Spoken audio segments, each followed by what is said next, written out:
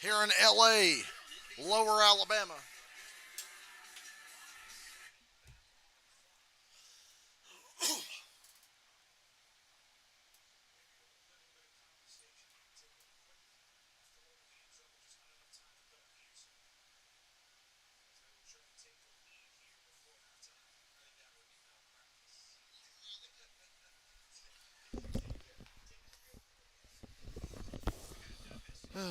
Beautiful day. Getting a little too warm outside here, and our AC's not fucking working, so I'm not that thrilled. So go Washington. They look solid. They're only up 10-3 though, but they look solid. Houston could be up by 20 on Buffalo, but they fucked that up. The Colts have met their biggest weakness as always, Jacksonville in Jacksonville. And the Jags are going to have a halftime lead. And Trevor Lawrence has actually played exceptionally well today, trying to beat the bust allegations that have gotten louder and louder since the middle of last year. That's what I'm watching right now. God damn, CJ Stroud's ridiculous. Ooh, he tried to throw an interception after all that, though. Yikes. Not making any DraftKings bets ever again. So, it is tempting to bet on the super speedway, but I'm not going. I don't have the energy anymore to put enough thought into deciding who to bet on. And I never win anyway, so no bets today. I ain't heard from Michael in a long time. He was always my bet guy. He would hook me up, but I ain't heard from him in a while. Hope, Michael, if you hear this, wherever you are, hope you're doing well up in New Hampshire. You degenerate gambler. It's really fucking hot in here, and that's not fun. Got the window open with the fan blowing on me, and I'm still sweating balls just sitting here. So, fantastic. And my dumbass cat keeps intentionally knocking this shit off.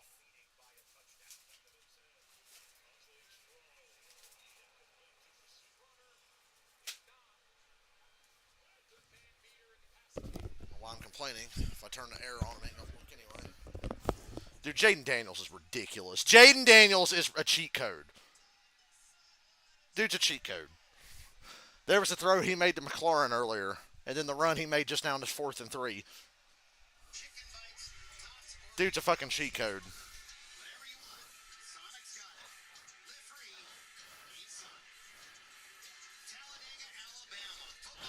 Jaden Daniels is a cheat code. Hey, the Dolphins suck, but you already knew that.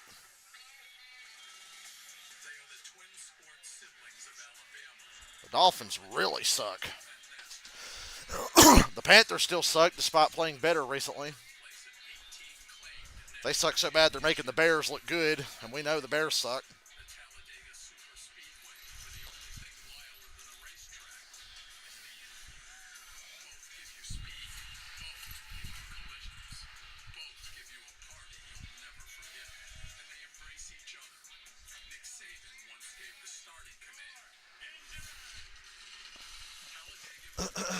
Talladega.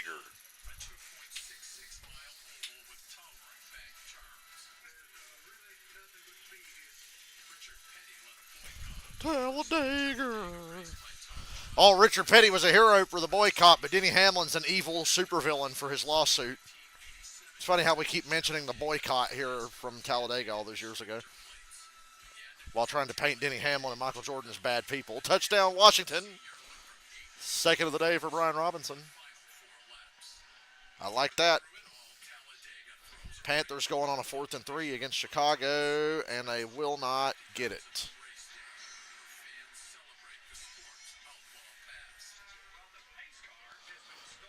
Go Bears. I want the Falcons to bury as many divisional opponents as possible. So fuck the Panthers, fuck the Bucks, and fuck the Saints. I'll be a big Chiefs fan tomorrow night. And the Dolphins just botched another special teams play. They have a blocked punt, a missed field goal, and now a fumbled snap and another blocked field goal. So Man, the Dolphins are really sucking in every phase of the game. The only reason their defense doesn't look worse is because they're playing New England. But everything about the Dolphins suck. Time to clean house and blow it all up in Miami. They're fucking cooked, man.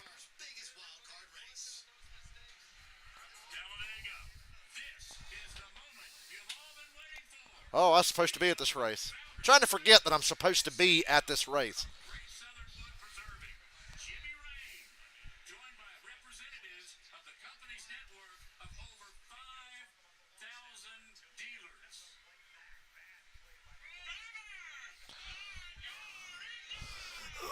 Woohoo!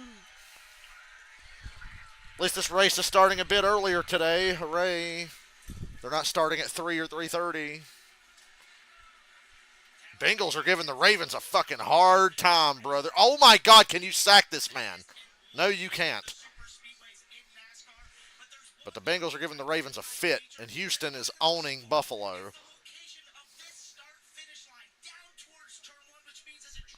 Do you guys know the start finish line at Talladega is down towards turn one?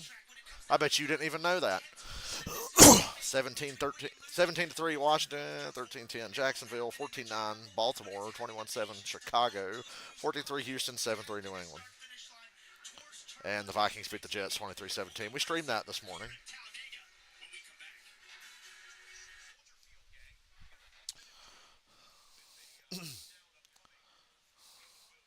The Bears are going to be 3-2 despite actually not being good. NFC North is loaded. Even the bad team in the NFC North is halfway normal.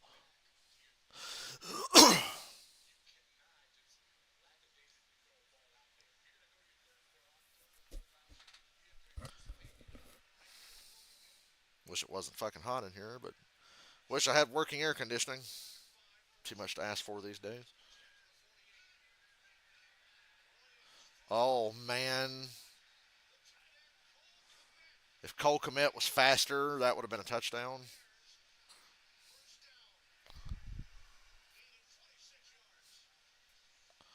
Well, I think this race is starting as most of these games are heading to halftime.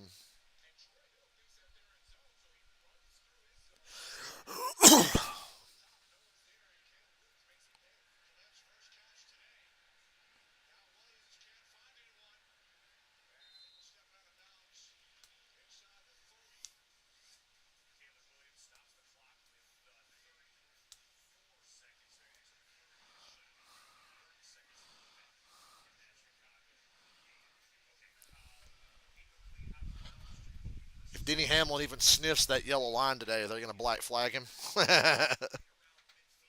Oh, we're all interested to see how Denny Hamlin or any of his 2311 cars get officiated over the next 6, 7 weeks, whatever we got left. I don't even know anymore.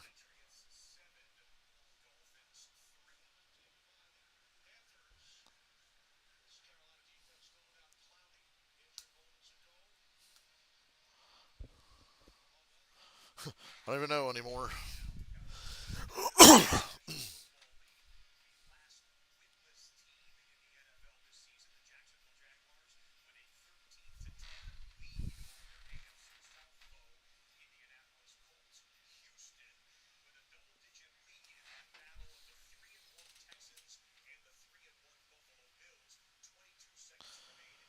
Ryan Preece is in a cool Wonder Bread car today, like last year.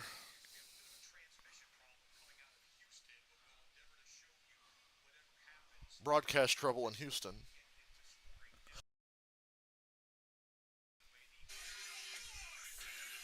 I thought they were playing shitty music over that Talladega crash montage.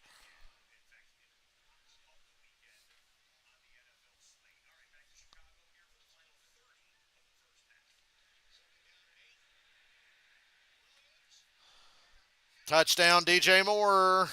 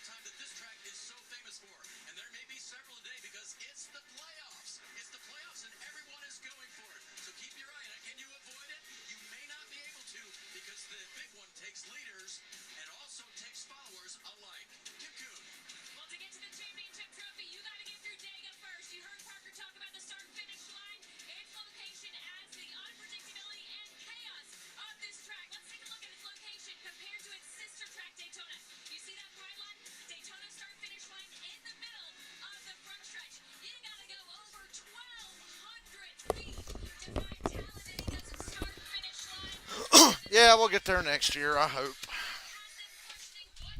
As long as no force of nature or acts of God prevent me from going, you know.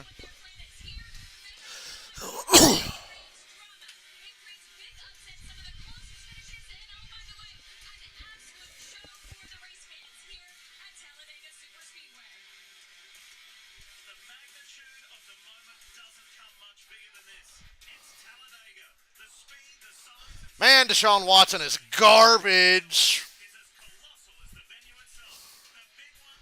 And Washington's really good.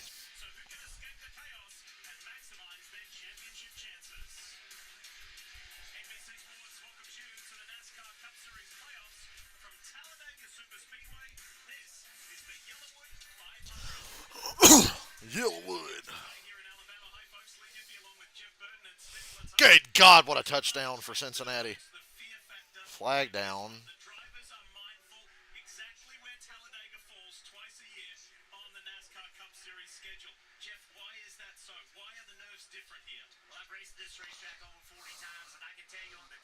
Roughing the passer on Baltimore, so it counts.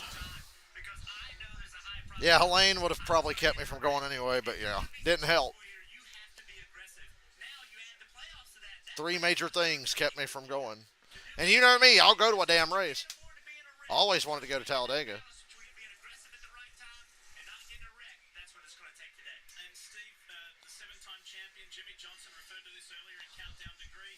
Damn, Joe Burrow got fucking Goldberg speared there on that touchdown.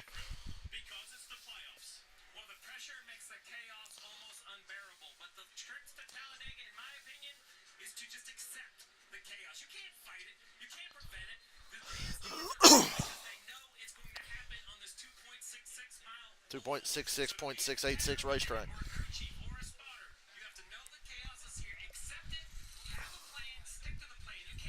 Stick to the fucking plan.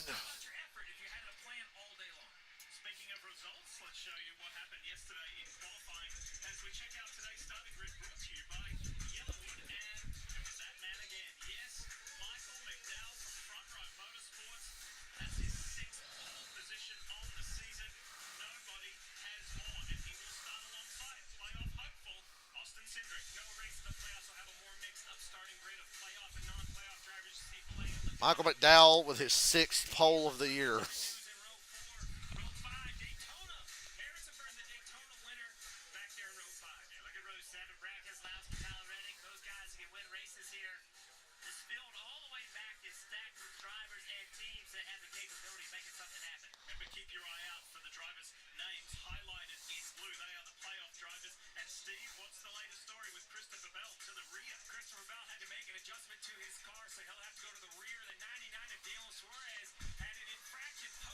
I know Baltimore.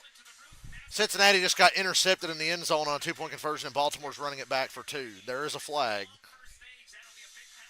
Oh, they got tackled. Bummer. Probably a flag on Baltimore anyway.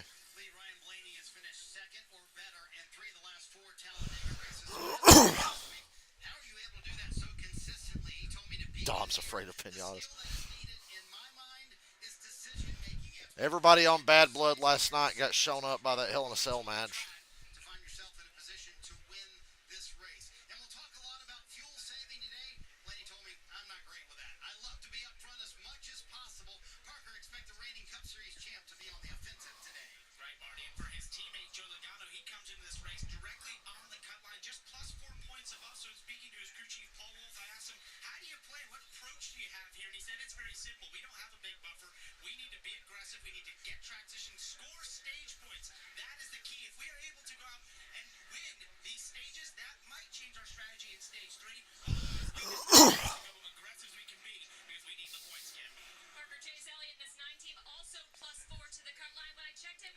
I like how the yellow playoff spoiler kind of matches Chase Elliott's paint scheme.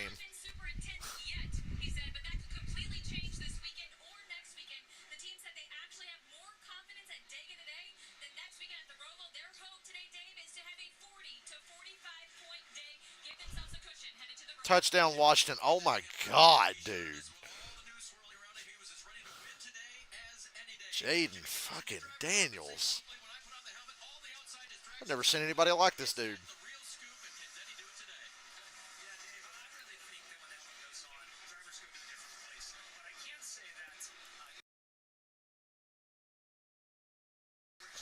Washington ain't even played their best first half, and they're up by 20, about to be 21 with the extra point. Yeah, we'll see how that goes for him. I think one interesting thing about coming to Talladega here in the mindset, you know what's at hand, you know what you have to do. But these drivers, the top 10, they've had 2 qualifying laps. Here's a, this 24 to weekend, 3. the others have had 1. Now they're about to go 8 to 10 miles an hour faster in the draft and see what their car is And going to be. Cincinnati gets the two. They're up 17-14 going to halftime over Baltimore. Lights are off on the pace car. We're going down the backstretch coming to the green.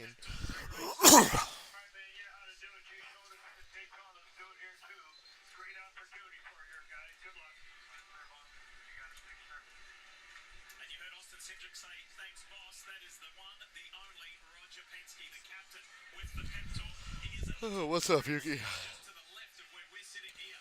Jaden Daniels is ridiculous.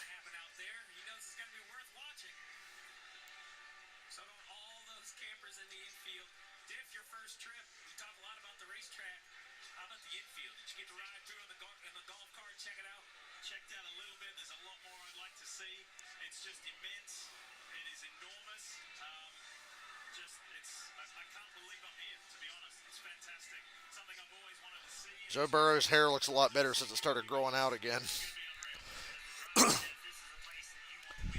I'm still surprised. I don't know. I doubt I'm ahead of you today.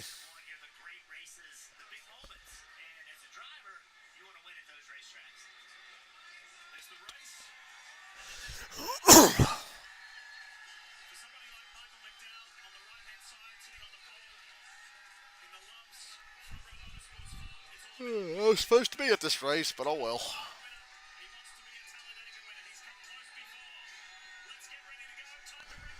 It is weird watching something you were kind of supposed to be at.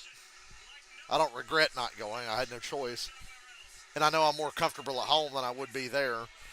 But it is still weird to be like, oh, I was supposed to be at this thing.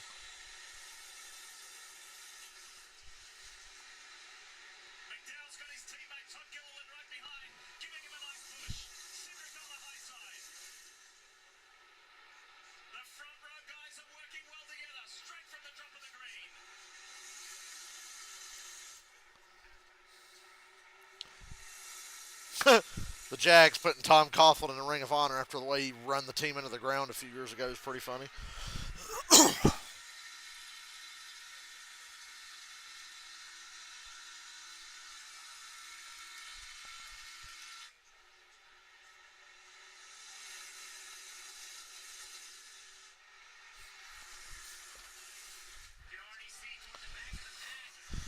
The excitement of 2x2 fuel mileage racing, baby. McDowell leads lap one. Not surprised to see so many Fords at the front on a super speedway.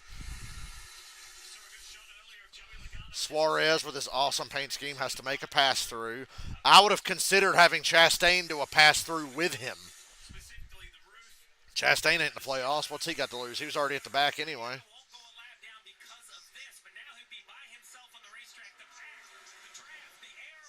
And I know I keep bringing up football, but damn, Trevor Lawrence is playing a great game today. Good for him. And every time I see that Yellowwood logo, I think there's a caution, but there's not. Can we get a different colored sponsor? Maybe a black logo with yellow lettering? Ooh, Denny. Ooh, boy. That's awkward. Go down, Denny. Go down. Go down. Denny hung himself out. And I know Denny does not want to go to the back. He wants to score points. He said he's going to be as aggressive in this race as he's ever been at a super speedway, and he fucked up and got shuffled there. Still early in the stage, but it's a little tougher to work your way from the back to the front than it used to be, unless they're all saving gas, which we know to an extent they are, so he can probably get his way back up there. Quick enough to give himself a chance at stage points. Denny said he is not fucking around. He's not trying to do the ride in the back thing.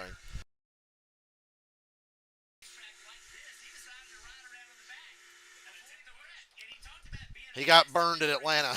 He's not doing that again.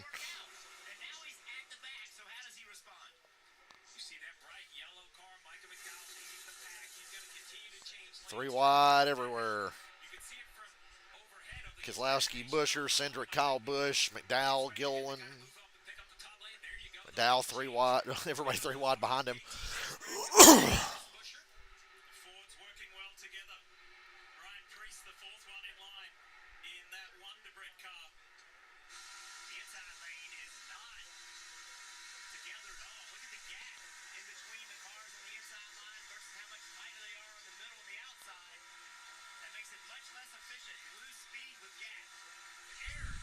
Got a little cloudy outside. It suddenly cooled off in here.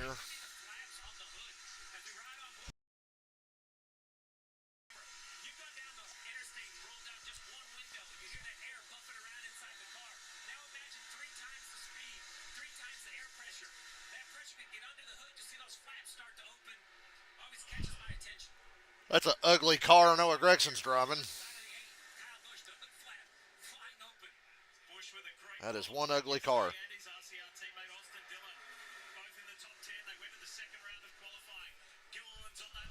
Trying to get the choo-choo train going on the outside. They have the advantage by 3 cars. Don't let the flame die out inside line. Come on.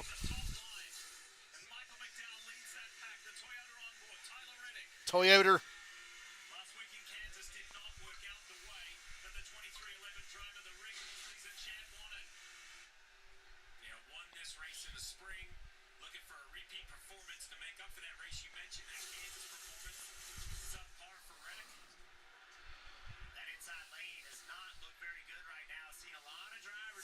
Right as Deshaun Watson was about to get smashed, my red zone froze, but it was Fox fucking up. Deshaun Watson's getting fucked so hard it was censored by Fox. Wonder what the temperatures are like. Is it cool in Alabama today or is it hot? It looks pretty overcast right now. Did I dodge a hot day outdoors by not going to this?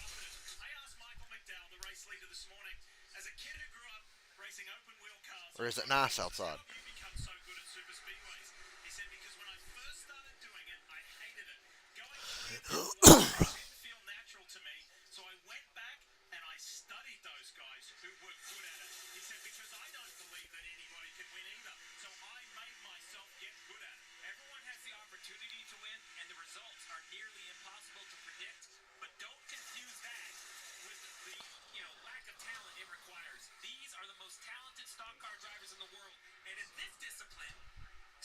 Most talented drivers in the world.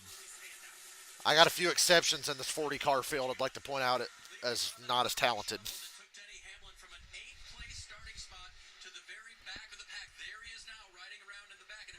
It's 84 in Talladega. It's the humidity high. That's the most important thing. Denny said, well, that sucked. Is that one of the penguins from Madagascar? Well, this sucks.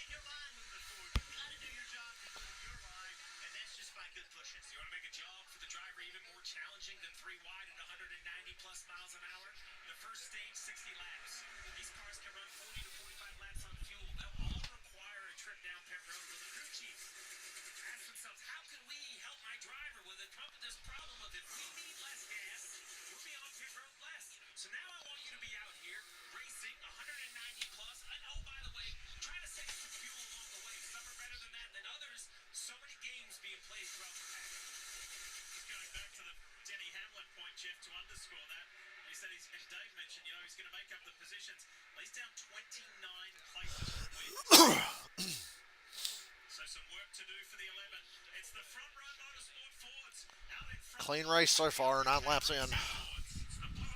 Humidity 55. That's not bad. North Carolina humidity is always like 70 or higher, so 55, that's not a bad day. So I can hear myself think.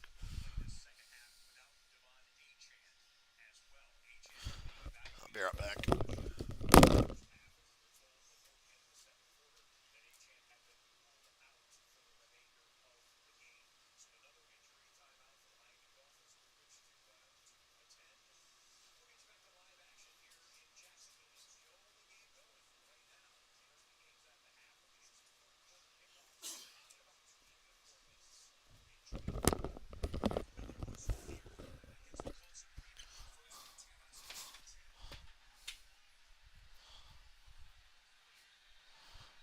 Old field's 3 wide again from pretty much second on back.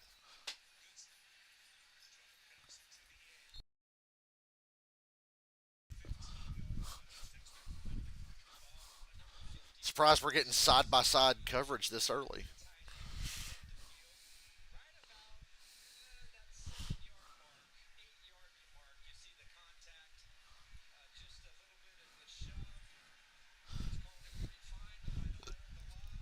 They're catching Suarez. So these cars on super speedways have never been slower by themselves, but they're pretty damn strong in the draft, and it's showing. Suarez is already getting lapped. It was a pretty good while yesterday before Almirola got lapped when he had to serve his penalty early. Suarez is already about to get swallowed up.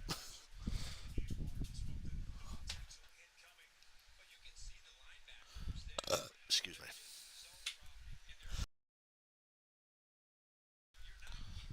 Good news is for Suarez, the entire field's in that pack, so nobody else is going to get lapped this stage if it goes green.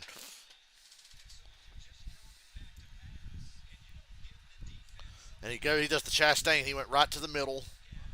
Oh, that's not good. That's if everybody's spotters are doing a good job because oh boy, that is awkward. That middle line snake that was inside. Now he's 4 wide, just drifting back. Oh, what is he doing? What an idiot, dude. I'm sorry, Suarez. You're an idiot. Why did he do that? He just fucking junked the 78 and put himself in the wall. And pretty significant damage there internally, I would imagine. That was dumb. He didn't need to do that. He really did not need to do that. If I was 78 guys, I'd be like, what the fuck are you doing, bro? Just ruined our damn day. You was going to be all right. I mean, damn.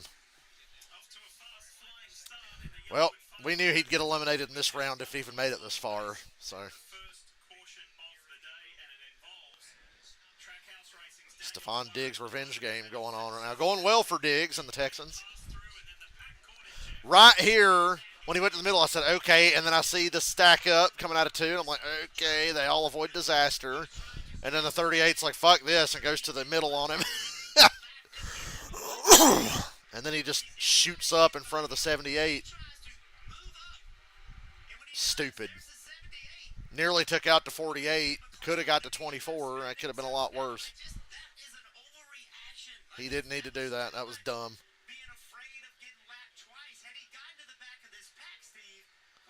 He would have been able to tuck in and stay in the draft and be okay. Instead, he fucking kills B.J. McLeod. That's all Suarez. Had a couple of donkeys make it through the first round of the playoffs, and he's one of them.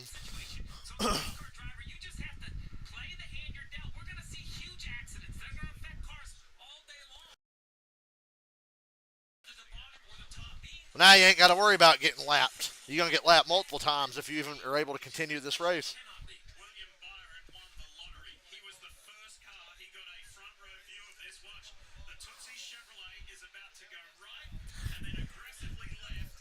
If you're at the back here, come down pit road and top off.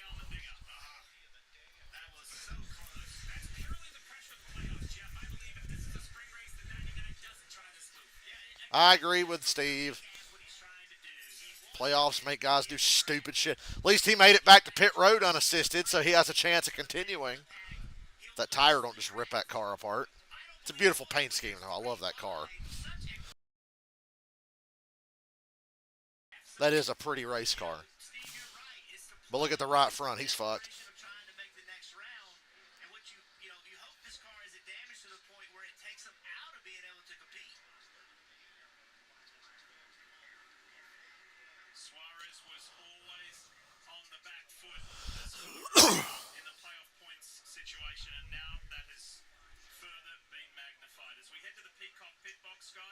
Up on the cock box.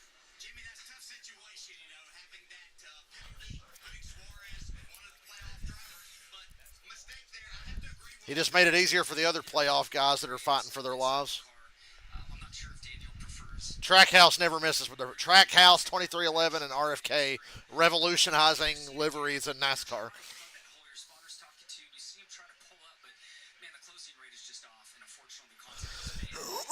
Buffalo's getting their ass kicked for the second week in a row. First 3 weeks they look like world beaters, and for the second week in a row they're getting their ass beat. I'm concerned. Those Texans uniforms are clean, ain't they? You guys see the Texans uniforms today? Fucking dark blue, red numbers with the old Oiler blue outline. So cool.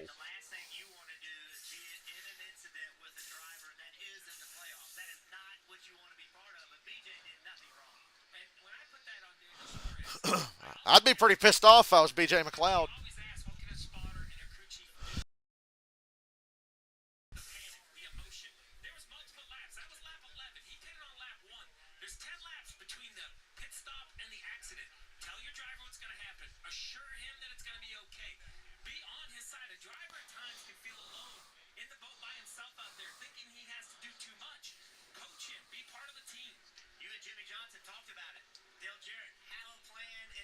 Everybody pitting here.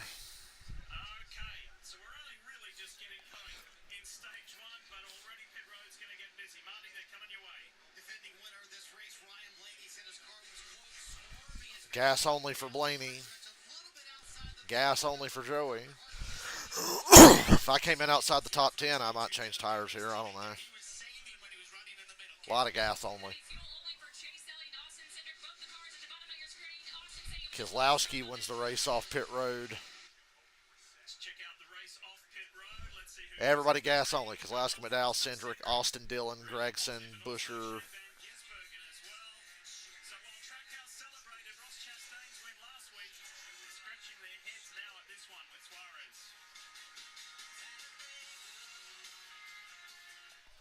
Talladega.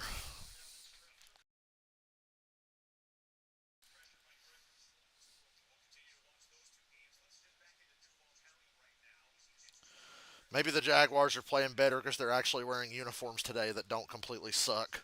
Look how pretty those uniforms are.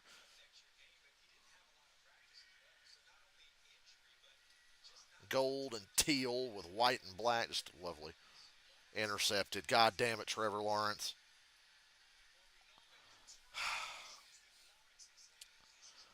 When I thought he was starting to turn a corner, he throws a pick.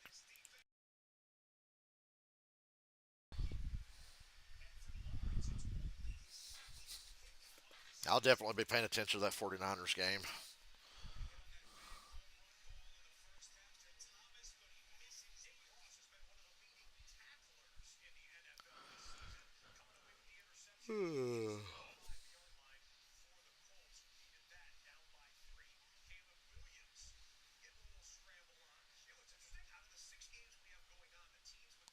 Shout out to the Bengals for taking it to Baltimore. And they continue. Good God. That incomplete. Higgins mossed him, but I don't think he completed the catch.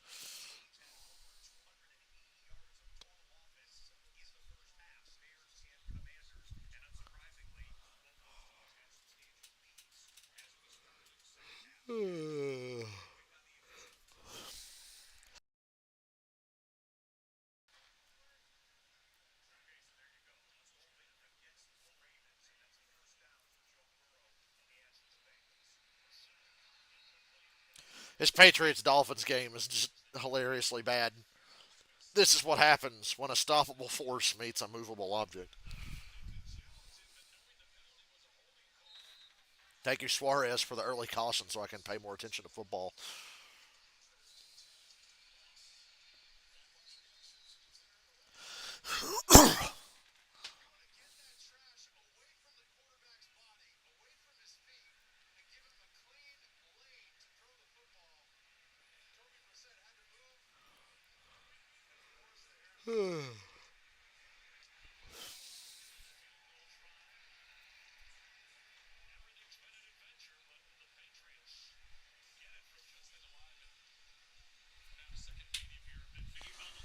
Back to Alabama. Never been to Alabama in my entire life. Next year.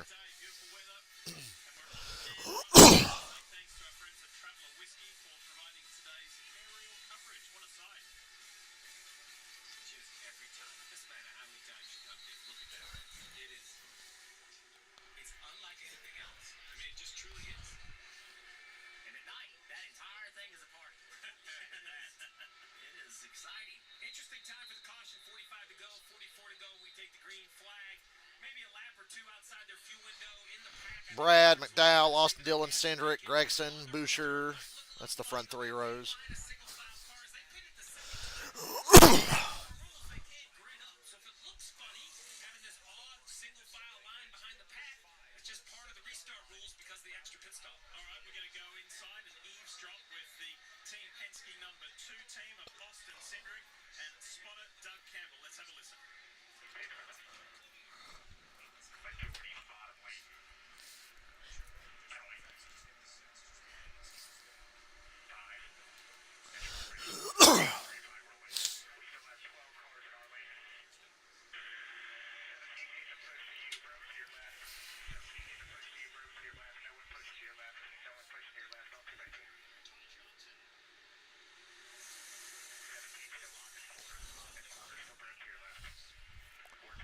Everybody should be able to pretty much make it to the end of the stage.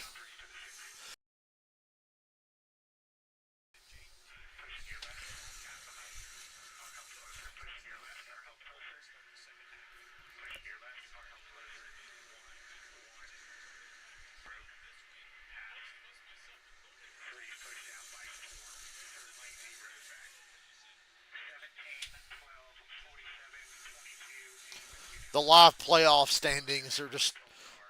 I love how rapidly it changes because of Talladega.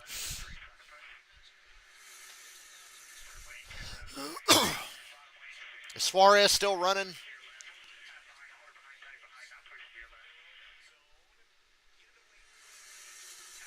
It's 2 laps down. I guess he's still running.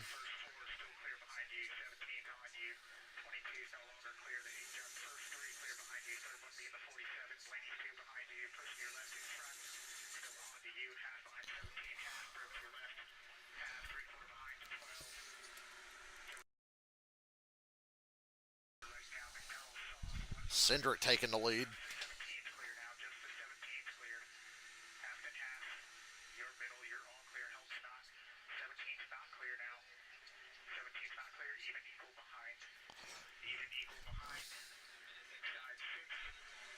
Now McDowell's back in the lead. He come up from the bottom and got in front of Cindric.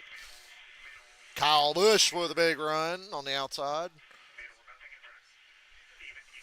Is this a real racetrack?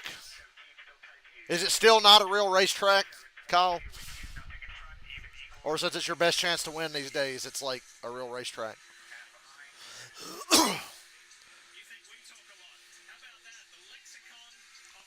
Good God, what a touchdown in the Jacksonville game. Holy shit.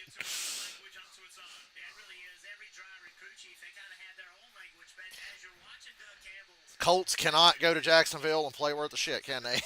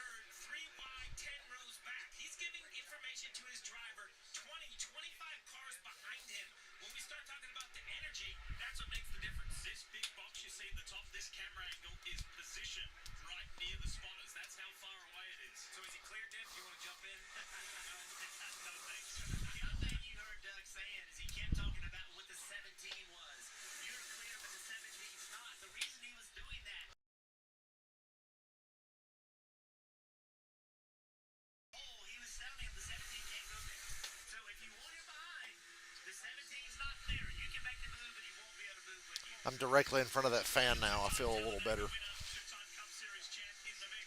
getting tired of having to rely on this fan to keep this damn room cool. Kyle Busch and Ryan Preece. God damn it, Terry McLaurin fumbled in the Washington game. Damn.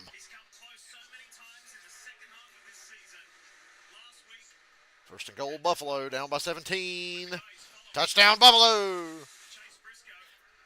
They back in it now. Buffalo's too good to get blown out 2 weeks in a row. I feel so bad for Kyle Busch because, God, he should have won a handful of races this year. I know they've had a bad season consistency wise. They should still have 3 or 4 wins. Darlington, the last good race I went to, almost won that one. Fresh tires were good enough to get him to second that day, but couldn't overcome dirty air.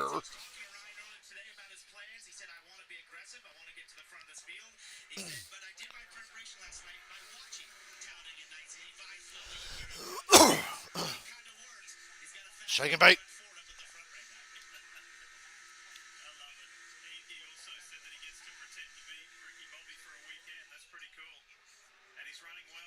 God, Deshaun Watson just got smashed again.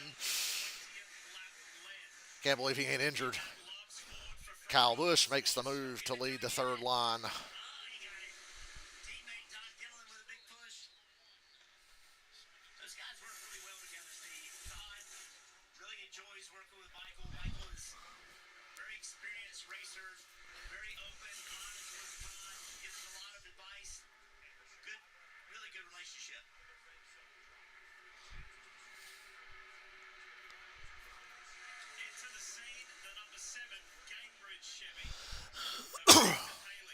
There's like no playoff guys even remotely contending for this right now.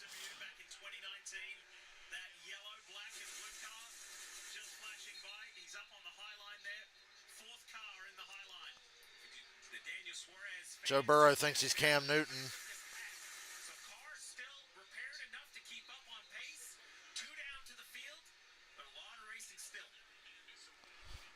I love the look of the front row cars. McDowell probably should have won here in the spring. He's following up that with a good performance today, though. Gilliland's knocked on the door a few times between Atlanta earlier this year, Talladega, and all that. Justin Haley in the 7 car at a super speedway is a good combination. I think Spire Motorsports super speedway stuff is really good. It's better than the Rick Ware Racing. Even hell, it has to be. Corey LaJoy has good runs and good results in top fives on super speedways. So seeing Justin Haley contend today would not be a surprise.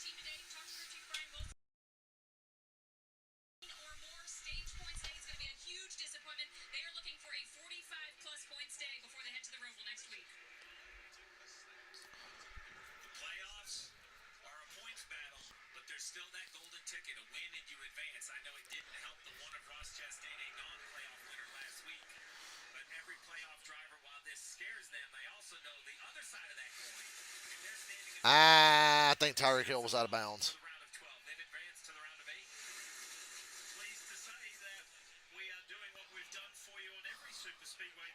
McDowell, Gillen, Bush, pre-Cindric, and yes, it's commercial free because it's easier to just ignore the commercials and watch the race on the right side. Touchdown Bengals.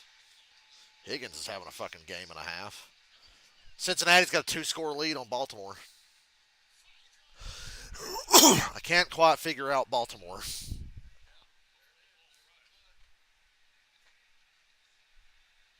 Can't quite figure them out.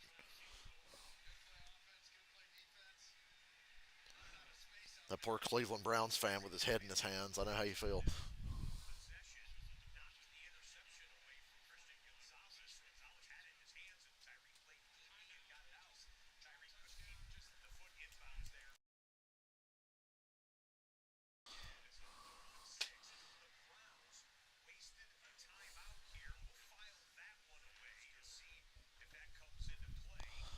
Justin Haley going for the lead. McDowell's still strong on the inside, though. He's led pretty much every lap.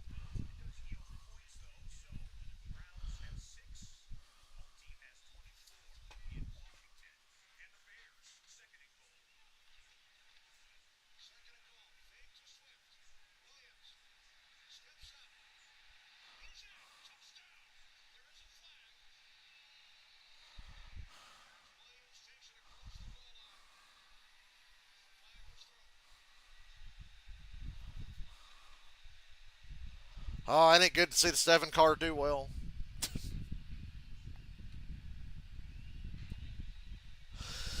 And no matter what, McDowell's just controlling the race.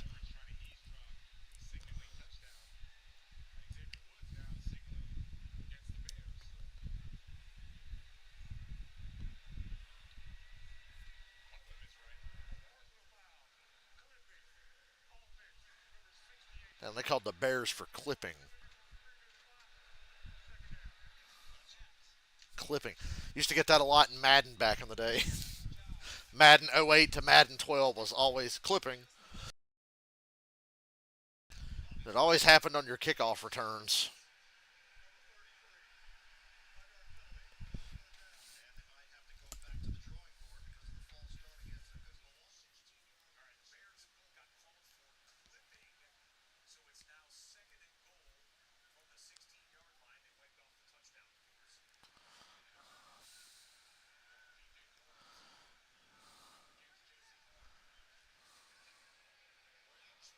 Dude's going to try to throw an interception here to make up for that.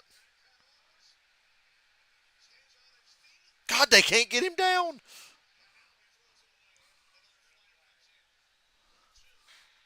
Welcome back. You're watching the Yellowwood 500 here on NBC Sports.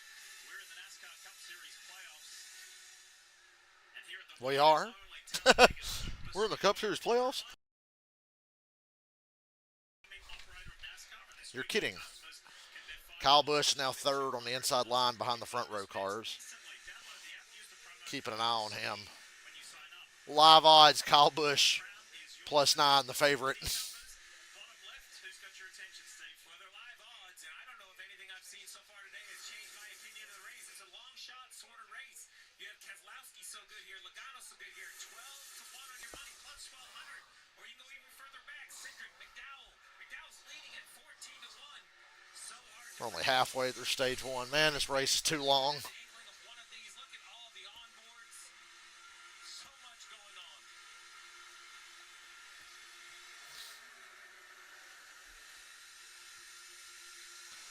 Cindric trying to take the lead with Busher. Man, that's a lot of onboard cameras, I tell you what.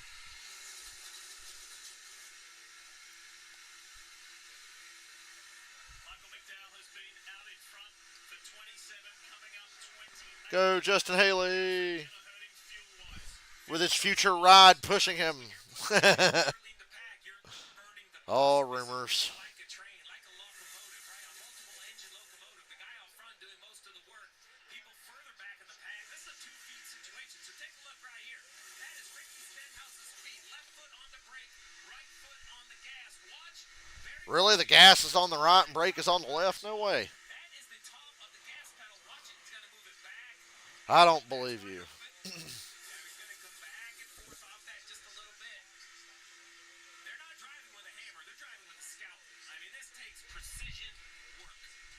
Yeah, the team, the 34 team is telling him to manage your throttle. We're trying to save fuel, and that's exactly You're leading the race. You're not saving gas. That doesn't work, brother. You're not saving any amount of gas that's worth saving. like when you talk to teams about what they think is the best way to do it, you get a lot of different answers, right? No one really agrees the best way to do it. And I think the situation changes all the time, depending on which lane you're in, the top, the bottom, the middle. We talked about all that. Somebody that I don't think has been saving a ton of fuel is Denny Hamlin. You know, we saw him have that issue, kind of got hung out a little bit. And there he is, the fourth car in that top lane. Hit on lap 14. And Jeff, he is the lead Toyota. And in this style of track, this style of racing, we always talk about needing Denny Hamlin's creeping up on the outside, almost back to the top 10. Toyota. Doesn't have the nearest Toyota friend is the guy who drives for him, Tyler Reddick. And he's back several positions. Well, the key, Dale Earnhardt Jr. explained the race yesterday. We had a conversation about his driver going to victory. And he said, the key I told my drivers is be patient when this couldn't happen. But when it can, Man, Ross has a great paint scheme too. Damn. Once again, Trackhouse paint schemes. like this, you have the ability to force the guy behind you to follow. Now, Danny already got hung out once because they went to 4 wide. But Jimmy, does that make sense? There are Touchdown, Baltimore. It is a one-score game again. Mr. Excitement, Jimmy Johnson, bringing all the energy to the broadcast.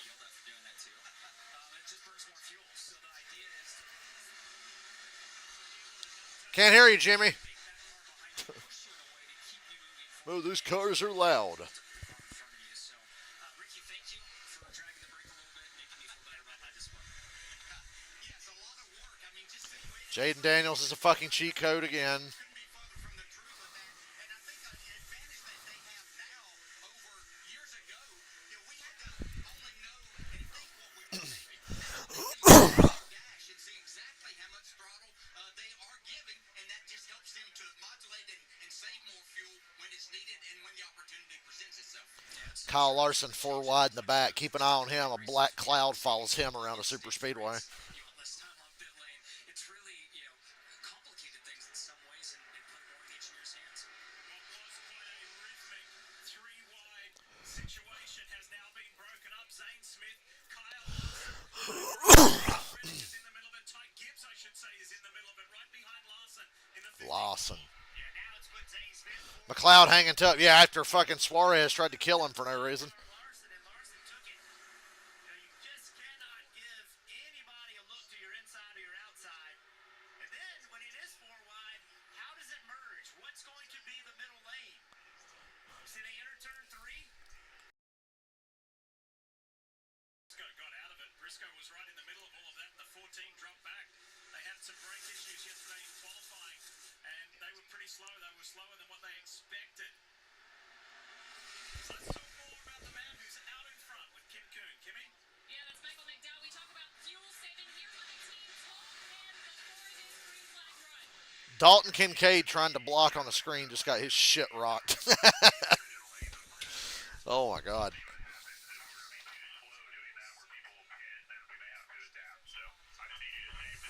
I know we could be there.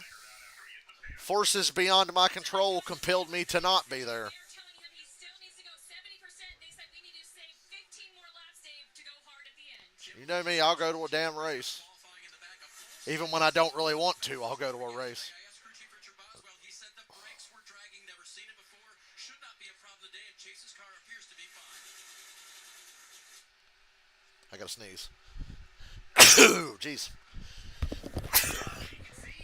I've been sneezing a lot the last couple days. Effort to get the outside lane working at four wide. Good God, touchdown Buffalo. What the hell happened there? We talked about how, if you're back there, are you going to get to the front? That's by force. Houston blew a 17-point lead. When you do it, Div, though, you got to have some 3 wide for the lead. Larson. Again, Justin Haley, Sandrick McDowell. Came really close to making contact.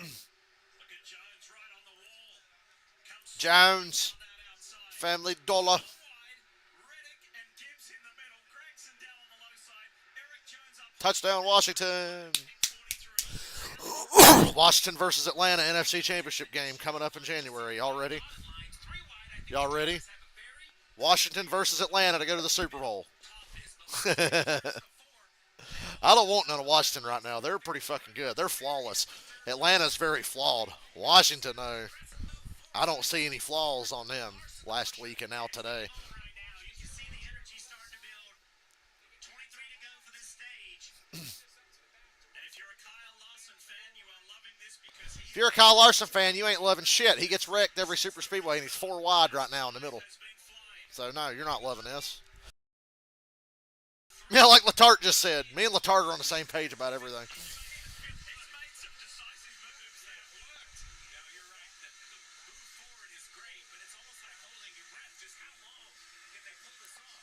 Yeah, it's game on now. Everybody's pushing hard. I don't think there's anybody trying to save fuel at this moment. Good grief. Final 4 4. wide again. It's getting tight. That fourth lane is actually working, though, which is crazy. That brought Chastain and Larson to the front. That kept Justin Haley up at the front. The bottom 2 lanes are mostly unchanged. And now Justin Haley's leading the race. No surprise there. Only the Chastain trying to go back to back. race was Spire Motorsports driving that 7 car. It's got it in the front. And here comes last week's Last week's winner. winner. Is starting to put himself in the conversation. They flashed that stupid Yellowwood logo again, and I thought there was a caution. It gets me for like a nanosecond every time.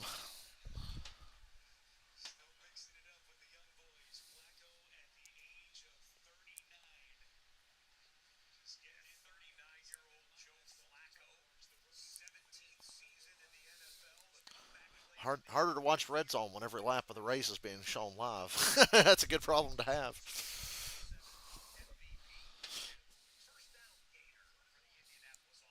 Cowboy, you still should have went anyway. You should have sold my ticket or found somebody. You should have still went anyway.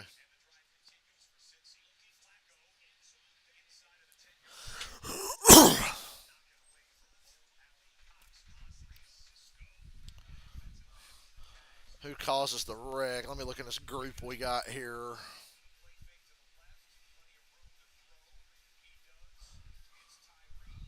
Logano tries to clear himself or something.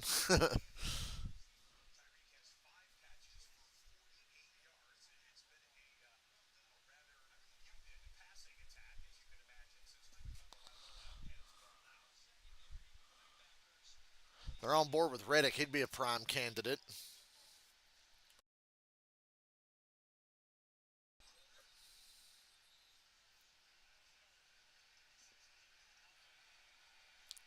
Ross Chastain, your leader. Kyle Larson into second. They're 4 wide behind them. Jeez, dude. And each lane has like 8 cars in it.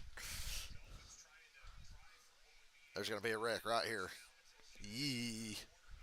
Cindric got a little squirrely there and washed up. They're 4 wide. You ain't got any room up there. The only cars clear of the mess are Chastain and Larson.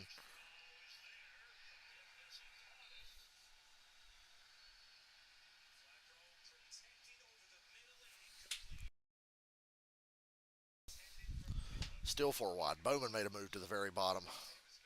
Still 4 wide. Still 4 wide. This ain't going to work. What it is guys like Hamlin. Usually guys are trying to ride the back, but guys like Hamlin who usually ride the back are like, no, I got to get points. I ain't riding at the back. So they're fucking 4 wide and squeezing each other.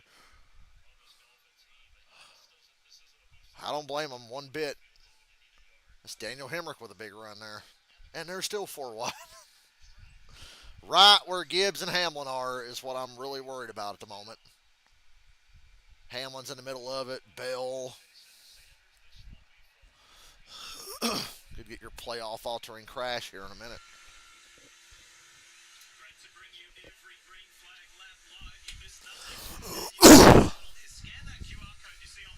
Yeah, I was just thinking that, Cowboy. It's very 2012. Only we're 40 laps into the race. Very 2012-esque. 3 wide for the lead now, and the rest of the field's 4 wide behind them still. And they're all racing hard here. This ain't placebo fuel save bullshit. Everybody's running hard. Hemrick takes the lead, 4 wide. Help from Hamlin.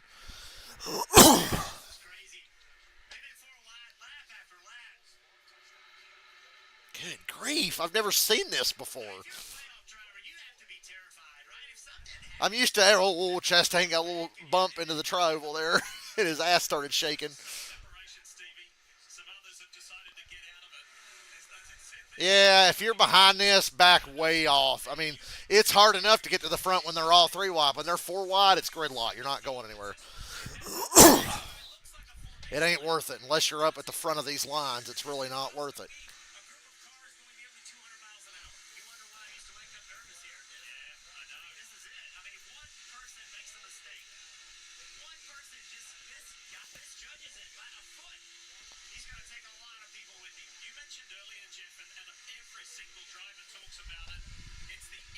Oh, yeah, ain't no choo-choo train today.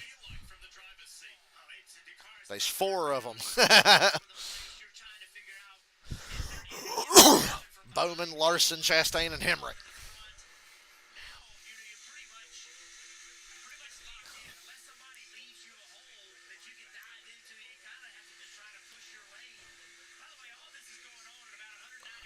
I can't even look at football right now. That's a good thing. I am looking at football a lot, but damn.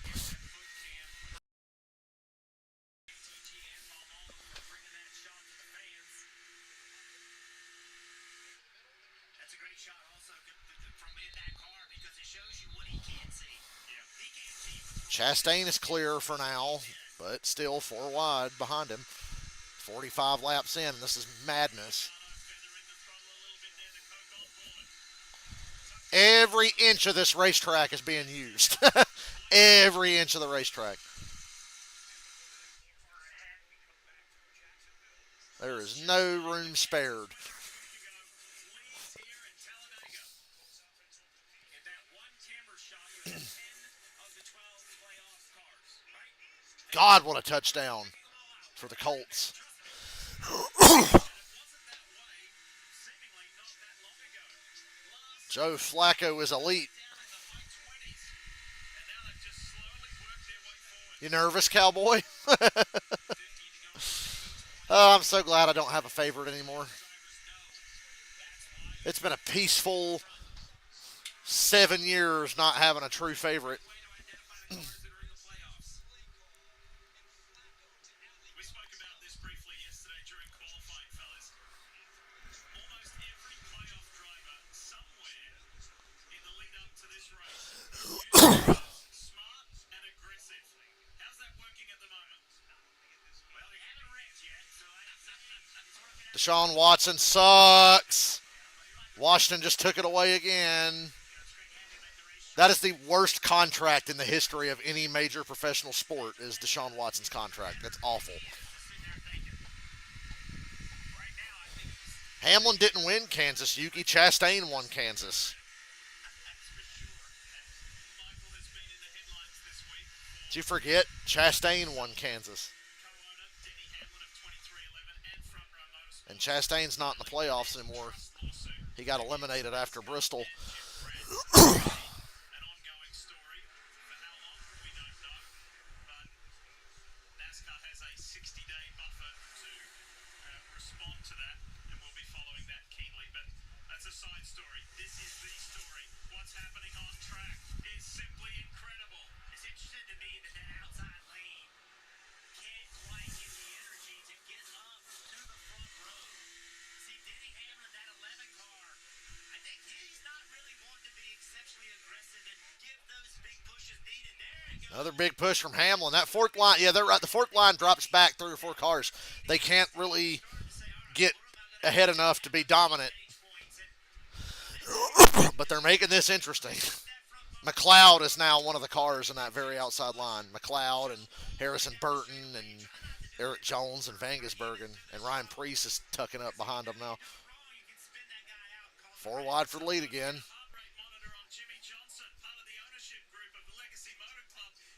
Oh, it would be funny if they were talking to Jimmy and one of his cars causes the big one.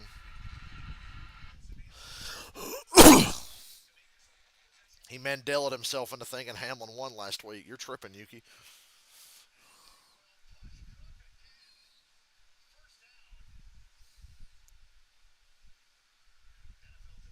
You tripping, boy.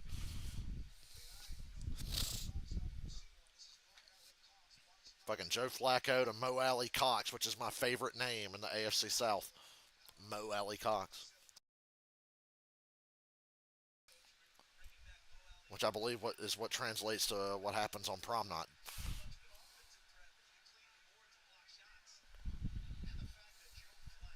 Joe Flacco was elite.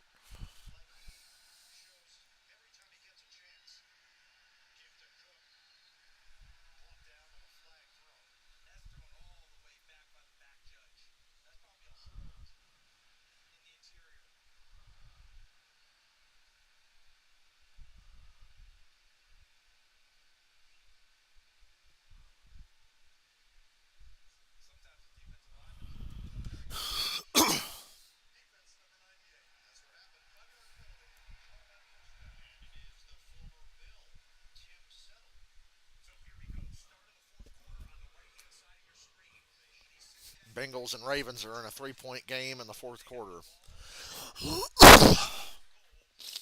Buffalo's still trying to make this comeback. Hemrick and Hamlin, big run around the top. Bengals in the red zone up by 3, first and goal.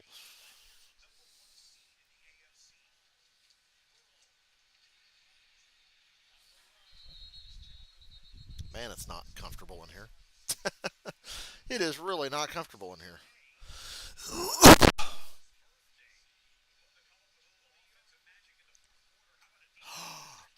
What a throw from Trevor Lawrence. 61 yards to Christian Kirk, and the Jags are leading by 3 in the fourth quarter. And now my YouTube TV froze on my smart TV, so I'm sure the big one will happen in the next minute and a half while this thing takes forever to let me back on.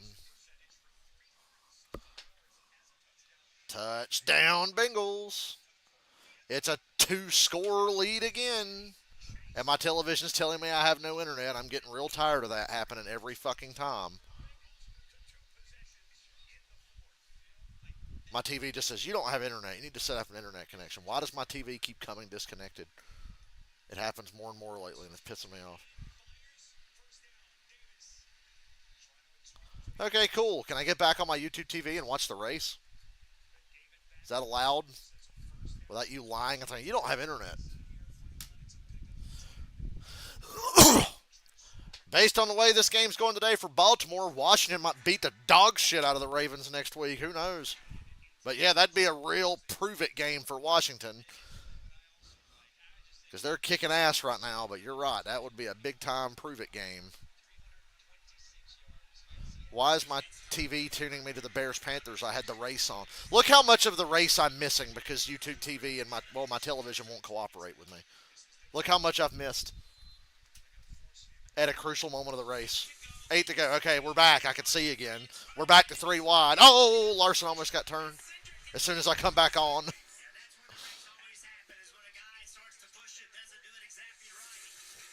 That almost happened at the end of the backstretch there when Cindric pushed Larson.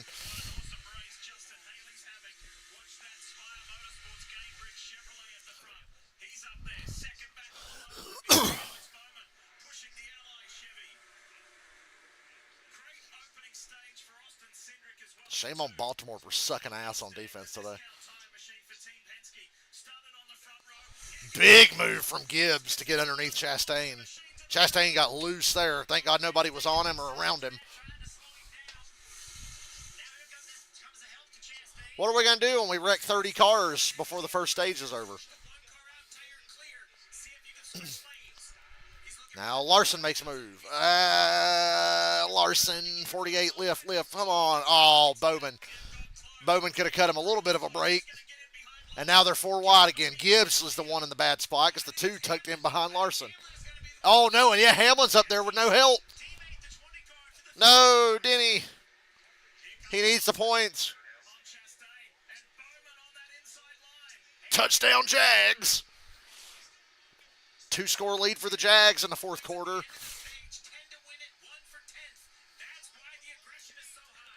Throwback uniforms, man. Poor Denny found a place to tuck in. He didn't go all the way to the back.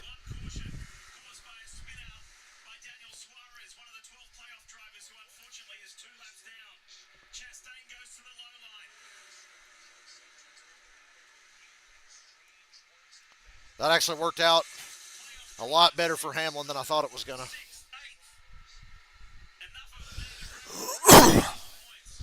Hey, Yuki, I know the 49ers are missing McCaffrey right now, but you're going to get a healthy Christian McCaffrey back for the big push at the end of the year. That's pretty cool. It'll work out well in the end, I think, for the 49ers.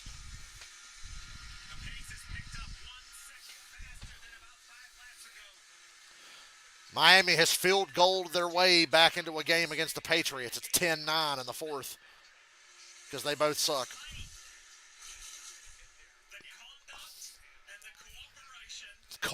It's co-opetition. No.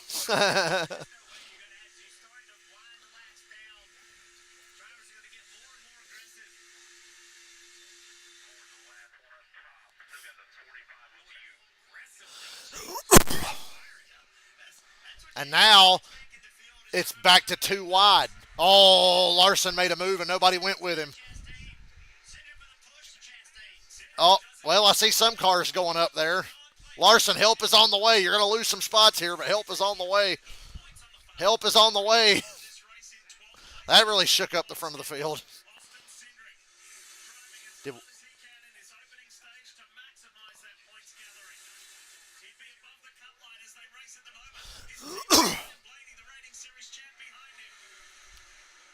Bowman's been the most consistent car this run, just steady on the bottom, not making any crazy moves.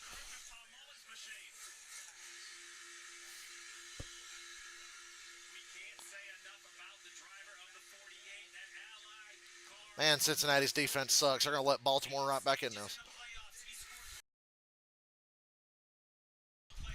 3 to go in the stage. Uh-oh, here comes Stenhouse with Larson, the two dirt racing buddies. It's pretty amazing the discrepancy in talent and how close friends they are. It's remarkable.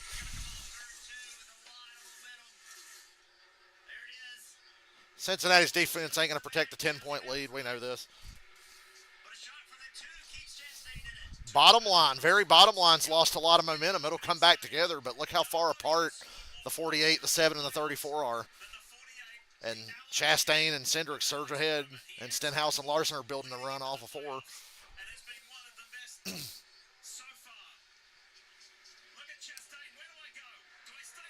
Stay in the middle.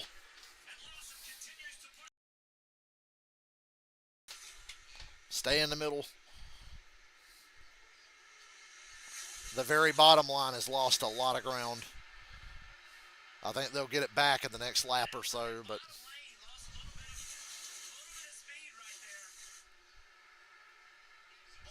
Denny hanging on for dear life at the end of this draft here. It just didn't work out again for the 11. Nothing's working out for Denny Hamlin lately, even when they have a good race like they did last week. Larson was kind of peeking like he was trying to get under the 47 there.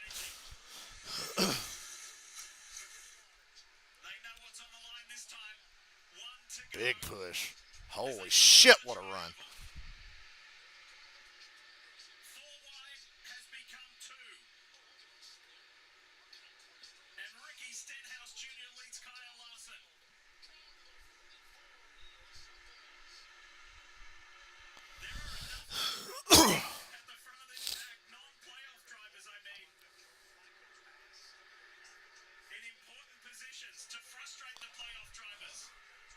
Reddick making a charge for points here.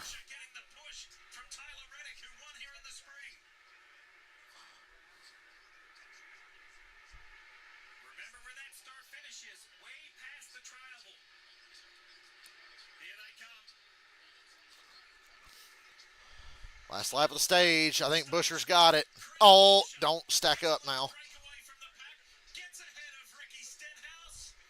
Buscher. Good charge from Byron there on the outside to get some extra points.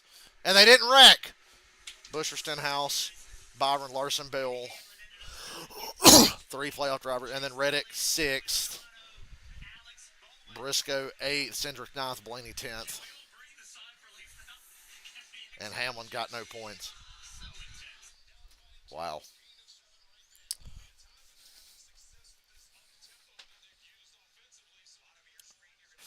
Fucking Flacco getting wrecked again.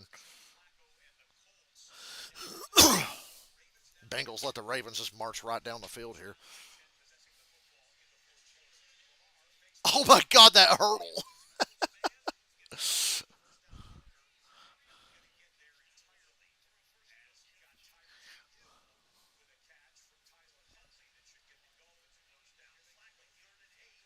Flacco using his legs. Joe Flacco just ran 20 yards for a first down on a 3rd and 8. Down by 10.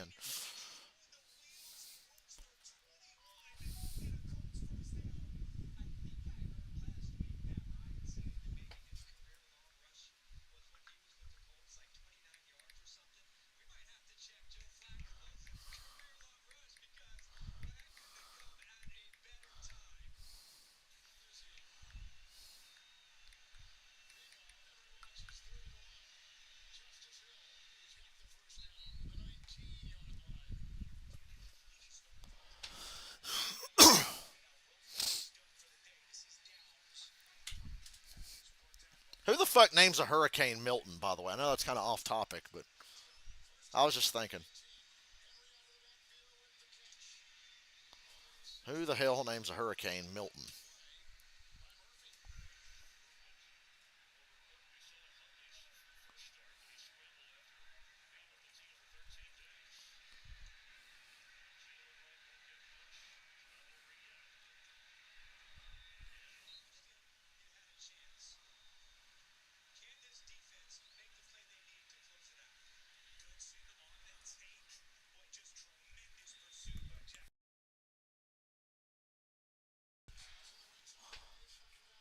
I always think of that dude Milton from the third season of The Walking Dead.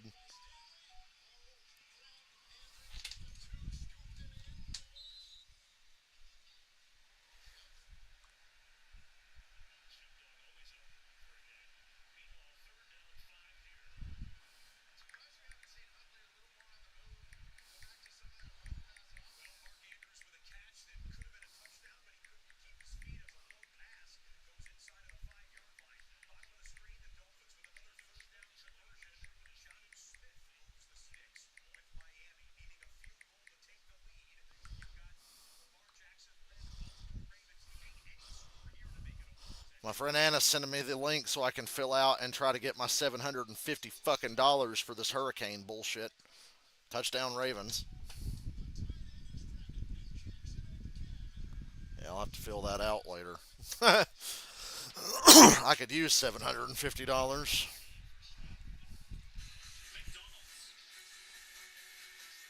Progressive. Save when you bundle auto, home, or motorcycle insurance. Visit progressive.com. National Debt Relief, helping you become debt free. And by Yellowwood brand pressure treated pine. If it doesn't have that yellow tag, you don't want it. We saw how incredible the racing was and how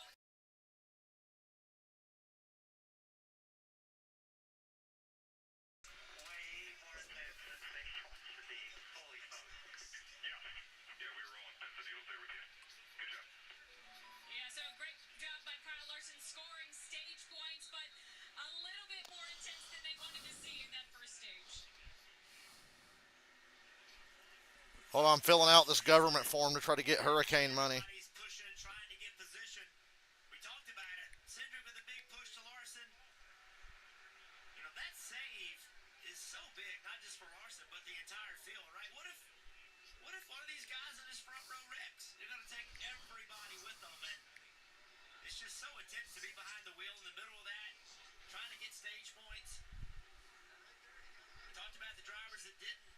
Again, Alex Bowman, who ran in the front that whole time, it just didn't work out at the end. He didn't get any Logano, Chase Elliott, Hamlin. Tell you what, it was pretty big for Chase Briscoe, who qualified poorly, as Dave mentioned earlier, and at the end of stage one, comes in at eighth. Valuable points. Valuable points for Briscoe. A valuable caution for the 99er Suarez. We documented that he was in an accident early, but he was able to get his car repaired. He was 2 laps down, but he's going to award the free pass, so he'll be back to 1 lap down for this next stage. Still basically the last car in the field, but still running is the goal. And after what I just saw in stage one, still running is going to be an important thing at the end of today. And with this many cars on pit road, it's very easy to have contact and have damage, Marty. What an aggressive drive. 32nd in the middle of stage one, up to third as Varian to the car buffets around a little bit more than he would like. At the end of the run, they're going to wait on fuel, Parker. Similar story for Chris Bell. Restarted outside the top 35 there, but was able to get fifth at the end of the stage. They will do 4 tires and wait on fuel as well. Tyler Reddick, 5 stage points, 4 tires from Goodyear, wait on fuel like everyone. The car drives well, according to the driver, Kim. Kyle Larson, bottom right, 4 French Goodyear tires, snowmobile fuel. He was waiting on Cliff's call to leave the box. You saw that kind of stutter there. Kyle Larson didn't ask for anything. He just wanted to know which drivers in the playoffs scored points and which didn't, as he had to back up out and get out of his box. Thanks, Kim. Who's in the green? Who's in the red? As they come off pit road. Check this out. Todd Gilliland. Oh, contact bubble. Sorry, I'm trying to get money. This is important.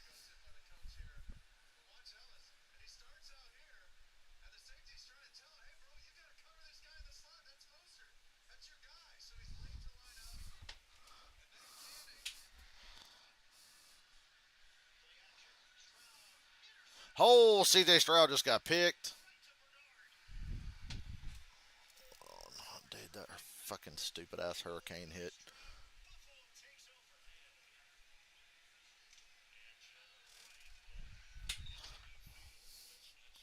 Oh, whoops. Hold on. I want my $750, damn it.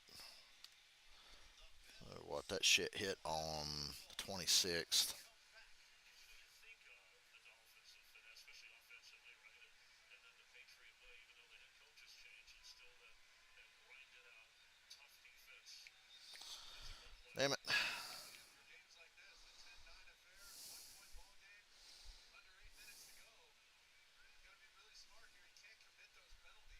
crazy?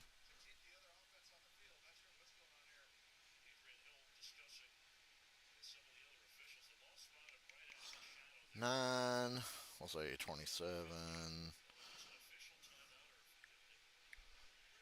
20, 24.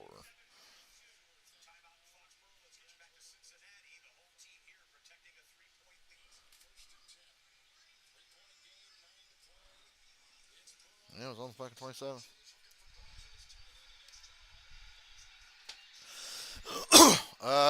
Touchdown Bengals.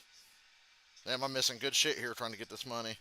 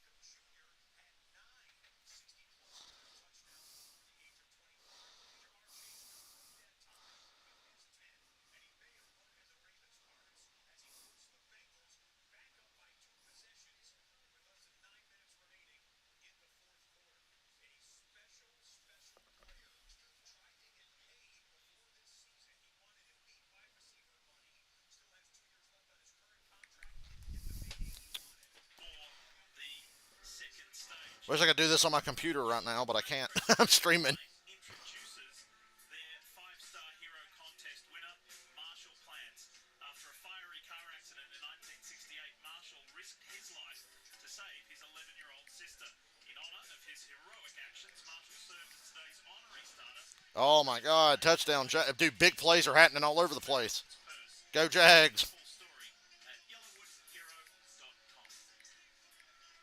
Thank you, Marshall. Well done. And adding to the stories of the day as we head to the Peacock Pit Box. DJ, Jimmy, we were talking a lot about it. You heard the words of Kyle Larson, just how stressful and intense that first stage was. Yeah, we appreciate you just giving us a little bit of break to catch our breath just watching this. Jimmy, I know you've driven this next-gen car at Daytona back in the 500 earlier this year. Being in situations like that, how does this car react and handle if you happen to be in the middle of that 3 and 4 wide? It's a good driving car. I mean, it really does drive well, but it's still 4 wide at 200 miles an hour. And as you know, there's so much air being pushed off these cars, and the buffeting that takes place from side to side. I don't know how these guys stayed in line. The merging that took place didn't have a hit snap. That was really impressive driving by everybody out there. Yeah, it was fun to watch, and we saw William Byron through the trial will make an aggressive move to get up to start there. Get a lot of stage points, plus maybe learning something from Blake for later in the race. Kim. And Kyle Larson came down to top off after losing so many spots on pit road. They also fixed the hood flap springs after that stop. Larson asked, "Can you guys look at the video and tell me what I can do better getting into my box?" Because God, how long does it take to make this fucking account? busy pit road. Give my money. Coming at a less of an angle, but can be further out from the pit wall.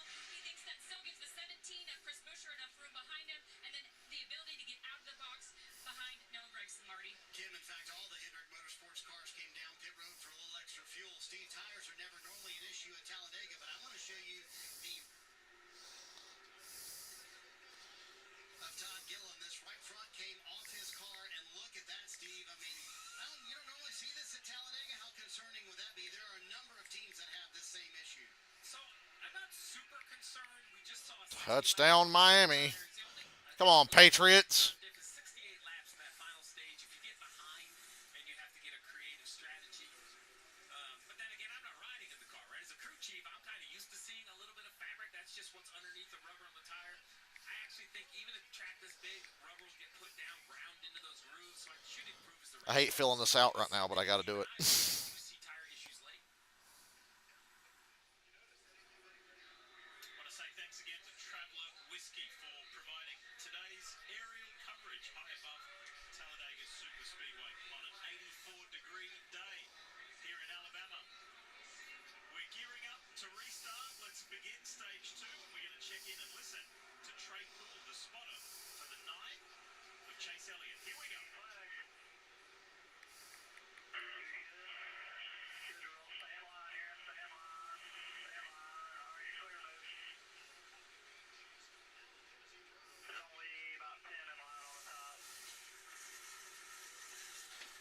Ooh, dude, Josh Allen got knocked out. Well, he's not knocked out, but he's banged up. Oh my god, I'm only 22% done with this fucking application.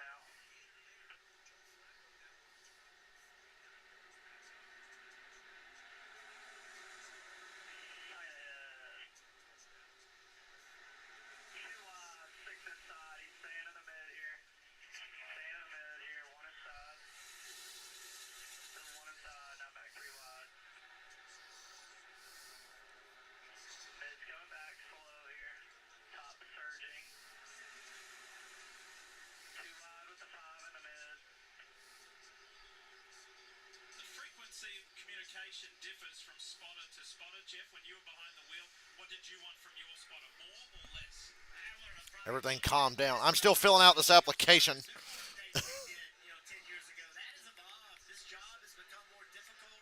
They're asking more of the spotters today than they did in the past, Steve. And, every driver and every team likes something different. This just isn't here. It's a lot about the driver, but the spotter also communicates to the team. So the crew chief and the driver need to be aligned in what kind of spotter they want. Yeah, stark contrast from what we heard from the 2-car earlier, from Chase Elliott to the 9-car now.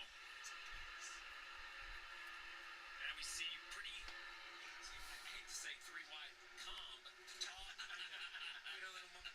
says a lot about stage one. They're only 3-wide. Only 3-wide. What a... Oh, yeah, I was thinking the same thing. This is kind of calm. And I'm like, wait a minute, it's 9. They're going up. And my YouTube TV. Oh, it's back. Oh, it froze again. WeatherTech on board, riding with SVG, Shane Van Gisbergen of New Zealand. I spoke to Shane this morning. He had a big crash yesterday in the Xfinity Series race, and I said, now you've had several races on the Talladega Superspeedway. You like it? He said, I like it until it goes wrong. Yeah, welcome to the club. That's how it is.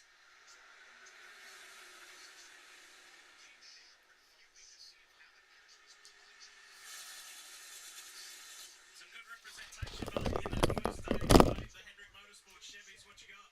Yeah, terrific end to the stage for Hendrick Motorsports. But interestingly, Steve, we saw all the Hendrick Motorsports and a lot of Chevrolets, in fact, come down pit road, top off with fuel, going one extra lap, just a little bit more fuel in the cars. And then you saw Alex Bowman, who was near the top 10 at the end of stage one, fall immediately all the way to the back on the top line.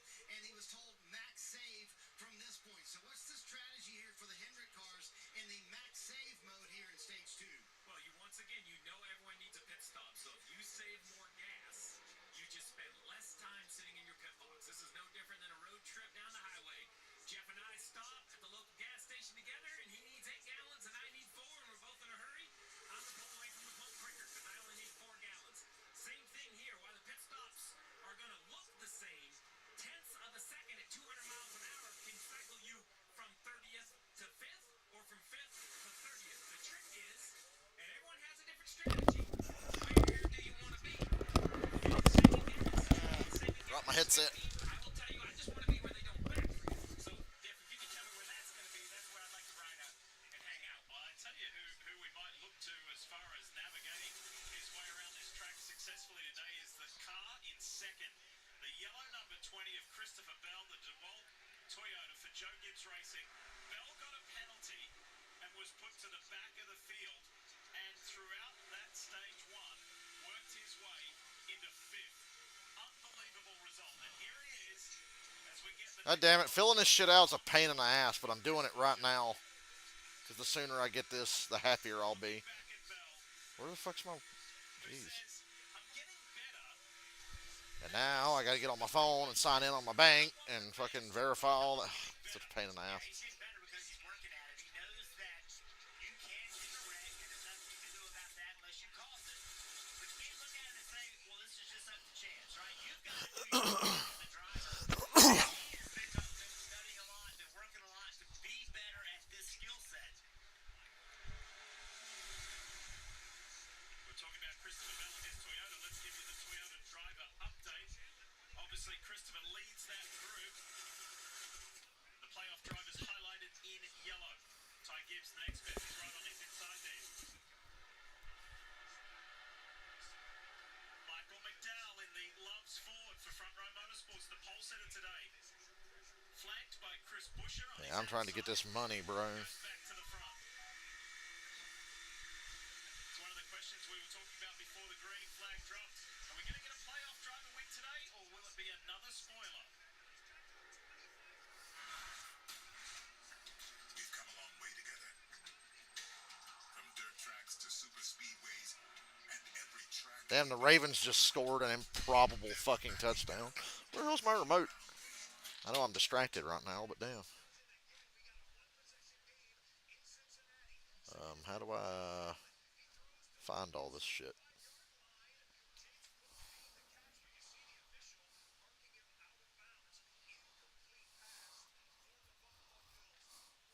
Good grief, Lamar Jackson. It's not fair. But how do I see my information and such?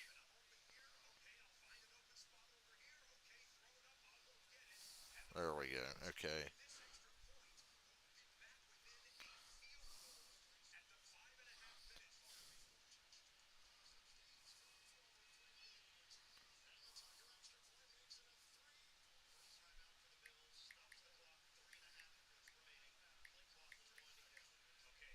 Oh, wait a minute.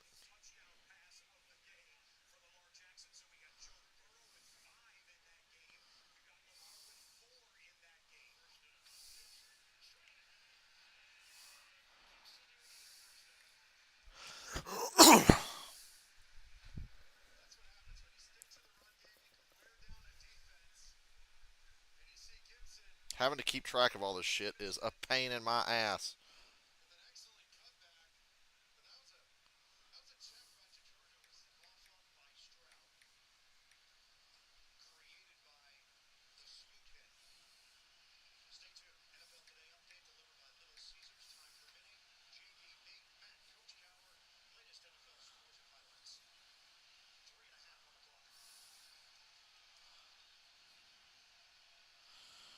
And then they make me type everything in 3 fucking times.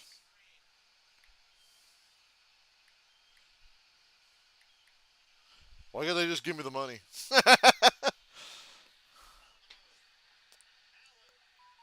Oh.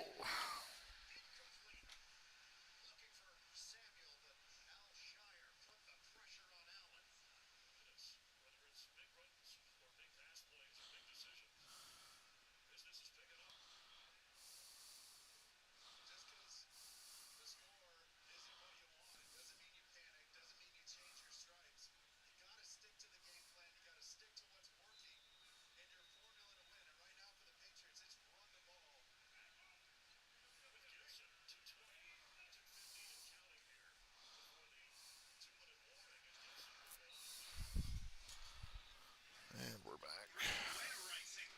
The Bills had to settle for a field goal to tie it up with Houston. And hey, Corey LaJoy's leading. Rick Ware Racing Supremacy. We got LaJoy and Cody Ware. Remember, this is just the second race for Corey with Rick Ware Racing, and he came out of the box strong last weekend with a top 15 result, Steve. Did a really nice job in his first race behind the wheel of the 51. Remember, the driver swapped to Inspire and Rick Ware Racing. That's 15, Arky's car behind the 51. That's Cody Ware, son of owner, same as Rick Ware. So it's Rick Ware's son, Cody, who had has found a way to circle these super speedways. Ooh, got a little fight in the Panthers game. The Panthers are getting their ass kicked. The 15 as they run way out near the front. Not unusual at all to see Corey LaJoy in front of these type racetracks. He's had multiple opportunities to win races. All of them hadn't quite found a way to pull it off, but you put yourself in that position, it can happen. You saw how aggressive he got on the block. McDowell had a big run on the outside the last lap. Corey LaJoy pulled right up in front of him, took that energy away. Here comes McDowell. All by himself. Another Ford comes with him. Chris Buescher with a really decisive move to move in front of Cody Webb. Now let's see if the teammates tuck in. Yeah, they do. They work together. And that shook the field up behind it. I mean, it's crazy how one move can change the lanes. Who's leading what lane? That completely changed it. Now Bell's leading the line. Harrison Burton's leading the line. Touchdown Colts. Are you kidding me?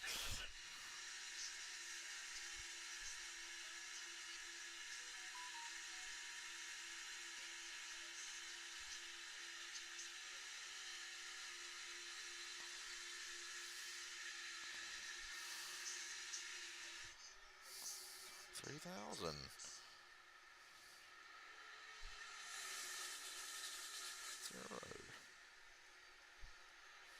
Harrison Burton right on the 17 of What is this thing talking about? Here comes McDowell. Third lane. Cody Ware leads that. Joey Logano says, I've had enough. Going to tuck out of here. Here I come. Ryan Blaney. Ryan Blaney's on me. Well, I mean, it depends on car two back for Joey Logano to make you feel any better. Can you imagine trying to be a spotter? We heard their jobs. I mean, it's that easy. They're so light painted. The sponsors are so similar. You see the 12 and the 22, a little bit of white on Ryan Blaney. It looks great on our camera, but from a mile away down in turn 3, that's going to be a tough job. And that's a disadvantage if you're Cody Ware. You don't run in this series every week, every single race, so they don't trust you quite as much. Not that Cody's not a good race car driver, but they're not going to cut you any slack. Big push from the 2. All right, I submitted my goddamn application to try to get my money. Hooray. Was looking rearward there just to get a feel of who was coming from behind Kim. Michael McDowell. Yeah, Michael McDowell jockeying for position as he moves in front of Chris Buescher, but the outside line. Sorry for the long period of silence there, but that needed to be done. Wanting redemption earlier this year at Dega, he was Couldn't mere pass it up. from winning, but an aggressive block ended with him spinning on the outside wall. He admitted to me that he studied that spring race a lot. He said, "What are you trying to learn? What are you trying to figure out? What went right? What went wrong?" And he told me he would not change his approach, Dave, in the final lap. He would just execute it better, Marty. Kim in the middle of stage 2 here, 22 laps in, working lap 22, I should say. And the Fords are starting to talk, Steve, that they may come early. Now, normally the Fords are the ones who go later into a stage for that stop right that they need. Going to be fuel only when they do pit. Maybe doing something a little bit. If I could have gotten, well, you know, I was going to make the joke. If I could have got that 750, maybe I could have went to Talladega today like we originally intended. Something definitely feels different. They were running 51.50s now. 50-second flat. 1.5 seconds is I'm watching The Witching Hour. I'm sorry. guys that picked up the pace. I'm going to tell you something, folks, that Ryan Blaney said yesterday in the media center. He said, as a team, the three of us at Team Penske and the technical alliance with Wood Brothers, Harrison Burton, he said, we work together, I feel, better than anybody else. We look for each other, we find each other. And have a look at that. You've got Team Penske, 1, 2, 3, the 12, the 2, the 22, and Harrison Burton not too far away either. Great comparison of Michael McDowell and Tyson Reddick. You see the throttle usage top. A lot of cars coming to pit road all at once. Well, I think Brad might have wanted to pit there, but he really didn't get the choice in the matter, did he? All the Stuart Haas Fords are coming in. One of the Rick Ware Fords. McDowell is there. And Tim Stanley. Big play, Patriot. Patriots are about to score a touchdown to just win the game outright, it looks like. Travis Peterson, it's They're gonna at the be 10. 4 seconds of fuel, so you see the fuel engaging right there. 1, 2, 3, 4, and go. They're telling him. Well, as you see the group leaders on the Stage 2 is always boring in these races. and issues on paired road. 38 of Gilliland missed it. 6 of Frank Keselowski missed it. That's a major mistake. They're now kind of off here by themselves. Will anybody counter this time by? No. Clean pack just behind this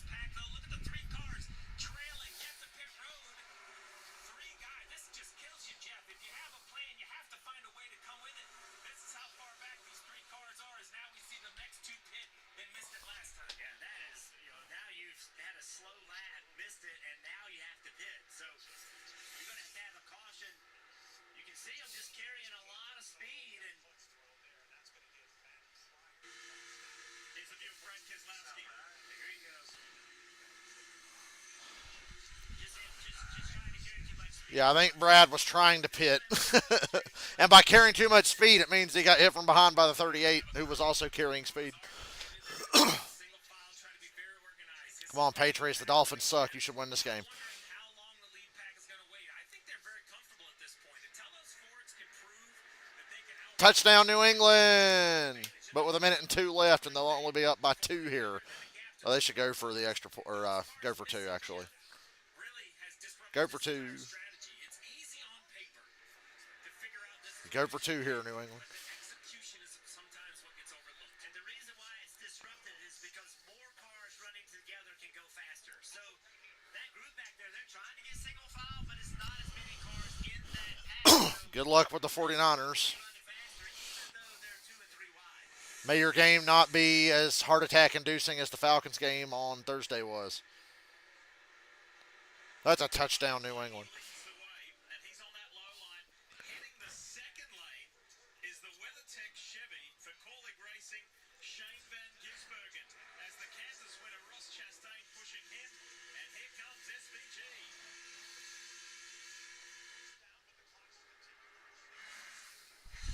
SVG leading. Why do I keep putting my remote out of reach? Am I stupid?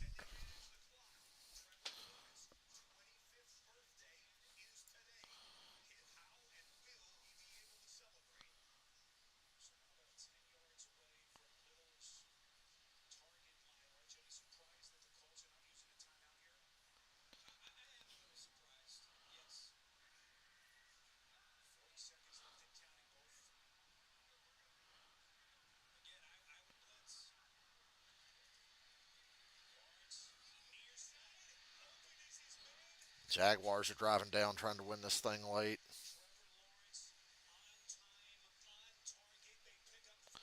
They took the New England touchdown off the board. I'm kind of surprised. Maybe I just wanted it to be a touchdown really badly. Patriots are on 4th and 10, down by 5 with a minute left. This is it. Ought to let Drake May come in and try to do it.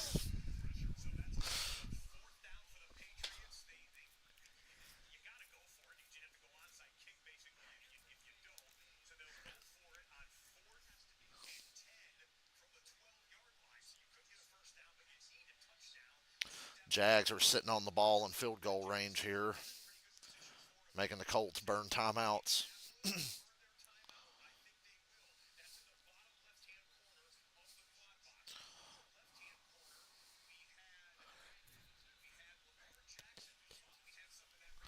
A shootout in the AFC North is odd. We think of that division as the defense division, but the Bengals and Ravens couldn't stop shit today. It's all about who has the ball last and who doesn't turn it over. Ravens keep the chains moving, down by 3 with 2:20 to go.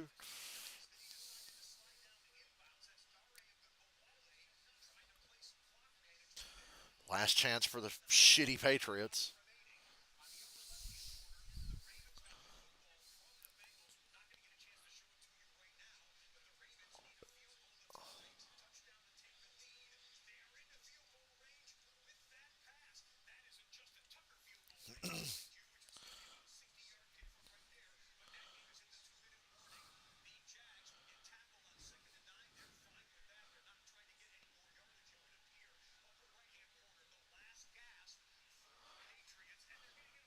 Got a fucking false start. Make it 4th and 15 for the Patriots now. Good grief.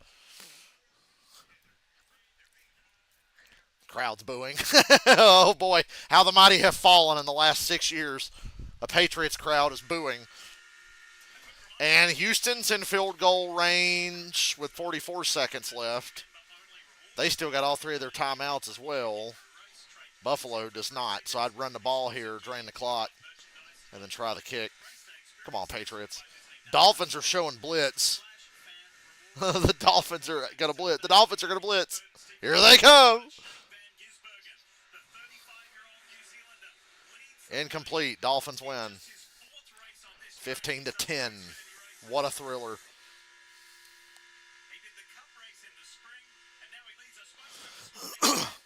Texans are lined up and empty here. And that's bad for them. They just stopped the clock. They'll have to try a 56-yard field goal if they want to win it. Maybe a 57-yard field goal to win. And if they don't get it, they give Buffalo the ball in prime position.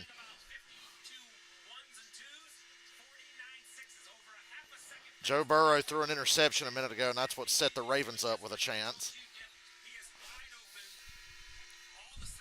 Pretty calm second stage compared to the first. I think the early caution that brought everybody to pit road gave everybody the opportunity to just go race in stage one. Now this stage has gone green. We've had pit stops, and now everybody's saving gas, getting ready for the next stop at the end of the stage. They called the Texans for intentional grounding? And the Jags go up by 3 with 17 seconds left. They called Houston for intentional ground. I don't agree with that. I mean, he threw it past a receiver. Damn, that's fucking garbage. Now Houston can't even try the field goal. That game's probably going to go to overtime.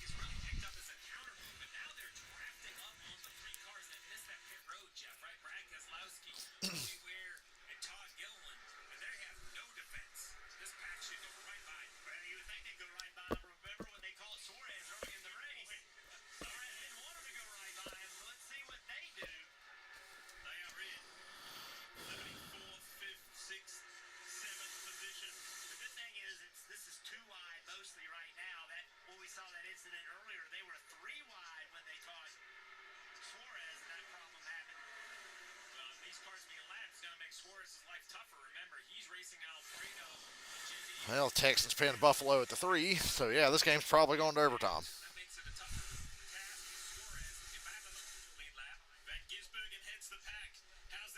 How's Van Gisbergen going to handle this? He's never really been in this position before.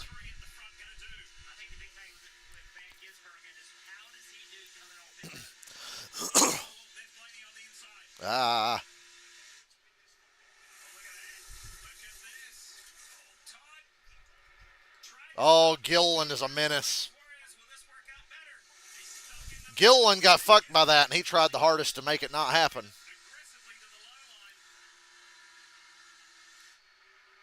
That shook things up a bit.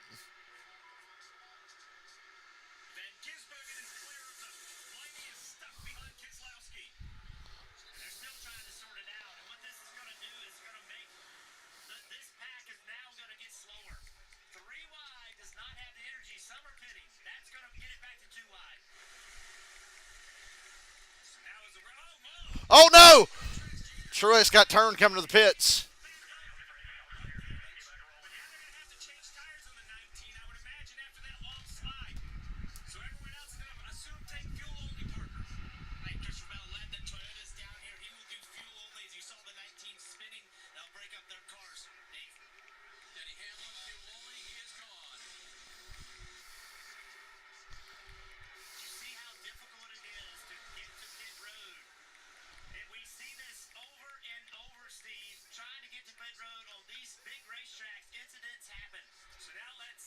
Jaguars beat the Colts.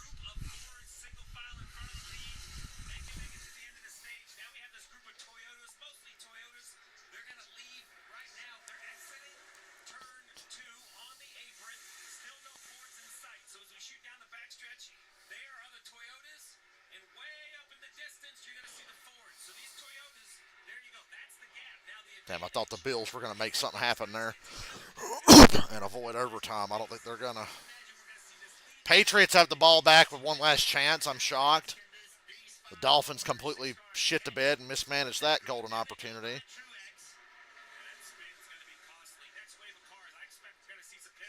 And Brissett avoids the sack. Finds a man. Got to spike it.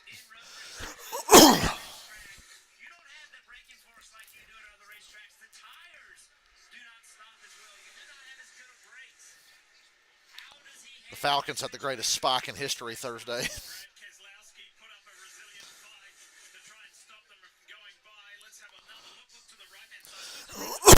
Well, the Bengals are holding the Ravens to a field goal attempt.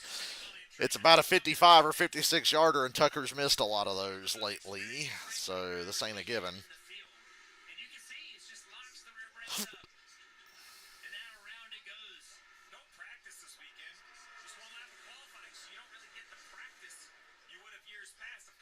And the Bills have to punt from their own end zone. There's 16 seconds left. So Texans still might win this shit in regulation. That is brutal. Patriots are down at the 10, but they don't have timeouts. It's over. 15-10 final.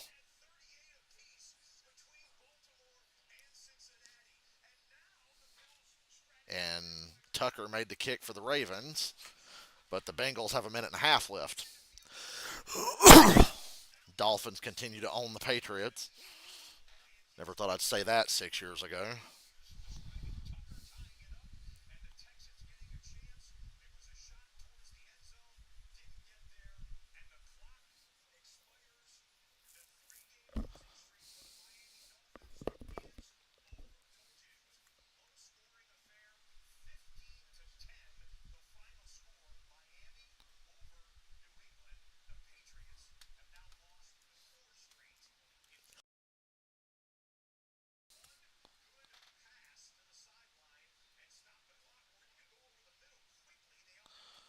Houston's got 3 timeouts. They check it down and get 6 yards and call timeout. They're in field goal range. Come on now. Timeout. It's going to be a 59 yarder to try to avoid overtime.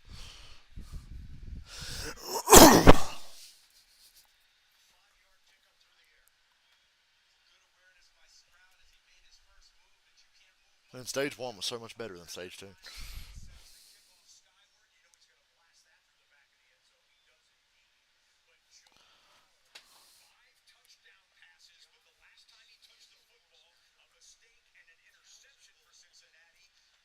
I think Cincinnati's going to win this game.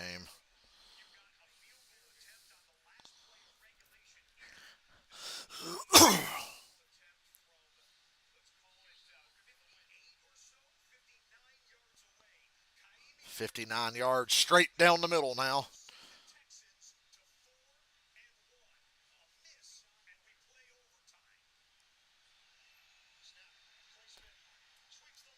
Holy shit, what a kick.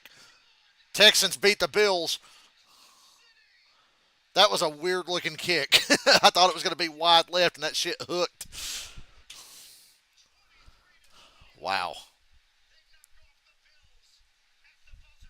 Oh, we got pit stops happening. The last of the pit stops for this stage. A lot of Fords. Oh, a lot of Chevrolets. Goddamn, Hemrick, slow down, bro. Thought Hemrick was going to kill Kyle Busch coming into the pits. God, the Bengals are backed up already.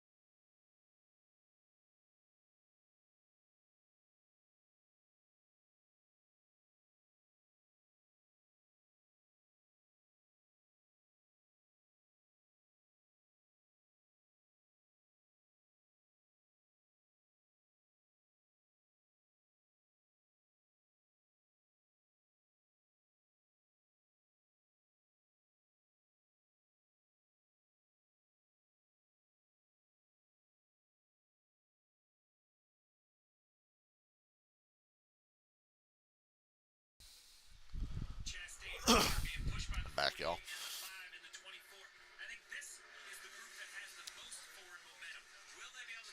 Wonder if Kyle Busch's life flashed before his eyes when he saw the 31 rolling up on him, going to the pits.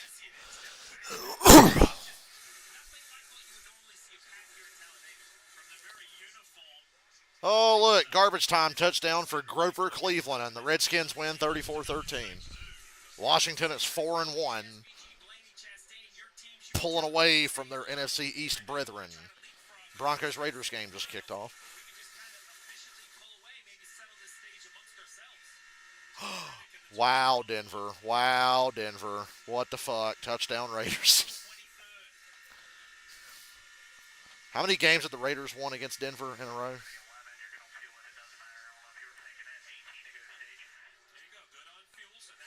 49ers wearing the throwbacks. Yuki, if you can hear me, I love the 94 uniforms. Don't love Kyler Murray just smoking you right now for an easy touch. What the hell? Have to make a pit stop. They're hoping for a yellow so they can work on the car and try to fix what the mechanical issue is.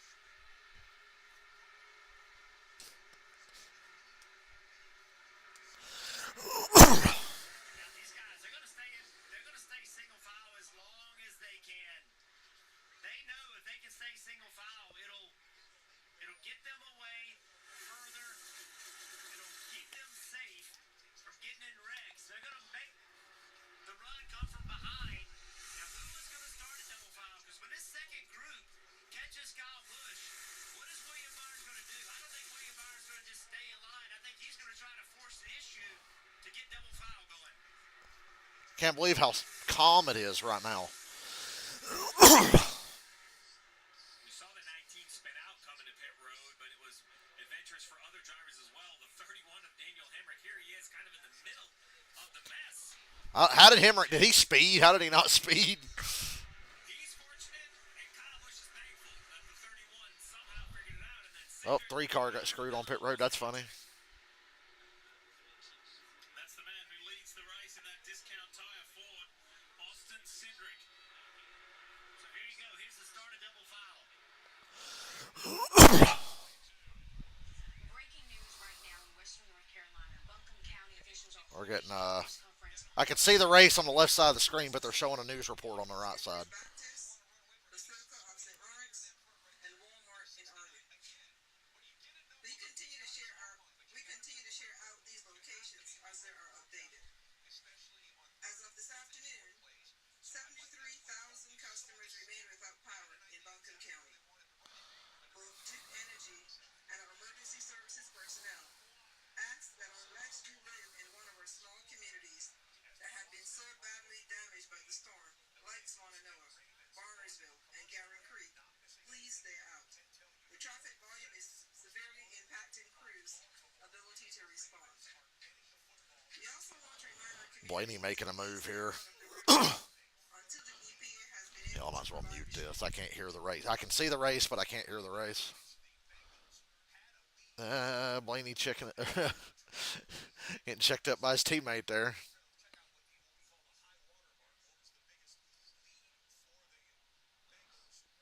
Ravens are getting the ball first in overtime in their game.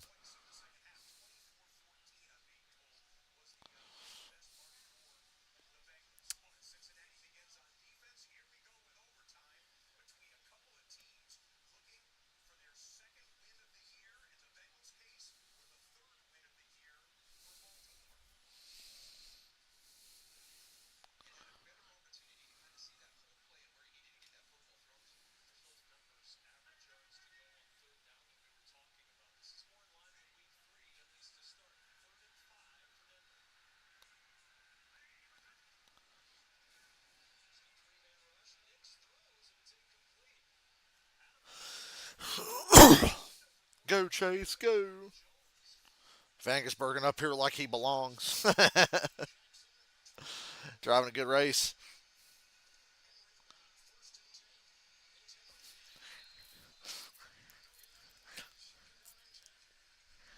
Boy, this Ravens Bengals game is crucial right now.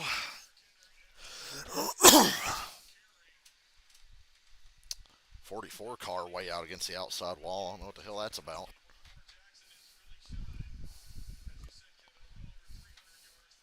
They're still doing a breaking news report, so I can't hear the race. At least they're making it where I can see it, though. Oh, no, now they're doing NASCAR nonstop, so I'll have to see the race in a tiny little box. Ravens just trying to run this one home with Derrick Henry. So come on, break off an 80-yard run. 70-yard run, as it were.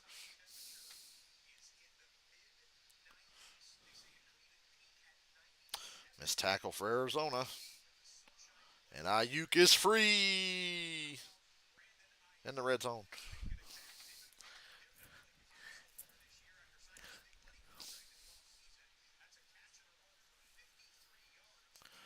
Boy, Derrick Henry barely got that. The Ravens are just running the ball repeatedly. I think their idea is we can run this thing home with Derrick Henry, drain the clock to where we can kick a field. If we have to settle for a field goal, the Bengals won't even have enough time to try to respond. I think that's the idea. Because outside of that interception the Ravens caught, they really haven't stopped the Bengals today.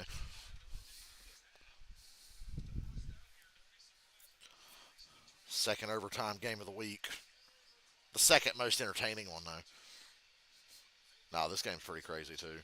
Oh, Lamar. Oh, Lamar. Get out of there. Just throw it away.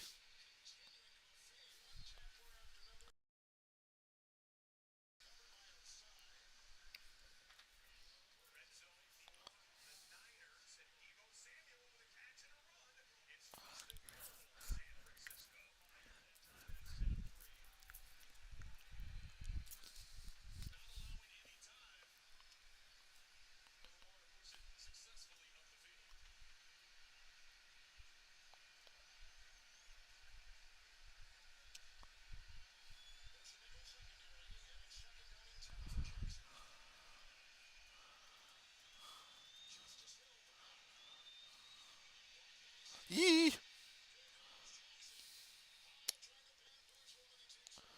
I just heard an NFL commentator say the word bamboozle. He was doing a heckin' bamboozle.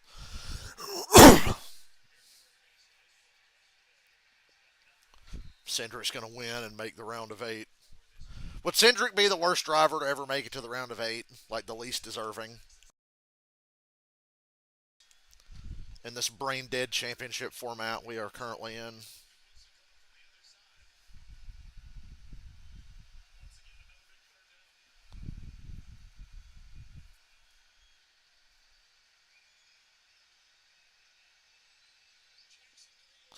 Oh, Ravens are moving. Still can't hear the race.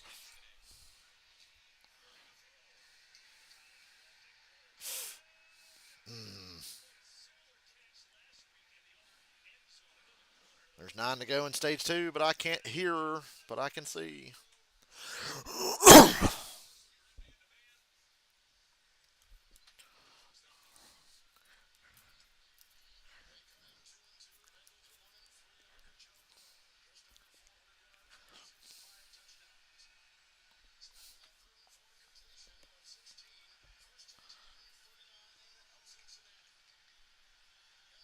Oh, Lamar fumbled the snap, and the ball's still out, and the Bengals have it.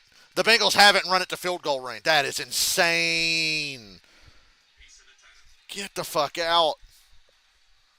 Lamar fumbled a shotgun snap, and the Bengals took it back to the Raven 39. So now the Bengals can win with a field goal. Oh no, the Ravens choke again. What a shock.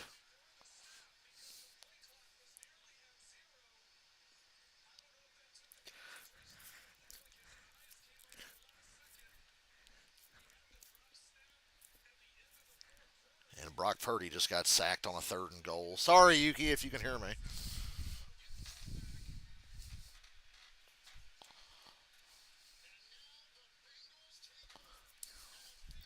Hey, Suarez is still out there chugging along. They're showing him for some reason. Not that I can hear what they're talking about, but he's out there chugging along.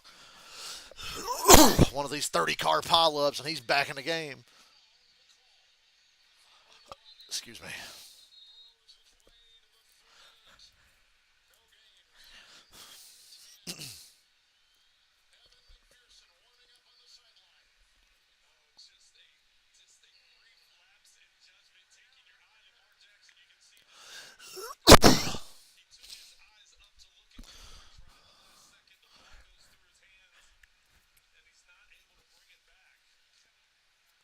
Denny Hamlin ever on the cut line. He's plus 3 or 3 to 5 as they run, depending on where his line gets to any given lap.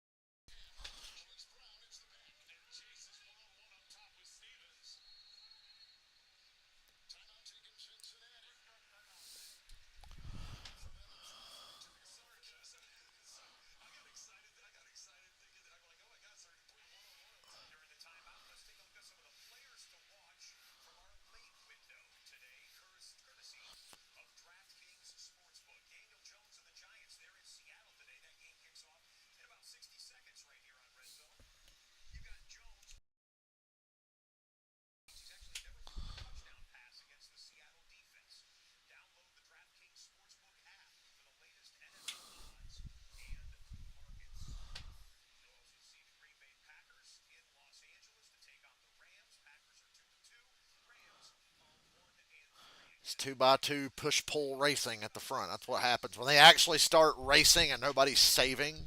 They just get 2x2 and the lines go back and forth. Three wide doesn't work quite as well.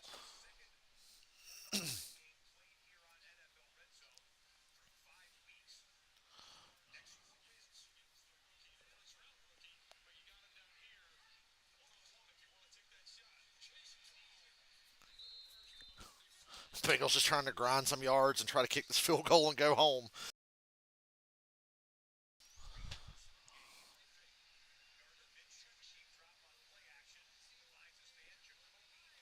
There's the lap car they're running up on. Can't tell who that is. Is that AJ?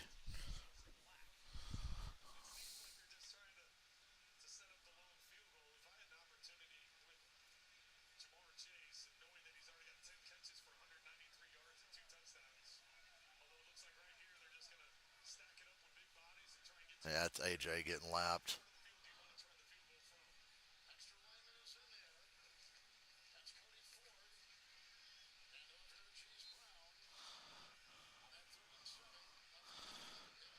And now the Bengals are going to try about a 56-yard field goal to win it. Texans beat Buffalo with a fucking 59. These kicks still ain't easy, and you can't take them for granted, but more guys are making them than ever before. McDowell pitting under Green here with 4 to go. That's odd. Maybe he's just trying to get out of the pack and flip the stage. I don't know.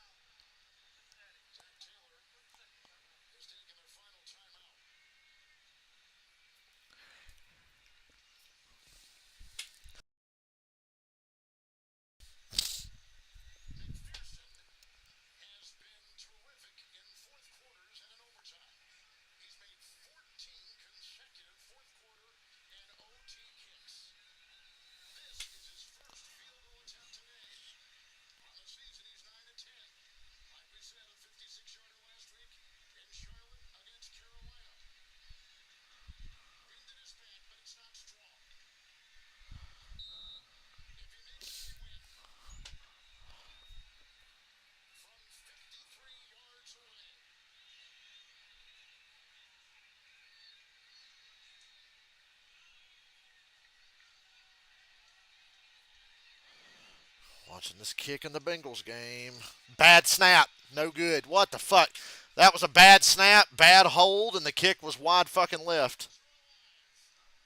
That's crazy. So now the Ravens get another chance.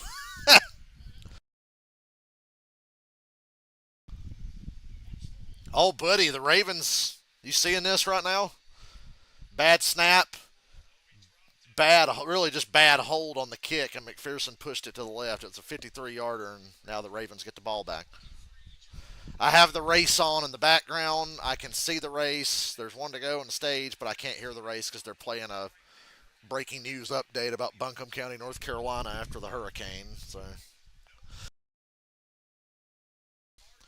Penske up top, going to get some serious stage points here. I don't foresee anything too crazy happening. The whole field's 2x2, and you can't really do anything unless you're at the front of the line. So it's either going to be Cindric or Elliott that win this stage. And Derrick Henry's going to get the Ravens into field goal range. Oh, first and goal Ravens. All right, just line up and kick the field goal right now. Good. 51-yard run by Henry. Buddy, it's all good. Oh, Blaney just got crashed hard at the start-finish line. Blaney and Chastain. Are they really the only 2 cars that got junked? Cindric won the stage, Elliott second, Bowman sixth. Blaney got points, but his race is over.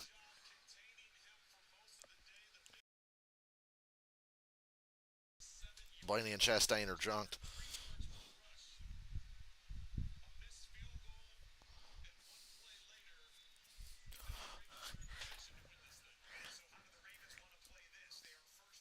You line up and kick the field goal because you're first down. Get it on the hash mark that Tucker wants and kick this fucking field goal and go home. And the Bengals will be 1-4 here in a minute.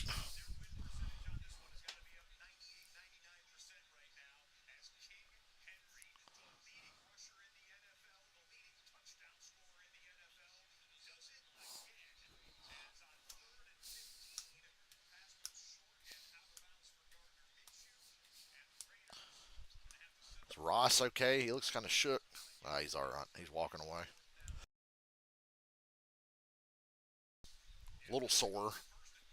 He'd have to be. And yeah, you kicked the fucking field goal, man. First and goal from the 6, kick the field goal, win the game. Cincinnati can't ice him either, so they know this is it. Ravens win 41-38. Bengals drop to 1-4.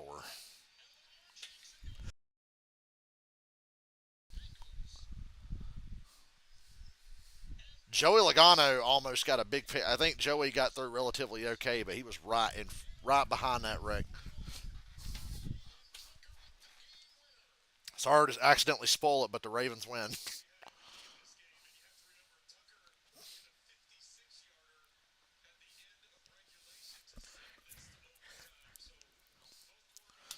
Derrick Henry might be in the MVP conversation.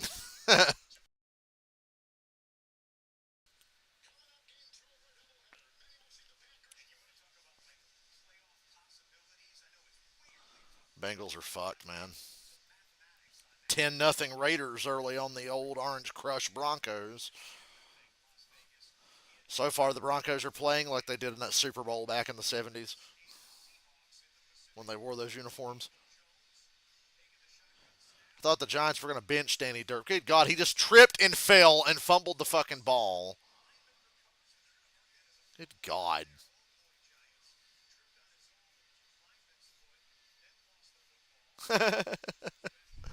New York Giants. Do I like the NFL overtime rules? I think they're fine. Everybody else who bitches about them just a whiny fuck. Play defense, hold them to a field. All you gotta do is hold them to a field goal. Good grief, you can hold them to a field goal and get a chance to possess the ball, can't you? If you give up a touchdown, fuck you, you lose. I think the postseason overtime rules are a bit better though. I think overtime should be 15 minutes like it used to be. But I'm okay with, hey, if I score a touchdown, I win. But if you hold me to a field goal, you get a chance. Like, I'm fine with that. People who want them to change overtime rules are just whiny fuckers. Go watch college ball. You give up a touchdown, you fucking lose.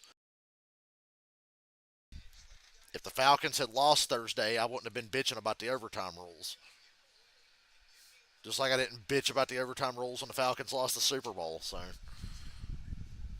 I'm pretty consistent on that. I'm fine with the overtime rules, but postseason overtime's a little better.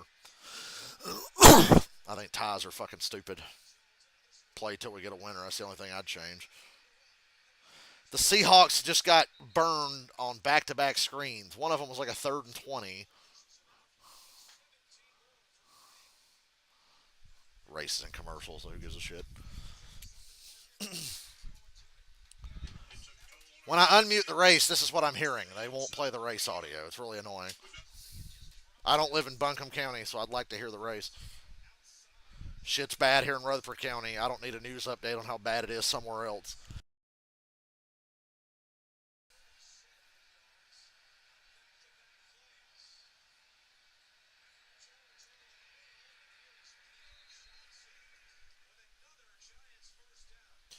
Just a bad bump coming out of the tri-oval from Bowman to Blaney and just smash.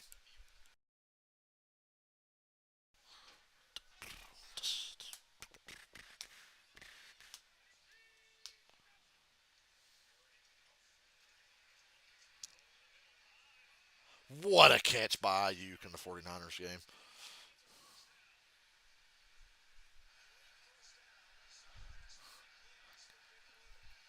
Kyle Busch finally caught a break and missed that wreck.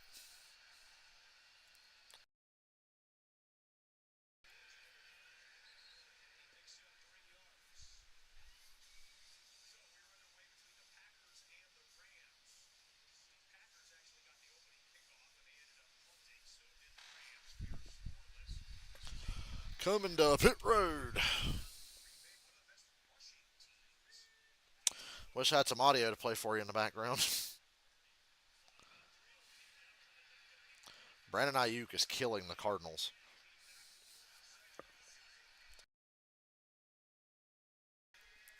You ready for about 30 or 40 laps of fuel saving here to start this final stage? It's going to be so great.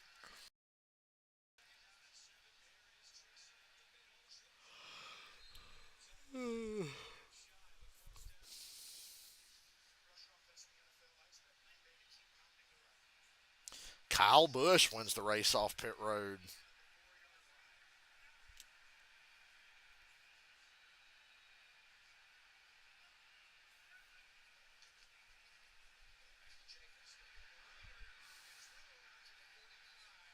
I just noticed Vangersbergen got a donut from where Blaney hit him in the door. At least Blaney got to take some stage points with him as he went.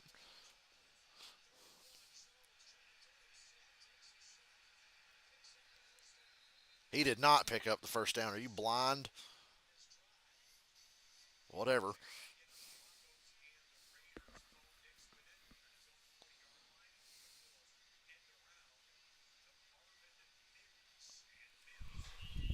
Be right back.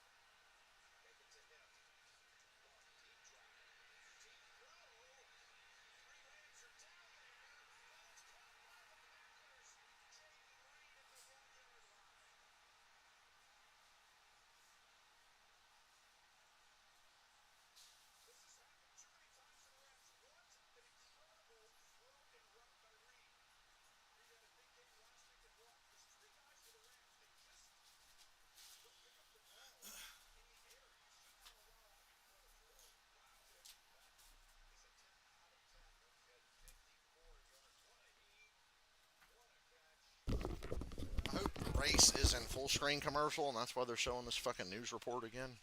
I had to run and grab food.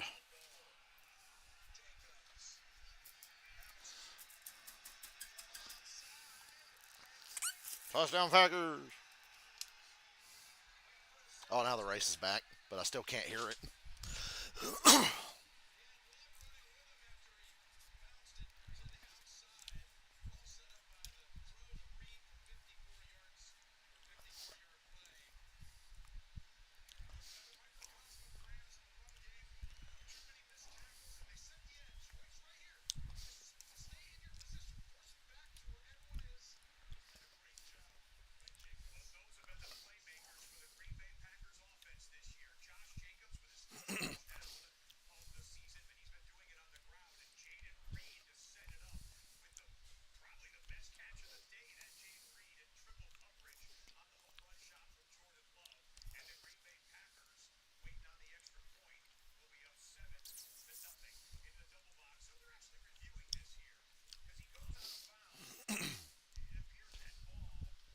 Yay, the race is back full screen. Does it seem like either Hocevar or Zane Smith are up there every week? You're right. I think Zane Smith has had a great second half to the season. He really has. First half, I was like, there's no hope for this fucking guy. His first half was so bad, he got fired, basically. Which I think his future was always going to be at front row anyway. So, and front row's on a roll right now too, honestly, for a B level team, arguably B level. So I think Zane's going to be okay.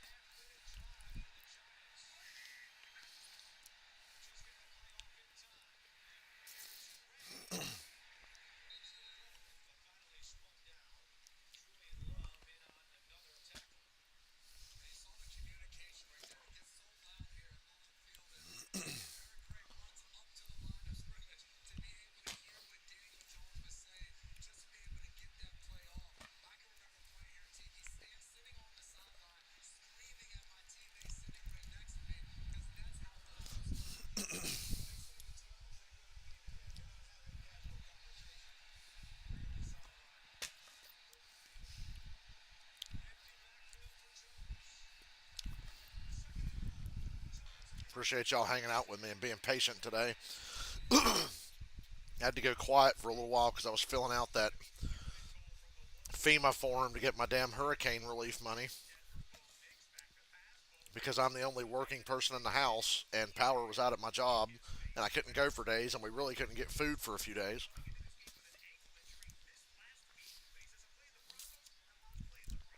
So I couldn't work and make money, couldn't go get food. Give me my fucking money.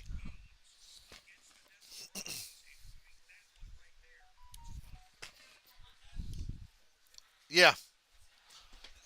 Hold on a second.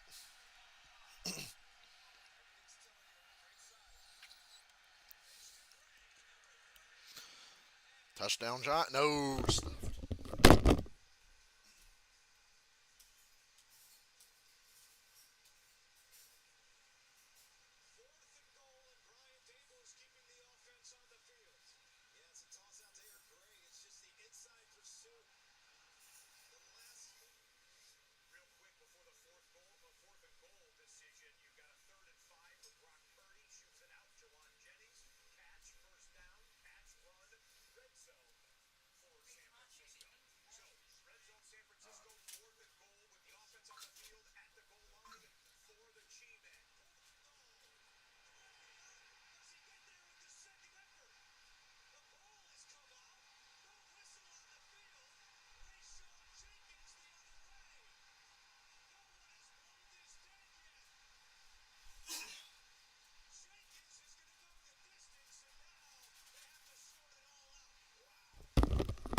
All right, we're back. Stage three time.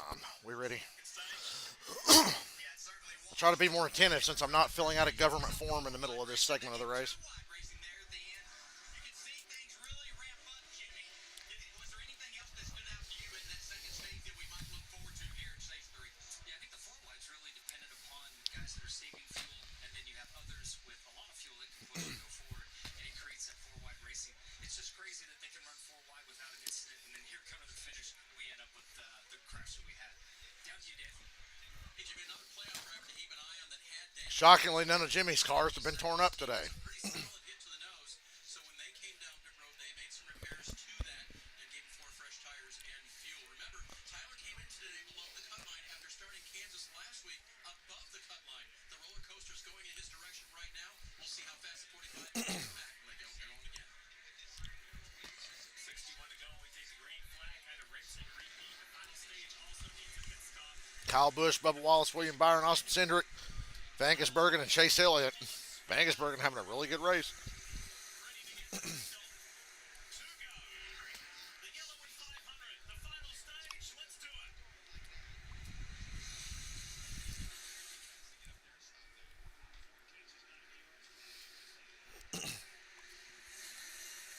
Touchdown 49ers. Very different.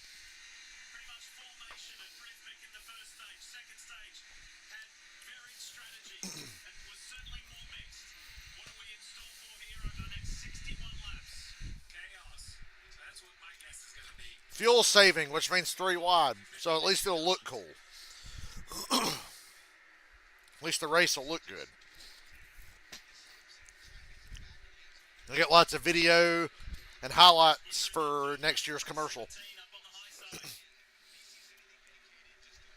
Of course, they got all that in stage one when they were four wide for that long. Tucked in behind Bubba Wallace and Kyle Busch and Chase Elliott's in there as well. Austin Cindric continuing to do a great job on this type of racetrack. 12. Stage 1 Starting to miss Lee Diffie for the 30 or 40 fucking minutes. I couldn't hear him thanks to the local news. Yes, we've got a long way to go. But to follow that Cindric storyline, he was 12th and last in the playoff picture before the green flag today.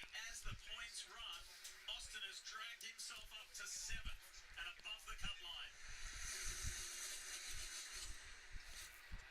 Yeah, Alex Bowman, he has a chance to gain a lot of spots. He's toward the back, Reddick toward the back. Logano, we're not sure how much damage he's got. It didn't look too bad, Steve. He can gain a lot of spots here as well. Yeah, the 22 and the 11, I was surprised. Both looked like they took pretty hard hits, yet I think the cars survived pretty well. I knew Joey was fine. I knew the little bump Joey got, that wasn't going to take him out. Not these cars.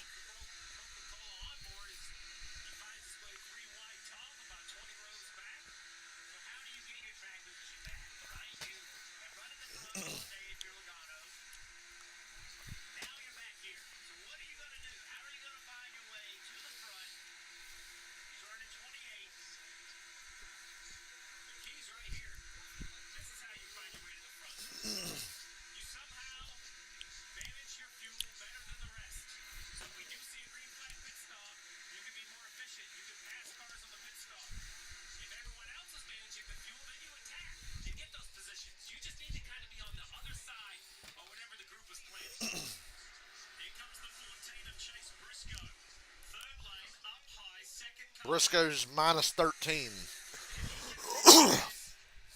give up, never say die theme in the 48, in the 14 for these playoffs. He got in via that highly dramatic and If Briscoe was to somehow make it to the round of 8. in Darlington. I hate this playoff format, but I'd have to give him props.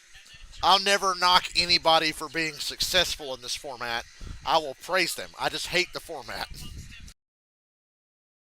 But seeing Briscoe pull off another miracle would be amazing. To the end of stage two, multiple cars, and the bit maybe the heaviest impacted was Ross Chastain. He's with Marty. Yeah, Lee, anytime you see fire in a race car, it's good to see the driver get out and be okay out of the care center. Ross Chastain. No idea why the Rams went for that fourth down just now. At the end of stage two. It's the first fucking quarter. What happened to those guys down the middle line coming into the trial? Well, I followed the 8, Team Chevy, and pushed them in the third lane, fanned out to push the Chevy. And yeah, somebody got chucked up. And seeing Ryan in there, I'm guessing it was the yellow blur I saw was a 12, but Farm Bush like Chevy to kick off hunting season with a camo can. I wish we were successful. Like we'll be in the woods with that can, then we were there coming to the end. But yeah, big hit. This Gen 7 car super safe though. Kept me safe. They got the fire put out. Don't look now, but the new daddy, Bubba Wallace, is taking the lead. Kansas last week. William Byron up in the top 5 right now. And we mentioned a moment ago that Rudy Fugle and Byron have earned the most points today. Fugle reminded his driver that just moments ago. Listen in. Remember, if we finish 21st today, we get 30 points on the day from where we got. So if you ever feel comfortable getting out of there, racing at the end is perfectly fine. Copy. Okay. Yes. It's all about finishing the race for William Byron from here. Ryan Blaney, glad to see him out of the care Here center. comes the 3 wide fuel saving. Ryan, what was your take on the contact after the push from the 48? I don't think it was much of a push, more of just him driving through me. At like the worst spot you can drive through somebody. So yeah, I mean, just got wrecked once again by somebody else, and just ended our day with 6. And yeah, have to fight back next week. In your take, has the racing been a little more chaotic than even normal? We saw 4 wide for almost 20 laps. Yeah, we survived 4 wide because guys were pretty smart. They gave each other a little bit of room and didn't just shove people. They kind of lifted and were smart. And that was the opposite of what happened to us. There you go. Glad to see Ryan. Look out, Blaney, they're doing it again. Marty, that's his 7th DNF of the season. He's never had that many before, and there's been like 4 in the last 7 races. To Ryan's point, saying, Marvin Harrison's a freak. if I don't get taken out, and the same story happened again, Steve. So it's crazy to understand. Milkshake's really good. If you haven't watched the here in the corner, why you would think you would have Delicious. grip because you're cornering. The car's squished into that 33 degrees of angle, so you actually have some pretty good force on the car.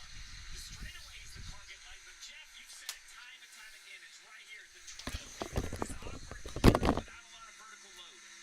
Yeah, it's where the car is the most unstable. The car has not near as much downforce on it. It doesn't have the grip in that part of the racetrack. And, you know, Blaney said he just got driven through, and part of that is that push would have been fine on the straight. No problem whatsoever. But in the trial, sometimes it's just not enough grip to push there. Well, the other thing, let's add in, and in 54 laps, the trial will be where this race is decided. So the pushes are going to come, whether you think you can hold on to it or not. Get ready. Chase Briscoe sits in the middle of AJ Allmendinger and Chris Buescher. 54 to go.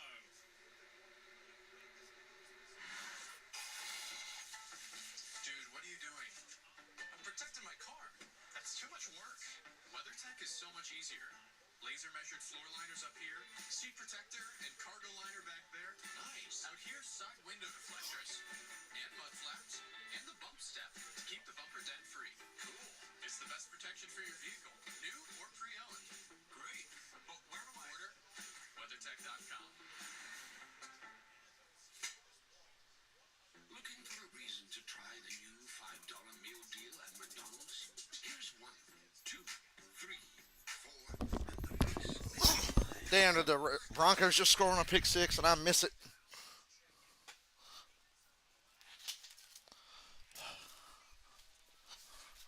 I got my damn kicking chicken sandwich from Zaxby's, and I said, we say no ranch, and these motherfuckers just loaded up with ranch, but I eat the shit anyway. Still don't like ranch very much, but that damn hot sauce shit they put on it kind of levels it out.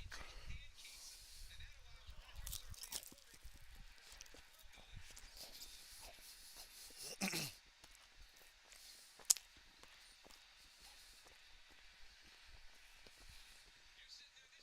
eating way too much Zaxby's lately.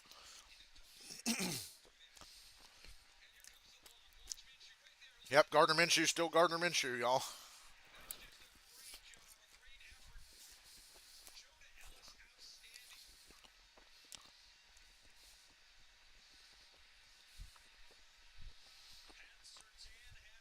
Take my headset off, so I'll just have to lean up and talk.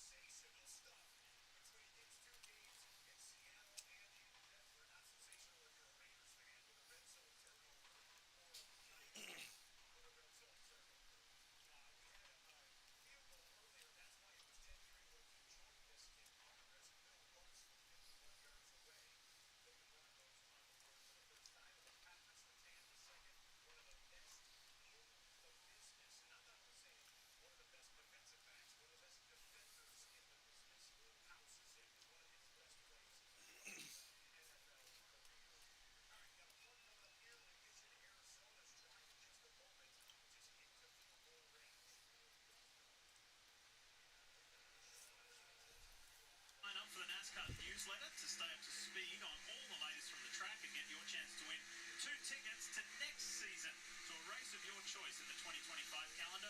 Just scan the QR code, visit nascar.com/race ticket promo to enter. 50 laps to go. Brought to you by Yellowwood. Of course, this is the Yellowwood 500. And Joey Logano in the Shell Pennzoil 22. They were all worried about Joey. He's leading now. Parker Kligerman, how on earth did that happen after being involved in that end of stage 2 wreck? Absolutely incredible. Remember, they pitted multiple times to fix the damage on the front of that race car, including the splitter and on top of the hood. The hood was buckled at one point. They riveted it down and put reflective tape up there. He got to the bumper of Todd Gillen, who's pushing him right now, and he told the team, I'm with him to the front, and they both did that, getting to the front here. What a remarkable comeback for this Team Penske 22 team, who've scored no stage points today, now find themselves at the front of the field in the final stage. Pretty cool stuff from AJ Allmendinger as well. He got the free pass, and now the Diggers at the front in that 13 stride. Really cool, Joey Logano, race win diecast incoming. Looking back at Chase Briscoe, his calling teammate Shane Van Gisbergen has been up there, but he just recently dropped back. Here he is, the WeatherTech on board. SVG has dropped back probably about 8 positions in the last few laps, just getting shuffled back while his teammate runs closer to the front. It was interesting, Allmendinger and Logano both started toward the back, and here they are in the front of the pack. So, whoa, 4 wide right here. That was a quick move. That's going to hang Kyle Busch out. Oh, he finds a way back in.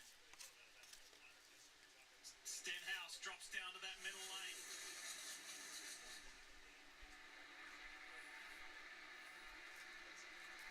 He tucks in behind Gilliland. AJ Allmendinger on the inside of Logano and forced him up a lane. Back to the middle with Gilliland behind. Teammate Austin Cindric's on the outside, and Austin... Zaxby's ought to change the name of this from Kickin' Chicken to Bitchin' Chicken. Tracker machine comes into the mix. And as was the case in qualifying, both RCR Chevys are at the front. Good stuff.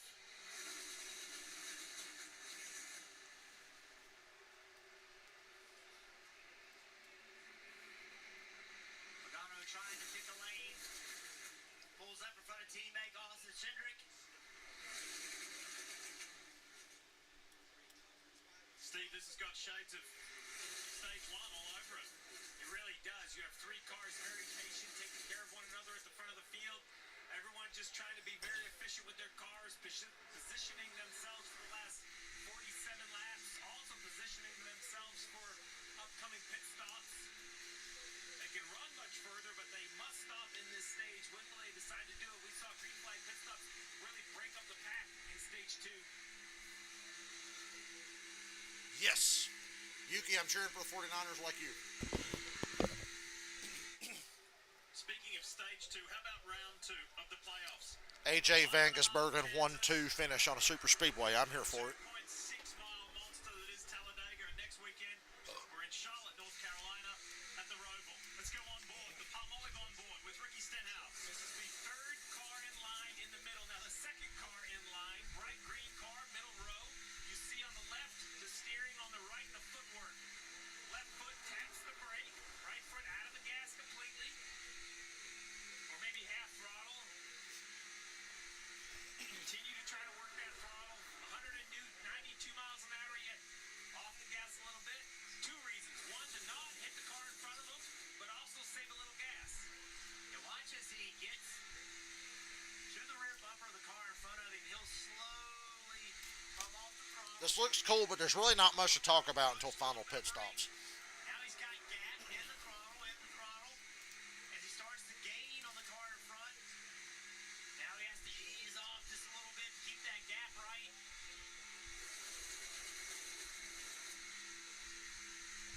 I love the footwork. It's just so impressive how dialed in they are. It's a window into the mind, isn't it? From one end of the body to the other. Well, people ask, what makes a good race car driver? Did you know your feet and brain are actually connected? Feel in their hands, it's what they feel kind of in their butt and their back in the actual resistance. And their giant ass, as Dale Jr. would say. How precise can they be with their feet? Is it a fine-tuned gear or is it a coarse situation? You can see the small movements with his feet. The trust required of all the people around you, the guy in front of you, behind you. It takes so much trust. You put your own health in their hands. Three-time Talladega winner Joey Logano leads the way. And in the vicinity of Logano is the 14 and fellow playoff driver Chase Briscoe. There he is, Dave. Lee second in line on the bottom, and that paint scheme very familiar. Black, red, and yellow Rush Truck Centers. They have been with. Oh, he's driving the Tony Stewart version of that paint scheme today. Rotating sponsor world. They've never been on the car when the car has gone to victory lane. Not with Tony Stewart, not with Clint Boyer. Today is the last day that Rusty Rush will be sponsoring in Stewart Haas Racing. He has to win today if he's going to get that famous victory lane photo he so much wants. Rusty is here, and he's rooting for the 14 more than ever in its final start with his colors. Well, I hope old Rusty gets his picture. Like I said, Briscoe going to the next round would be great. Almendinger, Gilliland, and Cindric trying to drag himself up to get through to the round of 8.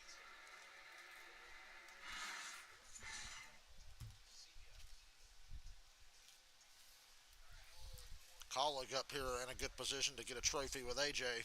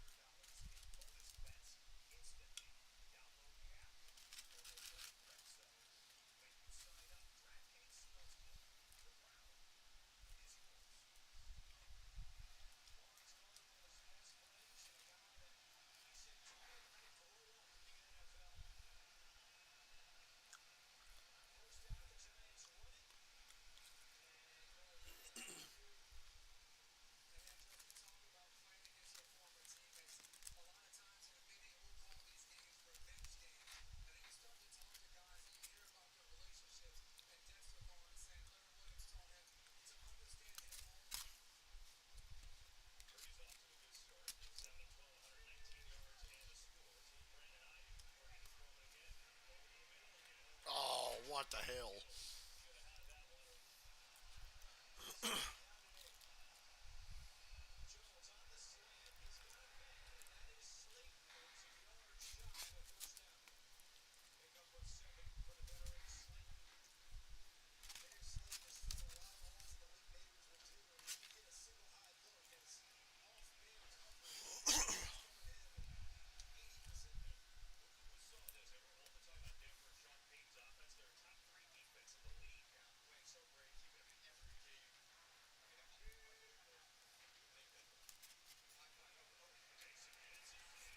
Holy shit.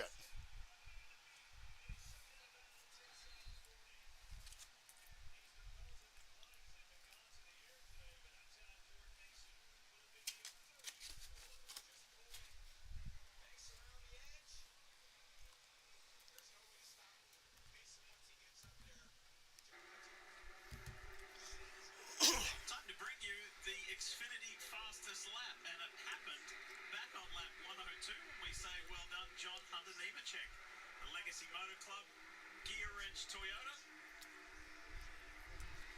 Hey, Caden, didn't you have John Hunter as your winner today off that little video thing? 40 to go. He's got the fastest lap of the race. Out of 4 into the tri-oval. Too bad I don't see him anywhere near the front. Oh, Briscoe, back off, buddy. Crew chief as Briscoe gets to a very uncomfortable position on that left rear bumper of the 13. Just smart racing by Briscoe right there. Just off the throttle a little bit.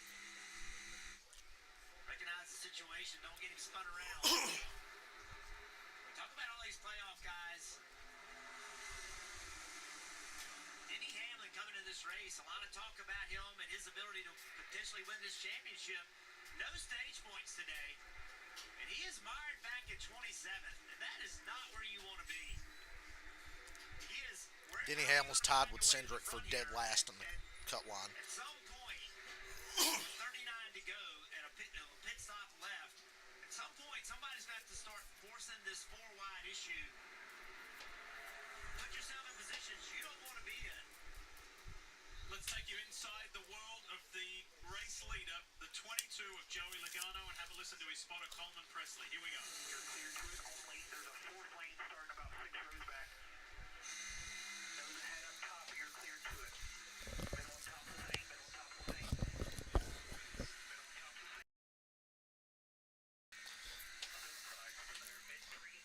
Oh, God damn it.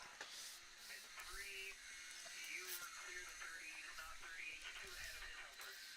You're clear only the top, middle and top the same. 38 is clear to the top. 38 is clear to the top. 38 is clear to the top. 38 is clear. 38 is clear to the top. You hear that? The 38 is clear to the top, guys. Did you know that? 38 is clear to the top. 38 is clear to the top. He's not anymore. Interesting thing is the guy right beside Joey Logano, AJ Allmendinger, Coleman Presley spots for the dinger in the Xfinity Series. So he knows exactly what the guy on the inside's going to do. Yeah, these spotters do such a nice job. 4 wide starting to creep up there with Hemrick. Yep, the 4 wide's back, y'all. It's back. And you knew it had to happen. Some of those guys in the back, the only way to get toward the front is start forcing the issue, and that is by making it full wide. Let's give a shout out to a couple of drivers a little further back. Noah Gregson in that light green and white car, the Beefaroo Ford. Corey LaJoy for Rick Ware Racing. He's up Whoa, whoa, big check up there in the middle.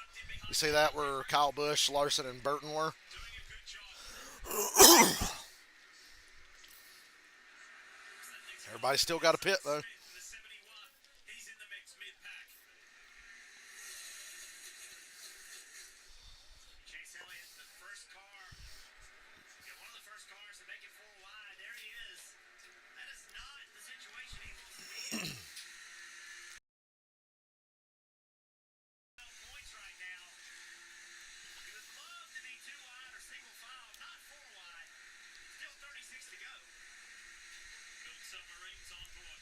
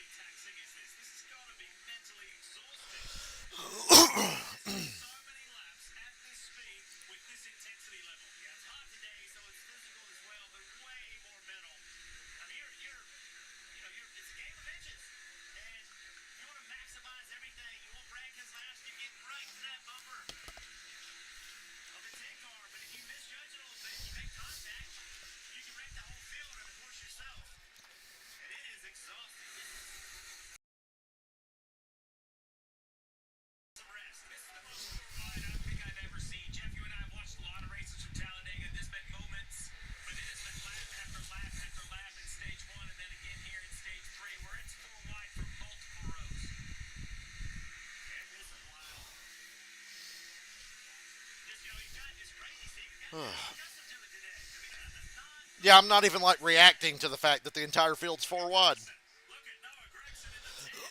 Hey Noah, remember when you could have won me $1,000 here in the spring? And for like a split second coming into the tri-oval in the last lap, I thought you were gonna. Boy, that would have been nice, wouldn't it?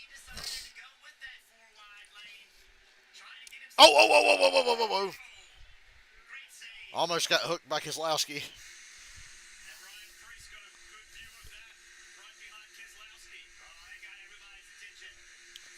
Everybody behind them backed way off there.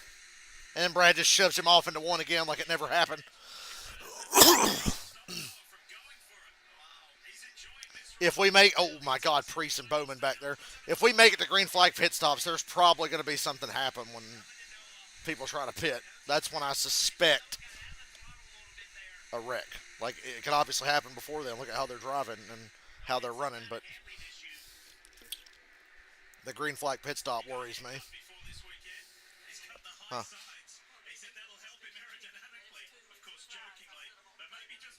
All right.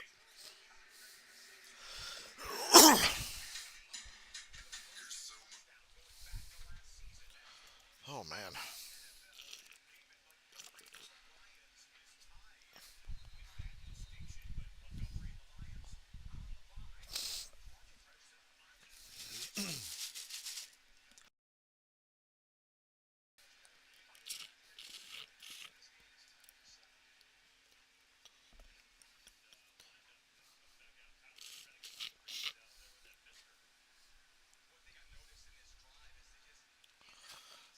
I watch a lot of Red Zone now, so I never really get to hear Tom Brady talk. But I watched a video last night on his first 4 weeks as an announcer.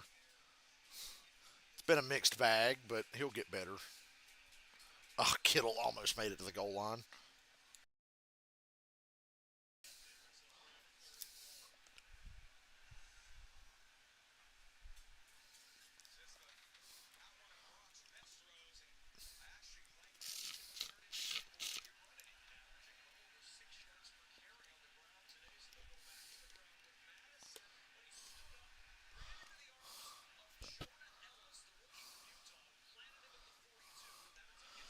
Cindric has been so good all day, and here he is again, leading the third line, taking the lead.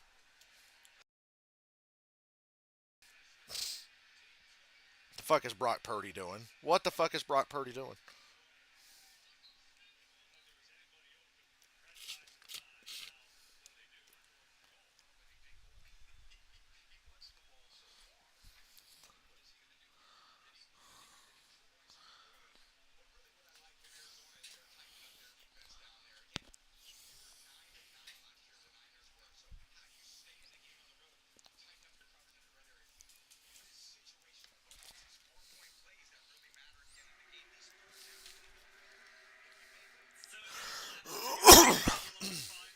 Talladega Superspeedway, AJ Allmendinger gets a little shove from Chase Briscoe. Down on the low side in the 13, the two pits 30 to go. outside. Joey Logano, who locked his way in to this round of 12 by winning at Atlanta at the beginning of the playoffs. Can he do it again and lock himself into the round of 8 with a victory here today? Still a lot of work and a lot of nerve-wracking moves to come.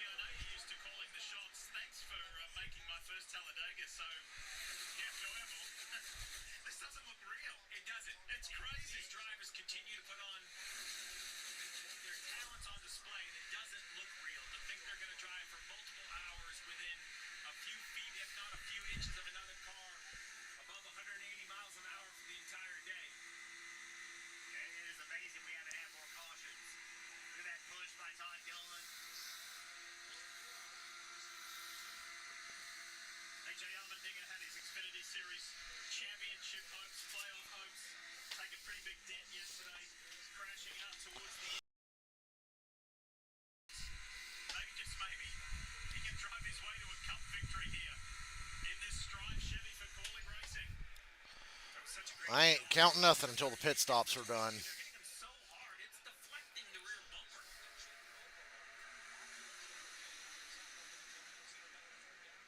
What about Todd Gilliland in the red and yellow Georgia Peanut Ford for Front Row Motorsports? It would not shock me if he goes to victory lane.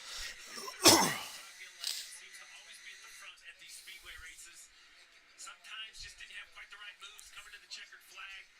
You mentioned it earlier in the broadcast, Jeff, but returning to front row, McDowell moving on. Marty. Steve, we talked about the pushes that Todd Gilliland is giving Joey Logano. In fact, a moment ago, they told Todd on the radio, Logano is very happy with what you're doing. Keep those pushes coming.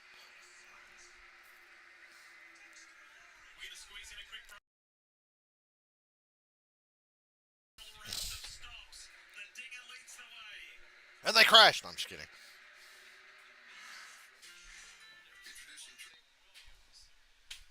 I'm kidding. More like belongs in the trash.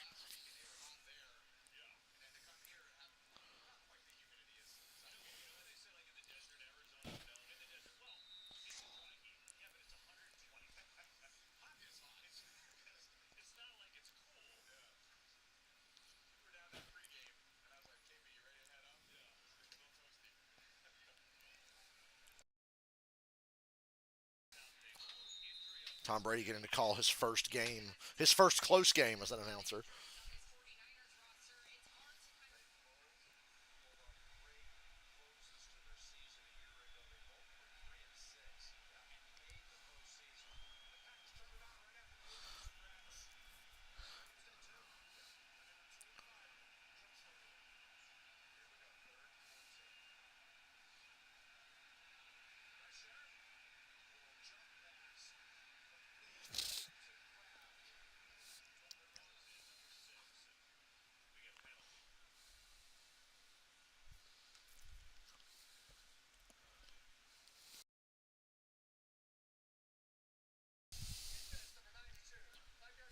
And I don't know who I'm cheering for. Like I said, I'll let you know after final pit stops when I see who's where. And I'll be like, all right, I want this guy, or this guy. Really, the only fuck you guy up there is Logano, and I don't even have the energy to hate him anymore. Mildly dislike Joey Logano. Excuse me. Zaxby's fighting back.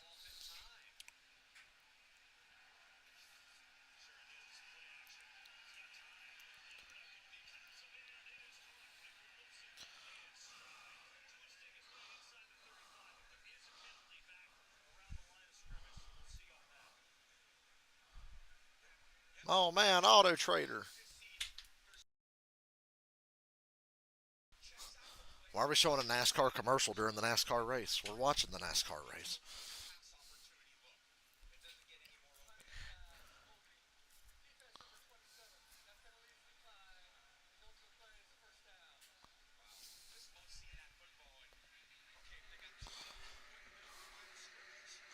Through the tri-oval coming to the line, and it'll be just 23 laps to go. And a lot of positioning, a lot of cars looking like they're wanting to move to the middle or the bottom of the racetrack. We are closing in on green flag pit stops.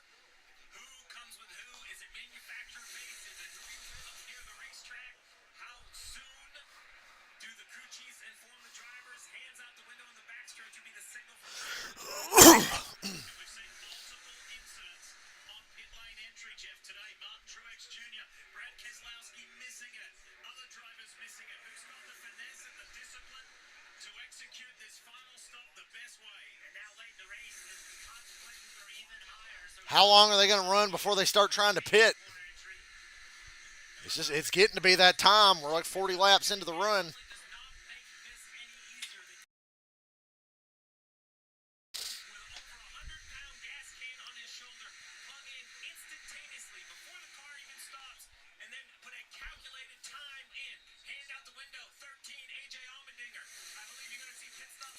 This time by, they said AJ was already waving. Green aqua-colored 13. There was a hand out the window going into one.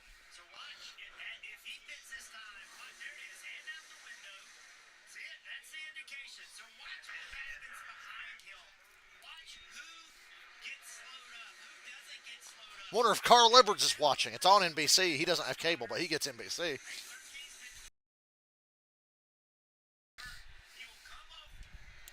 Here comes the wreck.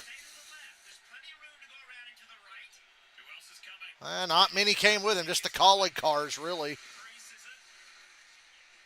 The 4 colleague cars.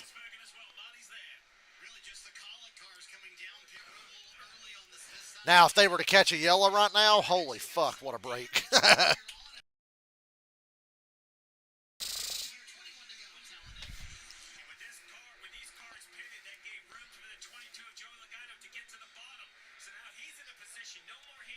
Don't see any hands. Oh my God, Logano and Cindric got crossed up a little bit.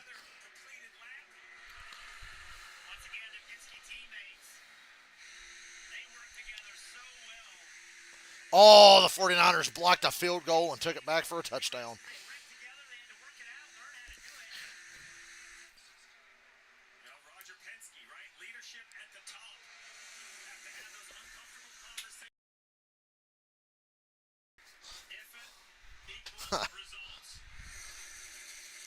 $20 to go, and only 4 cars have pitted.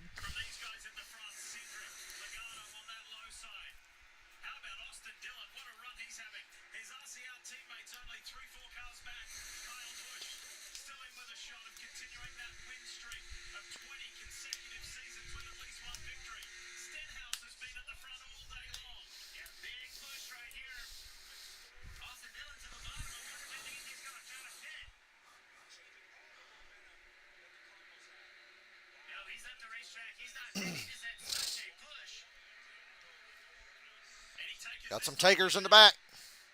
Busher, Bubba Wallace, Eric Jones. Only 3 cars again? Ooh, 43. He was probably speeding. This is absolutely going to hurt these guys. How did only 3 of them pit? How do you wind up only pitting with 2 other people? Every crew chief there should be like, wait, what the fuck? What did I do?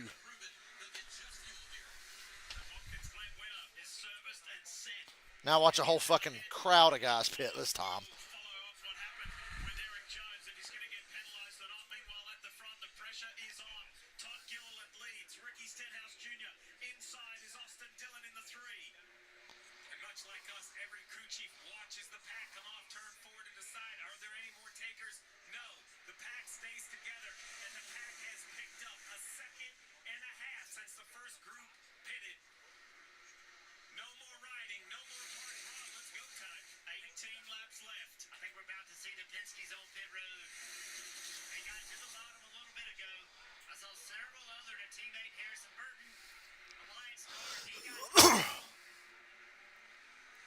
I was kind of hoping for a caution because that would put Bubba at the front. The 4 colleague cars plus Bubba, Jones, and Busher. If there were to be a caution right now, off 4 here when these guys try to get to the pits.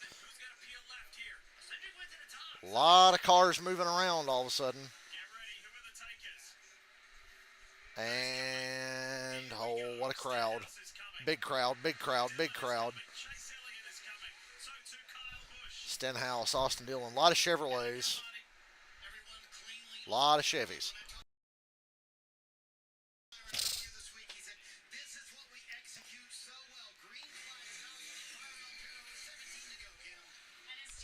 Gas only is the universal call.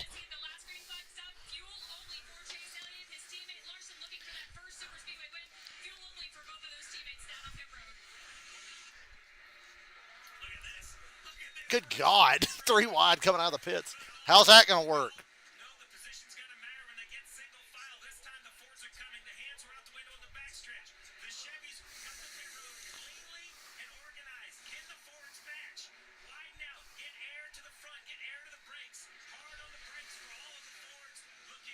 A lot of Fords.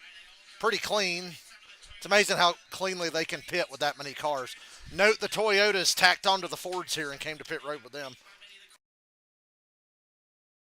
Now the only cars that ain't pitted are the Spire cars and McDowell.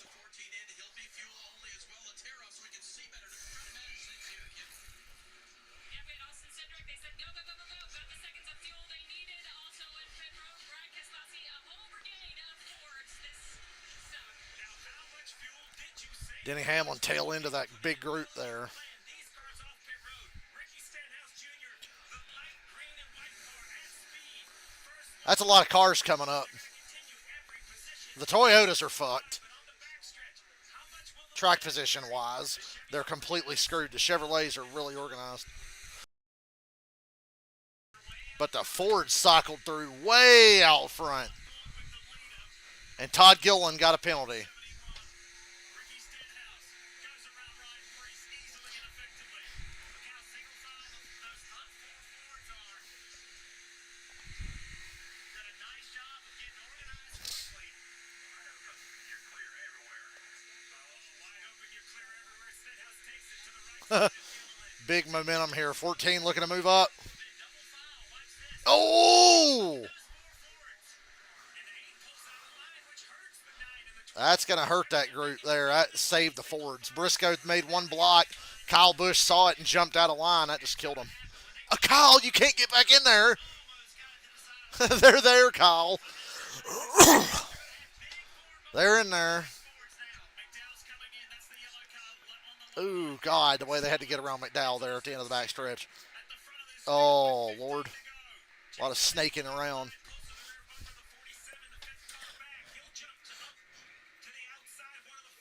Follow that 47. Follow that fucking 47. Even though he is not in that top three, Chase Briscoe said, I believe the four drivers work together. what a series of moves by Stenhouse here. Keselowski throws a block. Oh! Stenhouse just barely stayed clear of Chase. Oh my God, he's actually talking about the race. I know, guys. All right, now we're 2 by 2.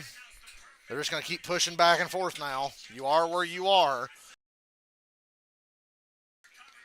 With 14 to go.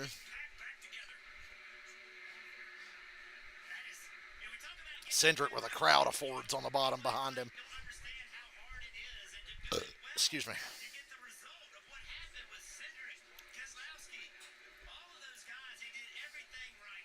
And Gilliland has to pull off and serve his penalty. Heartbreaking. He sped on pit road, fool. He was one of the key contenders for Front Row Motorsports. Todd's chances of a big win here on the big track are gone today. Stenhouse, Elliott, William Byron on that high line. Kyle Larson is in the mix as well.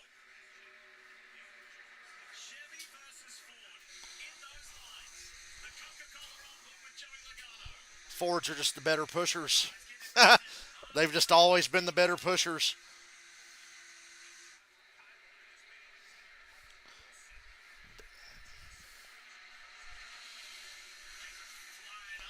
Truex and a couple of Toyotas have tucked up to the back of this group here. Truex and Bell. I thought they were just completely screwed. Talk a lot about the chaos, Jeff, and it not sure what a driver can do, but when it turns too wide like this is like quintessential drafting right here. How much do you back up? How much do you move forward? When do you pull out of line? I just feel like there's more in the driver's hand than when it's just clogged up for a while. It goes The drivers would disagree with you on that to an extent, I think, Steve. 198 miles an hour. My goodness. They're flying. They're flat flying. They're flat flying, y'all. Logano we ride with. Harrison Burton's having a good run in that Dex Ford as well Like I said, once they got formed back up and 2 by 2, you are where you are. on the outside. You're just stuck. Imagine row 5, row 6, right? Because if you're in the front 2 rows, you're kind of in position for the last 10 laps. Is it Kyle Busch, that bright blue car, 6 back on the outside? Is this the race that's going to continue to streak? Or maybe Ryan Preece just in front of him in the 41? The fear is if you jump to the outside and people don't go with you, you're going to go straight to the back. So you have to know that the guy behind you is going. You can see a little bit of an effort all trying to get it going. You jump out of line in front of me,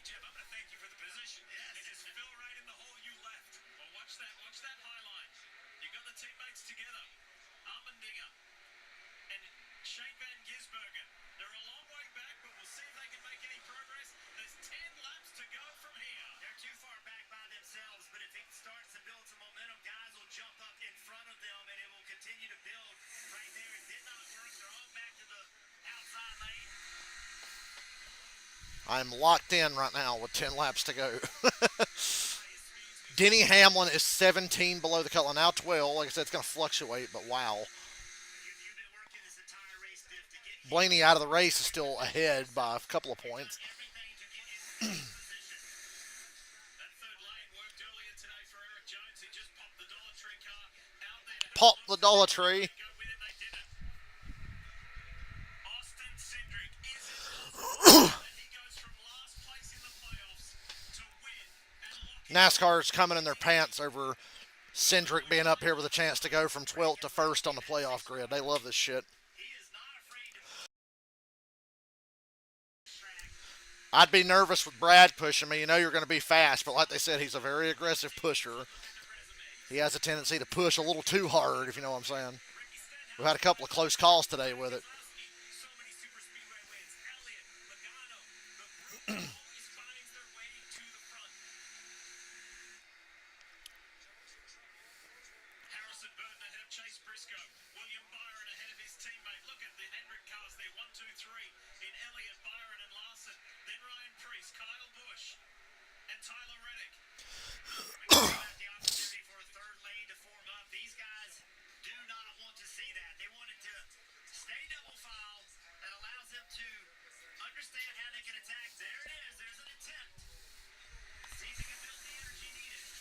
Feel so bad for everybody that's not in the first 3 or 4 rows of this group. You're just stuck. You can't do anything.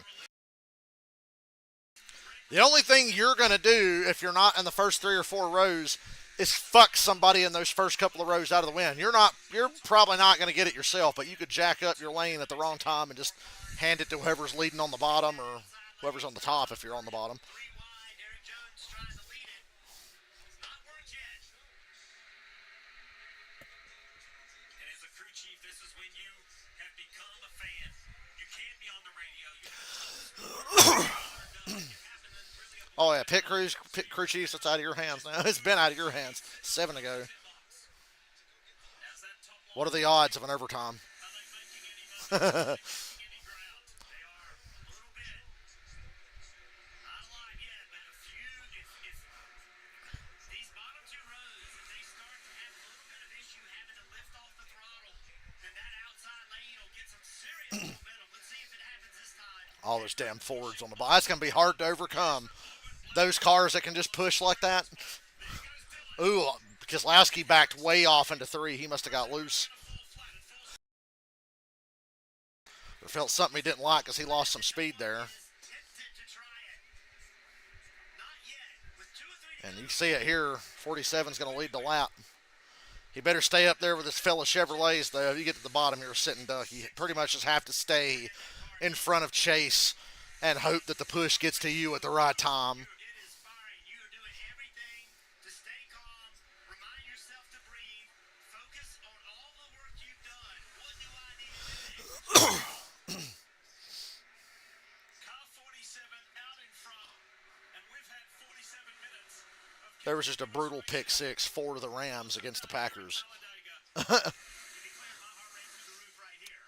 Much less than those cars. Jeff, we talk about simulation, practice, studying, watching video.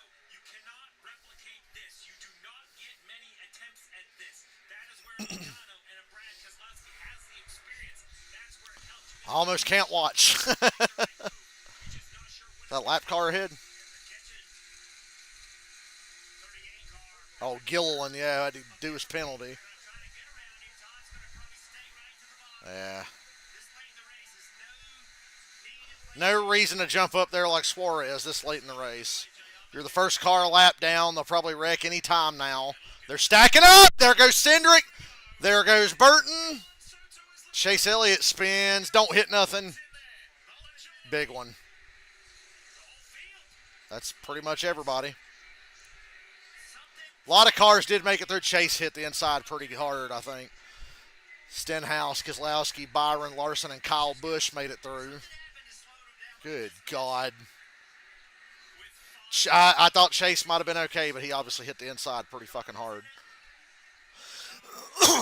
This is what Daniel Suarez rode around all day waiting for, and he got it. It was Austin Cindric that was going down the backstretch facing the wrong way.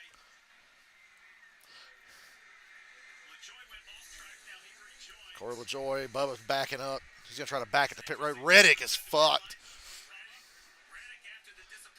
Bowman's right front is locked up. I don't see anything else.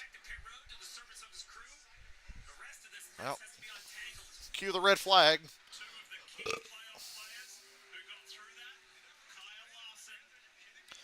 Kyle Larson was spared from a big wreck at a super speedway.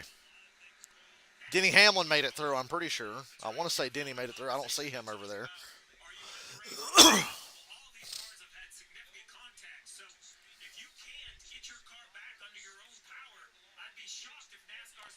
Heartbreaker for Cindric. He was in prime position to win this. And Cindric's put his window net down.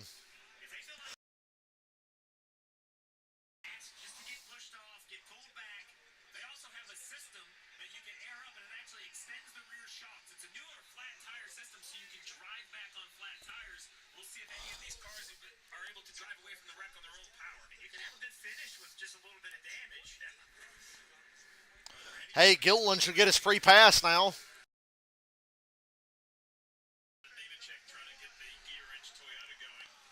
I'd be surprised if this wasn't a red flag.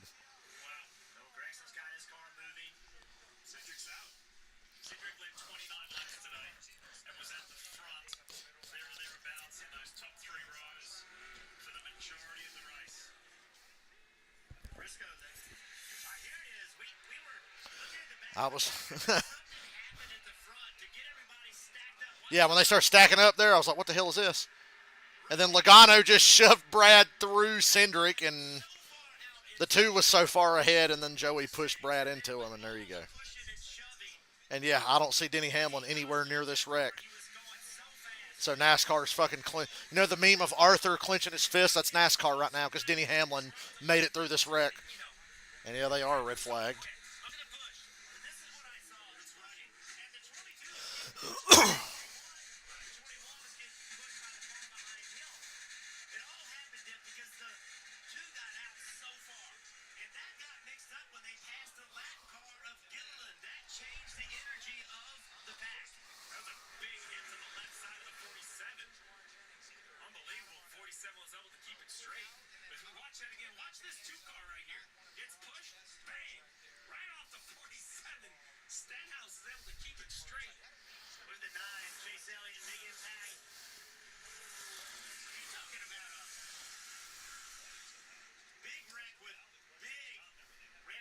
For the playoffs. And also Cindric's essentially leading this race. If he wins it, he's advancing to the next round. And here he is, crash.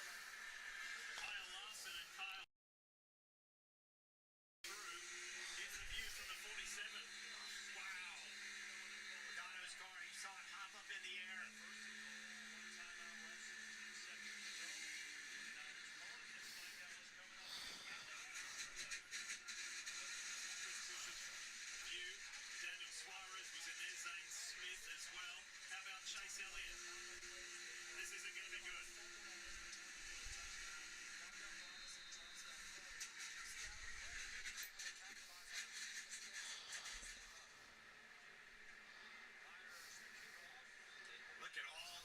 Race cars, and I'm going to tell you, one driver is not even in this.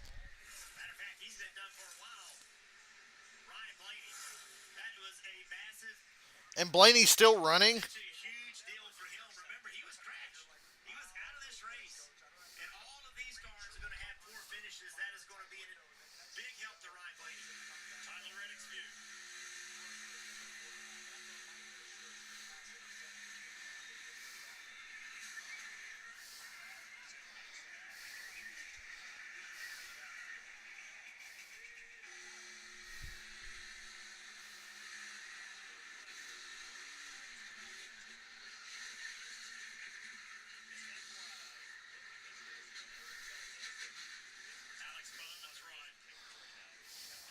Continue and get back to his pit box. Just, you know, all the pushing and shoving, and eventually, Steve, it's more than it'll work out. One great bit of news in this accident, all the cars stayed on their tires. That was a point of conversation coming here. Some changes by NASCAR. You know, wrecks are still wrecks, and I'm sure a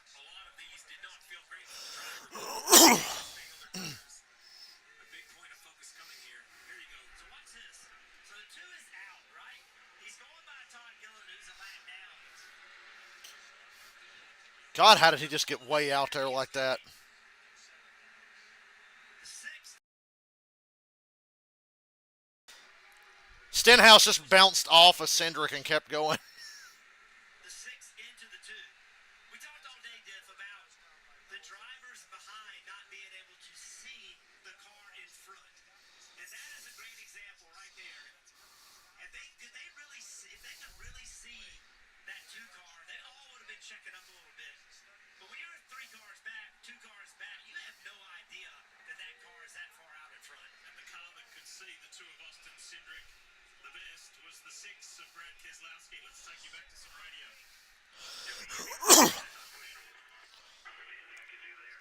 Joey shoved Brad through the two. Just, it happens. Back to what you were saying, when you ride on board the six, it just looks like he's hitting the two. But then when you get a wider perspective, right, it's, well, the 22's hitting the six, trying to push him, right? He's catching the two. And it's, earlier in the race, you would hear the spotters say, close in front, and you would see that third car start to check up a little bit and leave each other space. But 4 laps to go. You just have to continue to try to push because if he can push the two out, then the bottom lane moves. It's just, it's almost a matter of time. Line up a bunch of pool balls and push from the back until one of the pool balls pop out of line, and that's basically what happens, right? You can only push them for so hard, something's got to come out of line. And in this case, it happened to be the first car on the inside lane, and that's why you have so many cars involved. There are a lot of cars to be retrieved. This was the view of A.J. Allmendinger in the Strive Chevy. So close. Got within 5 laps of the finish. And then the big one happens.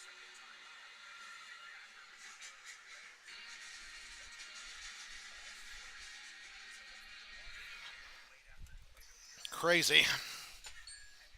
Crazy, crazy, crazy. Hope I didn't miss any comments.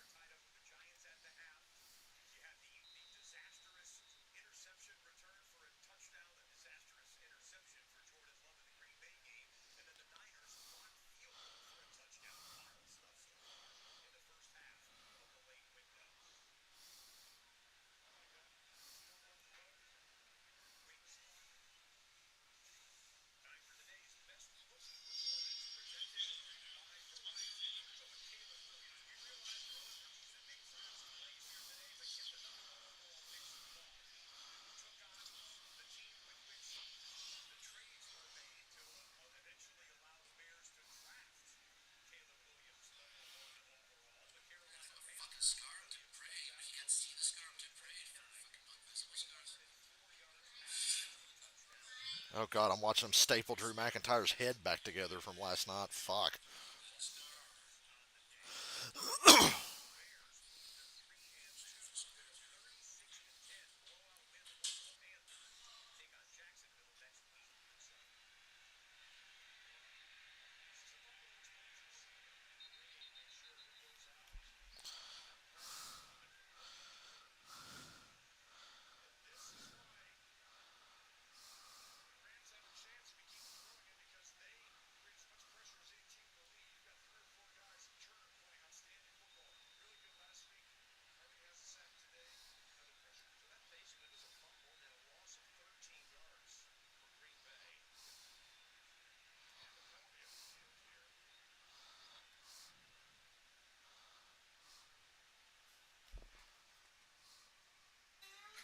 No, these aren't live scenes.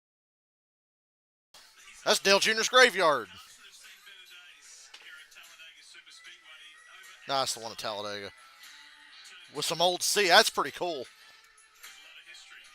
I didn't know they had that at Talladega, the car graveyard. Some people would rather forget what happened with those. These are live shots here now on a beautiful afternoon in Alabama where we have come to a very sudden stop after the big one happened. That's Austin Cindric. That was the beginning of it all, and teammate Joey Logano in there, Ryan Preece, Chase Elliott, Harrison Burton, Chase Briscoe, John Hunter Nemechek, Noah Gragson. The list goes on.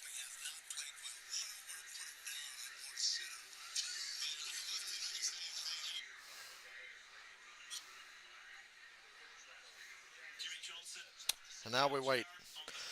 fellas. We got so close. Got within 5 laps. Yeah, we've both been there, I think, probably. You going along, doing everything that you can, and really Austin Cindric not doing one thing wrong there. I think the one thing that I thought when I first saw it, Jimmy, was why did Keselowski hit him in the rear? But the more replays that I saw, as he was getting pushed, it was actually turning his car. Brad's a little bit left, and that's what created that angle. So there's no way to put blame. It's just racing that happens here, right? Yeah, especially when you look at those cars and the association with the manufacturers, they're all trying to help each other. Yeah. It just didn't turn out well for them. But it just shows how draggy the lead car is. The two car got off to a nice lead. He kind of hit that terminal velocity wall. The car starts pulling back, and the energy in the pack is closing so hard.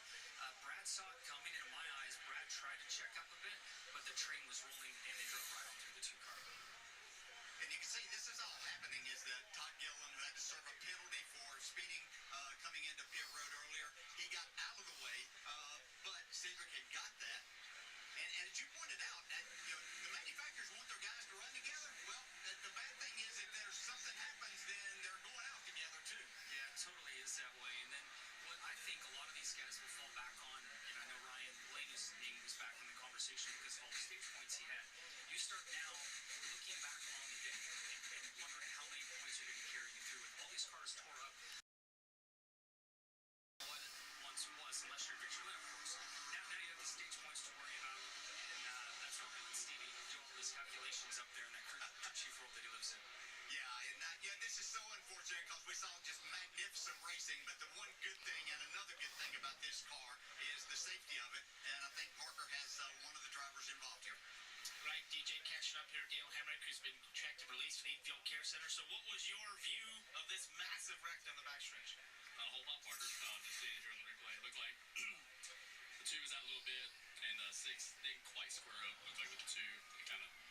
Wow, a Daniel Hemrick interview. When's the last time we got one of these during or after a cup race? And yes, Cowboy, there is hope. Yeah, so just unfortunately. Old Dennis wasn't anywhere near this fucking wreck. Qualifying effort for us to put a 30 car in top 10, and they did turn out the way it did. Yeah, only had what? 5 Certainly been an interesting race. It's not the way you want to end, but thought I had a hole and just ripped around the top. Bubba got banged around. I don't know how bad Bubba's car is beat up, but he was in it. He drove away from it backwards, but he got out of it. So Parker down in the salvage yard. Chase Briscoe sits in his number 14 car, knowing that Brother, I can barely feel the shitty fucking fan. his day is over. They've been arguing with the track workers. They're trying to do the best they can to follow NASCAR's rules. Listen. And Brad Moran, the series director, just told us that we would get a push back to our souls. That's what we need. I let them take you out of that race car. Dude, now they're saying that you were there and it was moved. It's so tied down at the back and I can't get a push. You tell them to push you. Put your hand over the latch and do not let them drop that window now. Okay, Steve, you're the crew chief of the 14. Richard Russell, Chase Briscoe and his team are holding this race hostage. Basically what happens is when a wreck happens, if you I don't blame them. That's bullshit. get contact, and NASCAR's going to tow you to the garage. Your day's over. If you've had little to no contact and you only need held back because of flat tires or you're stuck in the grass, then NASCAR said they'll bring you back to pit road. The problem is that is kind of in the eye of the beholder. What's significant contact? What's too much contact? Now looking at this 14, the left rear looks flat for sure. The right rear, the toe link looks broke. That is something you can change on pit road. But if the car itself won't push and they got to hook it up to a wrecker, what's their other options? This is something. Can't believe Stenhouse got away from that clean. He got nailed in the door when the two got hooked. One car at a time, it's pretty manageable. But with wrecks like this, Jeff, how do you I decide? told you NASCAR is the Arthur meme, clenching their fist because Denny wasn't in that. It's a very difficult situation, and as you said, moving forward, need to find a better way to do this. This is Shout out to Jeff Burton for saying we need to figure out a better way. How about, here's an idea, we get the ass of these cars up off the fucking ground so this kind of dumb shit doesn't happen. They're pushing Chase Elliott. led 29 laps today, and Push to 14 like you're pushing Chase Elliott. majority of this Look at that push they're giving Chase. Look at that. He deserves that, but so does the fucking 14. Field Care Center here for Austin Cindric. You were at the front there. Looked like an aggressive bump by Brad Keselowski. Got you turned. Was there anything different you maybe could have done inside? Hard to say. I mean, obviously incredibly frustrated. Just really proud of my team. Oh yeah, shout out to Brad for making it through clean too. Very funny. Put ourselves in position at the front of that green flag against Snickle and have another shot. But yeah, I don't know. I don't feel like complaining right now. I'm too pissed off and it won't do anything. So, just proud, like I said, proud of the team. Brought some really fast race cars every single race in the playoffs. I'm gonna have to go bring another one next week and do my job. You saw a lot of four-wide racing today, three-wide. Did it feel like something like this was brewing with the pushes getting more aggressive? I'd say the four wide and even the three wides, a lot to do with a lot of the strategy side of things. And I mean, that middle of four stuff for I don't know how many laps it is. Got to be some of the craziest stuff I've ever been a part of. But felt like we're in a great place to control there. And it's going to be between me and the 47 there, just trying to figure out when I was going to be able to get my runs and kind of mathing that out every time we came to the start finish line. But yeah, like I said, a couple laps short, 20 race car. Heartbreak for us and Cedric, the two team guys.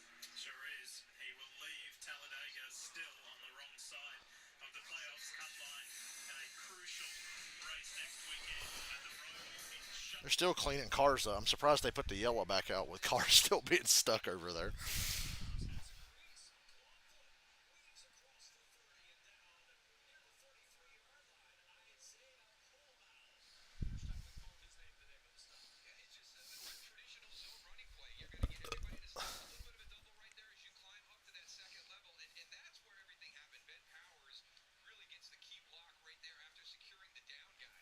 I need to check the weather for this week. Know if I'm gonna finish this stupid ass house we're working on.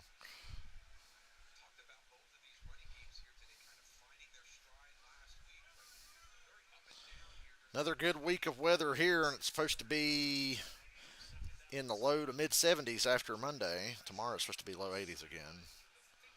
So yay, I'll get more money this week. It's not supposed to rain for like another couple of weeks. That's good around here, dude. We had enough rain 8 or 9 days ago to last a fucking lifetime, so I'm good with no rain around here. That and I want to finish that stupid fucking house. I want it done because I want my money.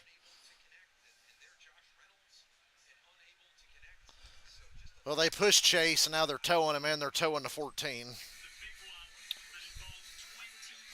Allmendinger's trying to limp away. Still, God, how long does it take?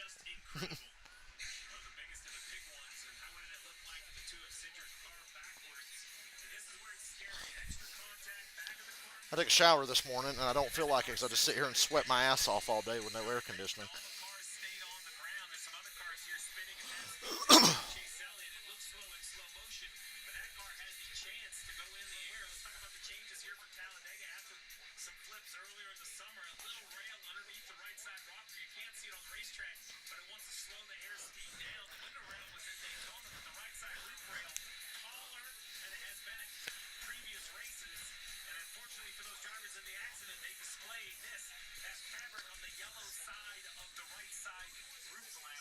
Makes it a parachute, right? When that opens up, it catches more air.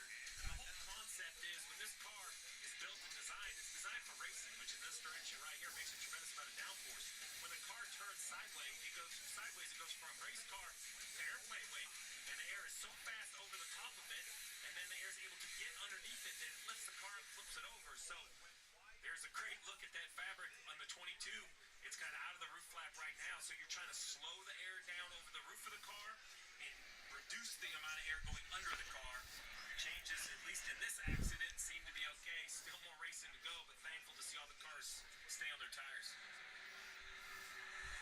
Frustratingly, Josh Berry. And they're still pushing cars away. The fucking 42's beached over there. This is Chase Elliott. Again, 20. So now Hamlin is, good God, Hamlin's plus 31. Because Briscoe, Cindric, Logano, Elliott, and Reddick all got taken out. Hamlin is plus 31 as they run at the moment. Looking good, Cowboys. And how all of these different drivers are dealing with this is going to be very interesting. Catching up with Mike McDowell, who led the most laps today. You were involved in that incident on the backstretch. What was your viewpoint? I didn't have one. By the time, I was 12th, 13th at the time, and all I saw was cars spinning and trying to avoid it. So I didn't see what caused it or what started it. But unfortunately, we were right in the middle of it, kind of got hit on both sides, and thought maybe we could get it rolling, but just couldn't get it to move. So hated for everybody on this left shop stop board Mustang, super fast again.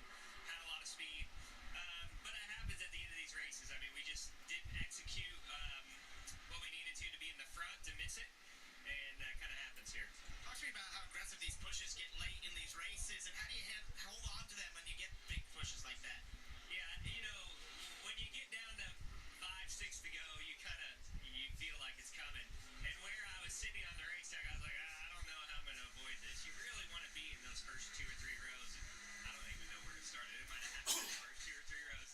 But you feel better when you're up near the front. But yeah, it's just part of it at the end of these races, and you're pushing really hard. And you're just trying to get your lane moving. You're just trying to get some momentum, and yeah, just kind of along for the ride. Unfortunate result, Dave, for Mike McDowell. So, Parker, if it's a right rear lower control arm, they are out. If it's a right rear toe link, they can repair it. Steve, the list of things you can do once you're towed back here like this is not an extensive one. It's not an extensive list, but Dave, this is going to be pretty controversial in the garage area because the rule says if you have more than slight contact and you can't return to the pits, then your day is over, and that comes down to the decision of the tower. We had Blaney complaining about this at Watkins Glen. Now, his car ended up having pretty severe damage. Josh Berry, a week ago on lap 1, claiming that they should have been brought back to pit road.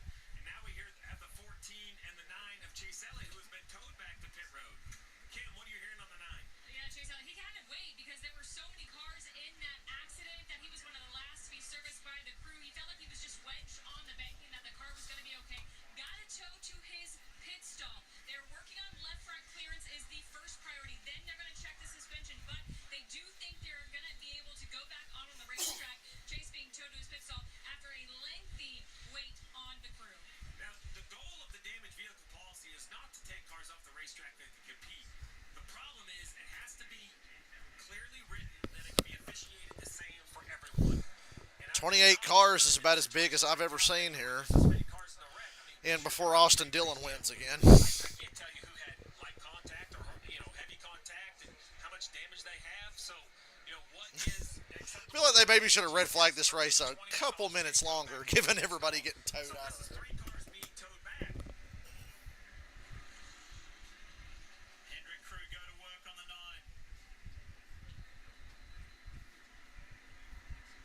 Have a look at this. As far as playoff drivers who had trouble so far, Atlanta 13 of the 16, the Glen, Bristol had the least amount. Let's talk more about that because Christopher Bell kicked it off. He got a penalty and had to go to the rear of the field. So too did Daniel Suarez, but Daniel Suarez had to serve a pass-through, a drive-through penalty. Yeah, then trying to get back in the pack. He trying to merge up in front of BJ McLeod and just drives up in front of him and gets himself spun out. And then a big impact for the 12 of Blaney, a push from the 48, turns the 12 around as he comes up. Big contact with the 1 of Chastain and the wall. I'm pacing around to get out of my damn chair. There it is again. Even though it was Not another way too long Talladega race. the line for 8th place in the second stage. And that was just the beginning of it in reality because in this 28-car pileup, there were playoff drivers in the race. There were a few who skipped through, like Christopher Bell, like Kyle Larson, like William Byron. But for the rest, like Chase Briscoe, like Chase Elliott, and others, wrong place, wrong time. Austin Cindric, Joey Logano. There's 28 cars that were involved. That's the biggest Bigwood wreck that's documented in history. So, that was, I don't have a huge. Yeah, that's the biggest wreck ever by one car. I think the previous biggest was 27, so 28, yeah, that's the biggest. He was sitting there in position to win this race. He's probably going to go to the Roval kind of in a There's only about a dozen cars that are okay, really. Speaking of the Roval, Jeff, there's been plenty of action there over the years, and that's what's next on the playoff menu.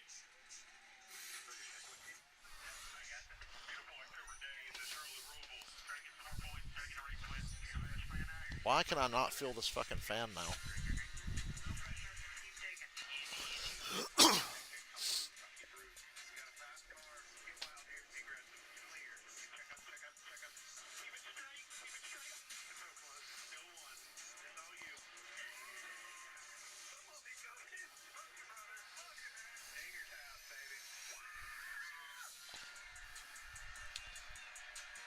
Hey, John Allmendinger going to defend the crown next week. It's going to be an exciting end. Xfinity race Saturday at 4. Jeez. Drivers to advance. Here's the menu for next weekend on the CW NASCAR Countdown Live for the Xfinity Series and Xfinity Series Racing at 4 p.m.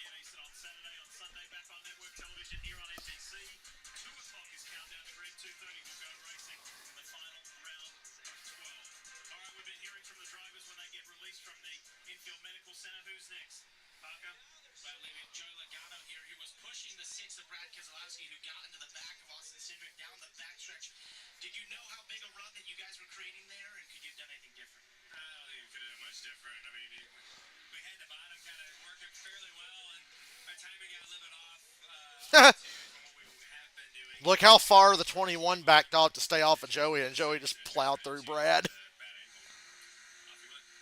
Is there anything in terms of you guys when you were down there trying to get the car rolling that maybe you were trying to get going there? What stopped you from being able to continue? Bastard out there. I don't really know what to tell you. Put interliners in the cars, I guess. It's a disaster because everyone's just sitting on flat tires and wants to roll, but they can't because they're on flat tires. And we got this machine that's going to plug up the rear tires, or at least jack up the back of the car. But if you're flat on the front, you still can't steer. It's. I'm going to stop now. NASCAR's stupid, Joey. We know. Pretty frustrated trying to get that car rolling. Yeah, I like how this is the year where everybody's just finally fucking had it with how stupid NASCAR is. Drivers, owners, crew chiefs, everybody's just like, fuck this. More than ever, I'm hearing, God, this is stupid. Turned ugly for key playoff players. And there is a race still. NASCAR ever making the wrong decisions. We look forward to the guys that were able to race this get Byron Larson. Remember, everyone didn't come in and fill their cars up with fuel. The last time the leaders were on pit road, it was a quick gas-only stop. So it's going to be very interesting as we see overtime now. We extend the distance of this race. How much fuel We're still not getting one to go. we're going to have to just kind of Be here all day. in it for a green white I just want to go watch football. Unencumbered. ready to finish off the day. We're going into overtime, as Steve mentioned. 28 cars involved in the accident that has caused the race to go into overtime at this most recent caution. That's the biggest in history as far as the amount of cars in the, air quotes, big one here at Talladega. Chase Elliott trying to stay in play if he can. He is one of those playoff drivers affected. So too Chase Briscoe. It's going to be a mad scramble. I wonder, fellas, today if Kyle Larson feels this is the day that his luck has finally changed here at Talladega. He said, we've had speed, we've been good. He said, we usually get caught up in somebody else's dramas. And Larson was able to skip through and around that 28-car pileup. Let's talk more about the five. Here's Kim Coon. And Lee Luck was the conversation when I was on the 5 holler this morning talking with Kyle Larson. Larson finally had some good luck. They talk about his skill set here, and what makes you good at every other racetrack is not necessarily what makes you good here. He can't comb through traffic like he can at other tracks. Still, he's a race super speedway racer. They said the best thing for them today is if they have luck on their side. And I asked Kyle, what would you feel? What would be the emotion getting your first super speedway? But he would just say, finally. Finally was the words he would say, Marty. Kim, I think the issue Steve brought up a moment ago about maybe a bigger issue than we're thinking it might be. Several times, Rudy Fugle has told Williams You guys are kind of scaring me now. Of course, we didn't ride around for 45 years because we got to stop and pick up race cars that should be able to fucking at least roll back to the pits because we designed the dumbest race car in the history of motorsports that's fucking air sealed to the ground, and if you get a flat tire, you can't fucking move. Sorry. Well, the concern is not only the positions you would lose if you run out of gas, but if you run out of gas in front of the field, do you cause another accident and does it take you out of the race? Let's listen to the 24 radio. We'll just see what happens. So let me know. Touchdown, Denver. Okay. Feel first is good, right? Yes. At the moment, yep. That sounds like a nervous Rudy Fugle on the radio. They've done everything so right for so long in this race. You just, if you're Rudy Fugle, you hope it works out with the fuel. Yeah, and on top of that, Steve, right now there's only 22 cars in the lead lap. So, what is it worth risking? We had all these cars that got into the wreck. You're in great shape. Do you want to run out of gas? Give away that advantage from all those cars being in the wreck. If I wasn't in the top 5, I'd top off. Hall of Famers Dale Jarrett, Jimmy Johnson are on the Peacock Pit Box. Jimmy, what's it like to go into overtime at a super speedway? Well, you've got another shot at it, and in most instances, you're happy you weren't caught up in the wreck. But then you hear your crew chief's voice and the concern about fuel, and then you start stressing all over again. So it seems like that's what these guys are fighting with right now.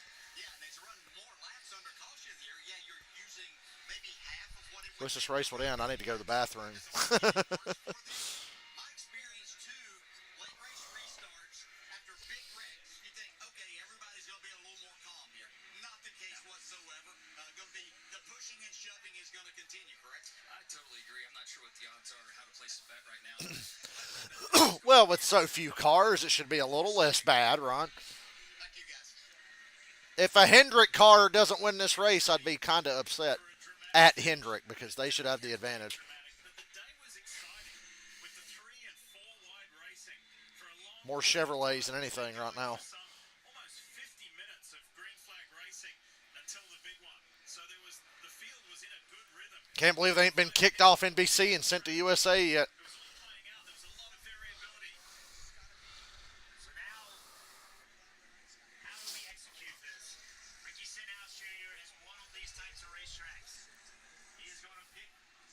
Keselowski, I'm sure, is going to pick next to him. All right, Stenhouse outside, Keselowski inside, Byron outside, Busch inside. Oh no, Larson inside, Busch outside. They both have blue cars. Starts though with the right momentum. Things you can't control is what happens behind you, but what you can do is do your job and give the guy behind you every reason to stay with you. Sometimes, Steve, you might want to get a good launch, get going, and to drag a little brake to get that guy behind you hooked up to you. Keep that brake applied just a little bit to stay hooked up. Because two cars together will go faster, even if you're dragging a little bit of brake. You see the Physics, man. side of Stenhouse from the impact when that big wreck kicked off. I mean, if Stenhouse can convert this into a victory, Look at the hole in the left side. I didn't realize that hole was that bad in a 47. it was on a big track too. It was last year's Daytona 500. What I find interesting is how aggressive are William Byron and Kyle Larson and Christopher Bell going to be That's a big fucking hole. How you gonna make that a race win, diecast? in the garage or out of the race, out of problems? Do you want to get in a wreck? You can take advantage of this situation. To the aid of Kyle Busch. Yeah. So close, so many. Just last week, gets into the wall. And here he is. Go back here in row 3. The 3 of Austin Dillon. One at Richmond didn't get him into the playoffs. There's so many different stories. You had Justin Haley running 9th and only a second start for Spire. He won for Spire in a lightning delayed race at Daytona. We would like to find another Victory Lane trophy. Debbie Hamlin in 10th. That rack kind of salvaged the day for Debbie Hamlin. There's now 30 points to the good. Lawson I can't believe Denny's plus 30. And there's more cars left running than you realize. Look at that bottom line. considering that Bell started the day with a penalty at the back of the field. A lot of cars are banged up, but still competitive. How many laps over have we got? Good God. That was a long fucking caution. That red flag needed to be another 5 minutes. I hate to say it. I hate red flags, but I feel like they pulled the red too soon. But anyway, here we go. Said if a Hendrick car or a Chevy doesn't win, they should be upset, but especially Hendrick. For so long. They played noise. I just love seeing Van Gisbergen and sleep at Bubba with a beat up car. I had a feeling he was okay. He just kind of got knocked around. The wheels were straight.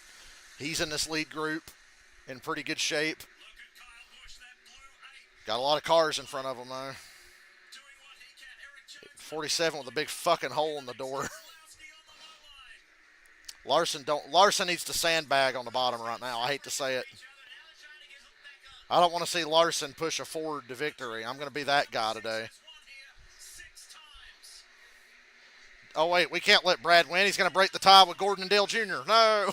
Go Stenhouse, go. Really won that high. He's in the second place on the Talladega wins. Oh, Kyle Busch, what are you doing?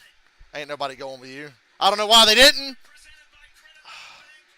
Who's got the Well, Kyle Busch got fucked. miles? No help. Out of it.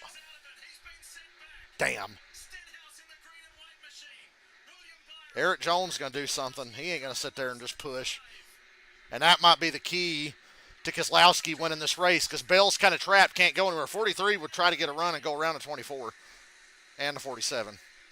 I feel like. Keselowski got bounced out of the playoffs Oh, at the last one last push.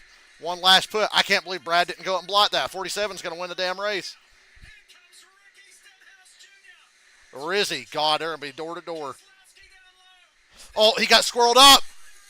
Stenhouse. When he got squirreled up, when a 24 pulled off his bumper, I thought that might be enough to get Brad the win, but it says Stenhouse. I think Stenhouse won it. I think after Kansas this year, I don't know. Show me the shot. Yes, Stenhouse.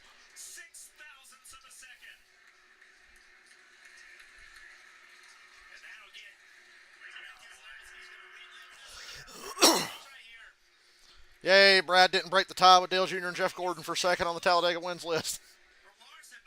Right there when Byron moved, I thought that got Brad the win. I thought. Big fucking hole in the door and wins the race.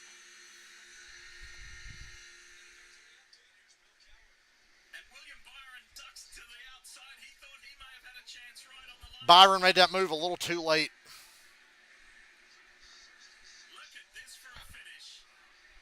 But nobody went with him, so he pretty much got he got everything out of it he was going to get. So watch this right here.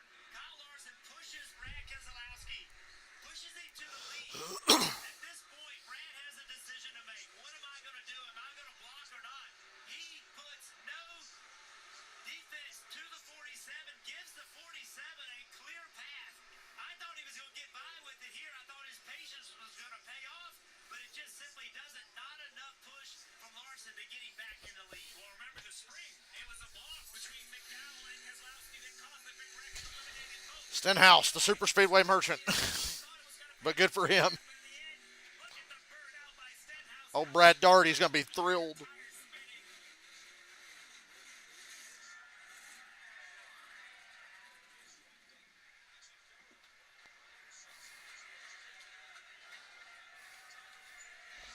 Kind of silly how that race turned out. What a finish, Monty. The pride of Olive Branch, Mississippi. And by the way, happy birthday to Ricky Stenhouse Jr., who turned 37 on Wednesday. And here comes the JTG Daugherty group, the Kroger gang, in to celebrate with Ricky Stenhouse, who wins at Talladega.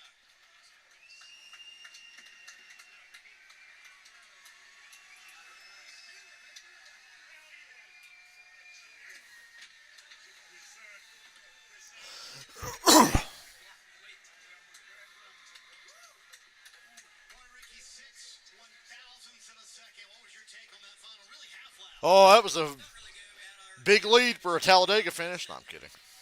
I was hoping Kyle wasn't going to push the 6 that hard. I knew the 24 was probably going to try and get to the line there, but man, this team is. I was thinking the same thing as Stenhouse. I thought Byron would pull out or Jones would pull out. Larson would be stuck behind Brad on the bottom with basically no choice but to push him. Found a little bit of speed, but we knew that this track is one of ours to come get. So for all of our Southern Mississippi people, appreciate y'all coming. This means a lot winning here. I was just about to ask, what is Brock Purdy doing? But then it worked. Everybody in Western North Carolina, Brad Daugherty, his family, right where he grew up there in Black Mountain. A lot of people are struggling. I wish my wife and Sunsets were here. They didn't come this weekend, but I'll see y'all at home. And man, what a day! Just proud of this group. Get your ass to the racetrack. Palm Olive, North Energy Drink. There's so many people. Sunny D. There's so many. Every time he says Palm Olive, I think he's saying Palm Malt. Like he's sponsored by the cigarettes. Program, and glad to give him another win. Yeah, Madison and Stetson didn't make the trip. Well, what do you think that hug's going to be like from the big guy when he's back at the track, Brad Daugherty? Yeah, I'm looking forward to seeing him. I'm looking forward to going to North Carolina and helping the cleanup. We're working on that now with Team Rubicon to go out there and help clean up. So looking forward to that. This win's really, really special. Boy, what a finish. Ricky Stenhouse Jr. gets back to victory lane here at Talladega, Lee. Awesome performance. And lovely dedication, too, to those people who were suffering. Byron locked in on points. Bell and Larson basically locked on points. Denny Hamlin plus 30. The Cut line's pretty wide. Logano minus 13, Suarez minus 20, Cindric 29 out, Briscoe 32 out. So Blaney comes out plus 25 after just getting destroyed by Alex Bowman. Chase Elliott on the bubble plus 13 going to a road course. I feel good about that. Did you see how Stenhouse slid down that ladder like he was a fucking GTA Online character or something? That was crazy. Go up and do it again. Do it again. Slide down the ladder again.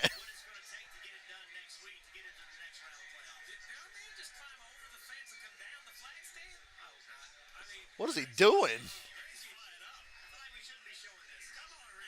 Ricky, be careful. He really climbed the fence, like the entire fence, to get up there.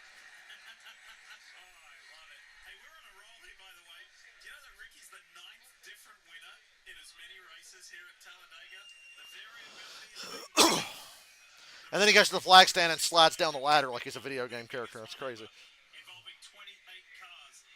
Here is the menu for you next weekend.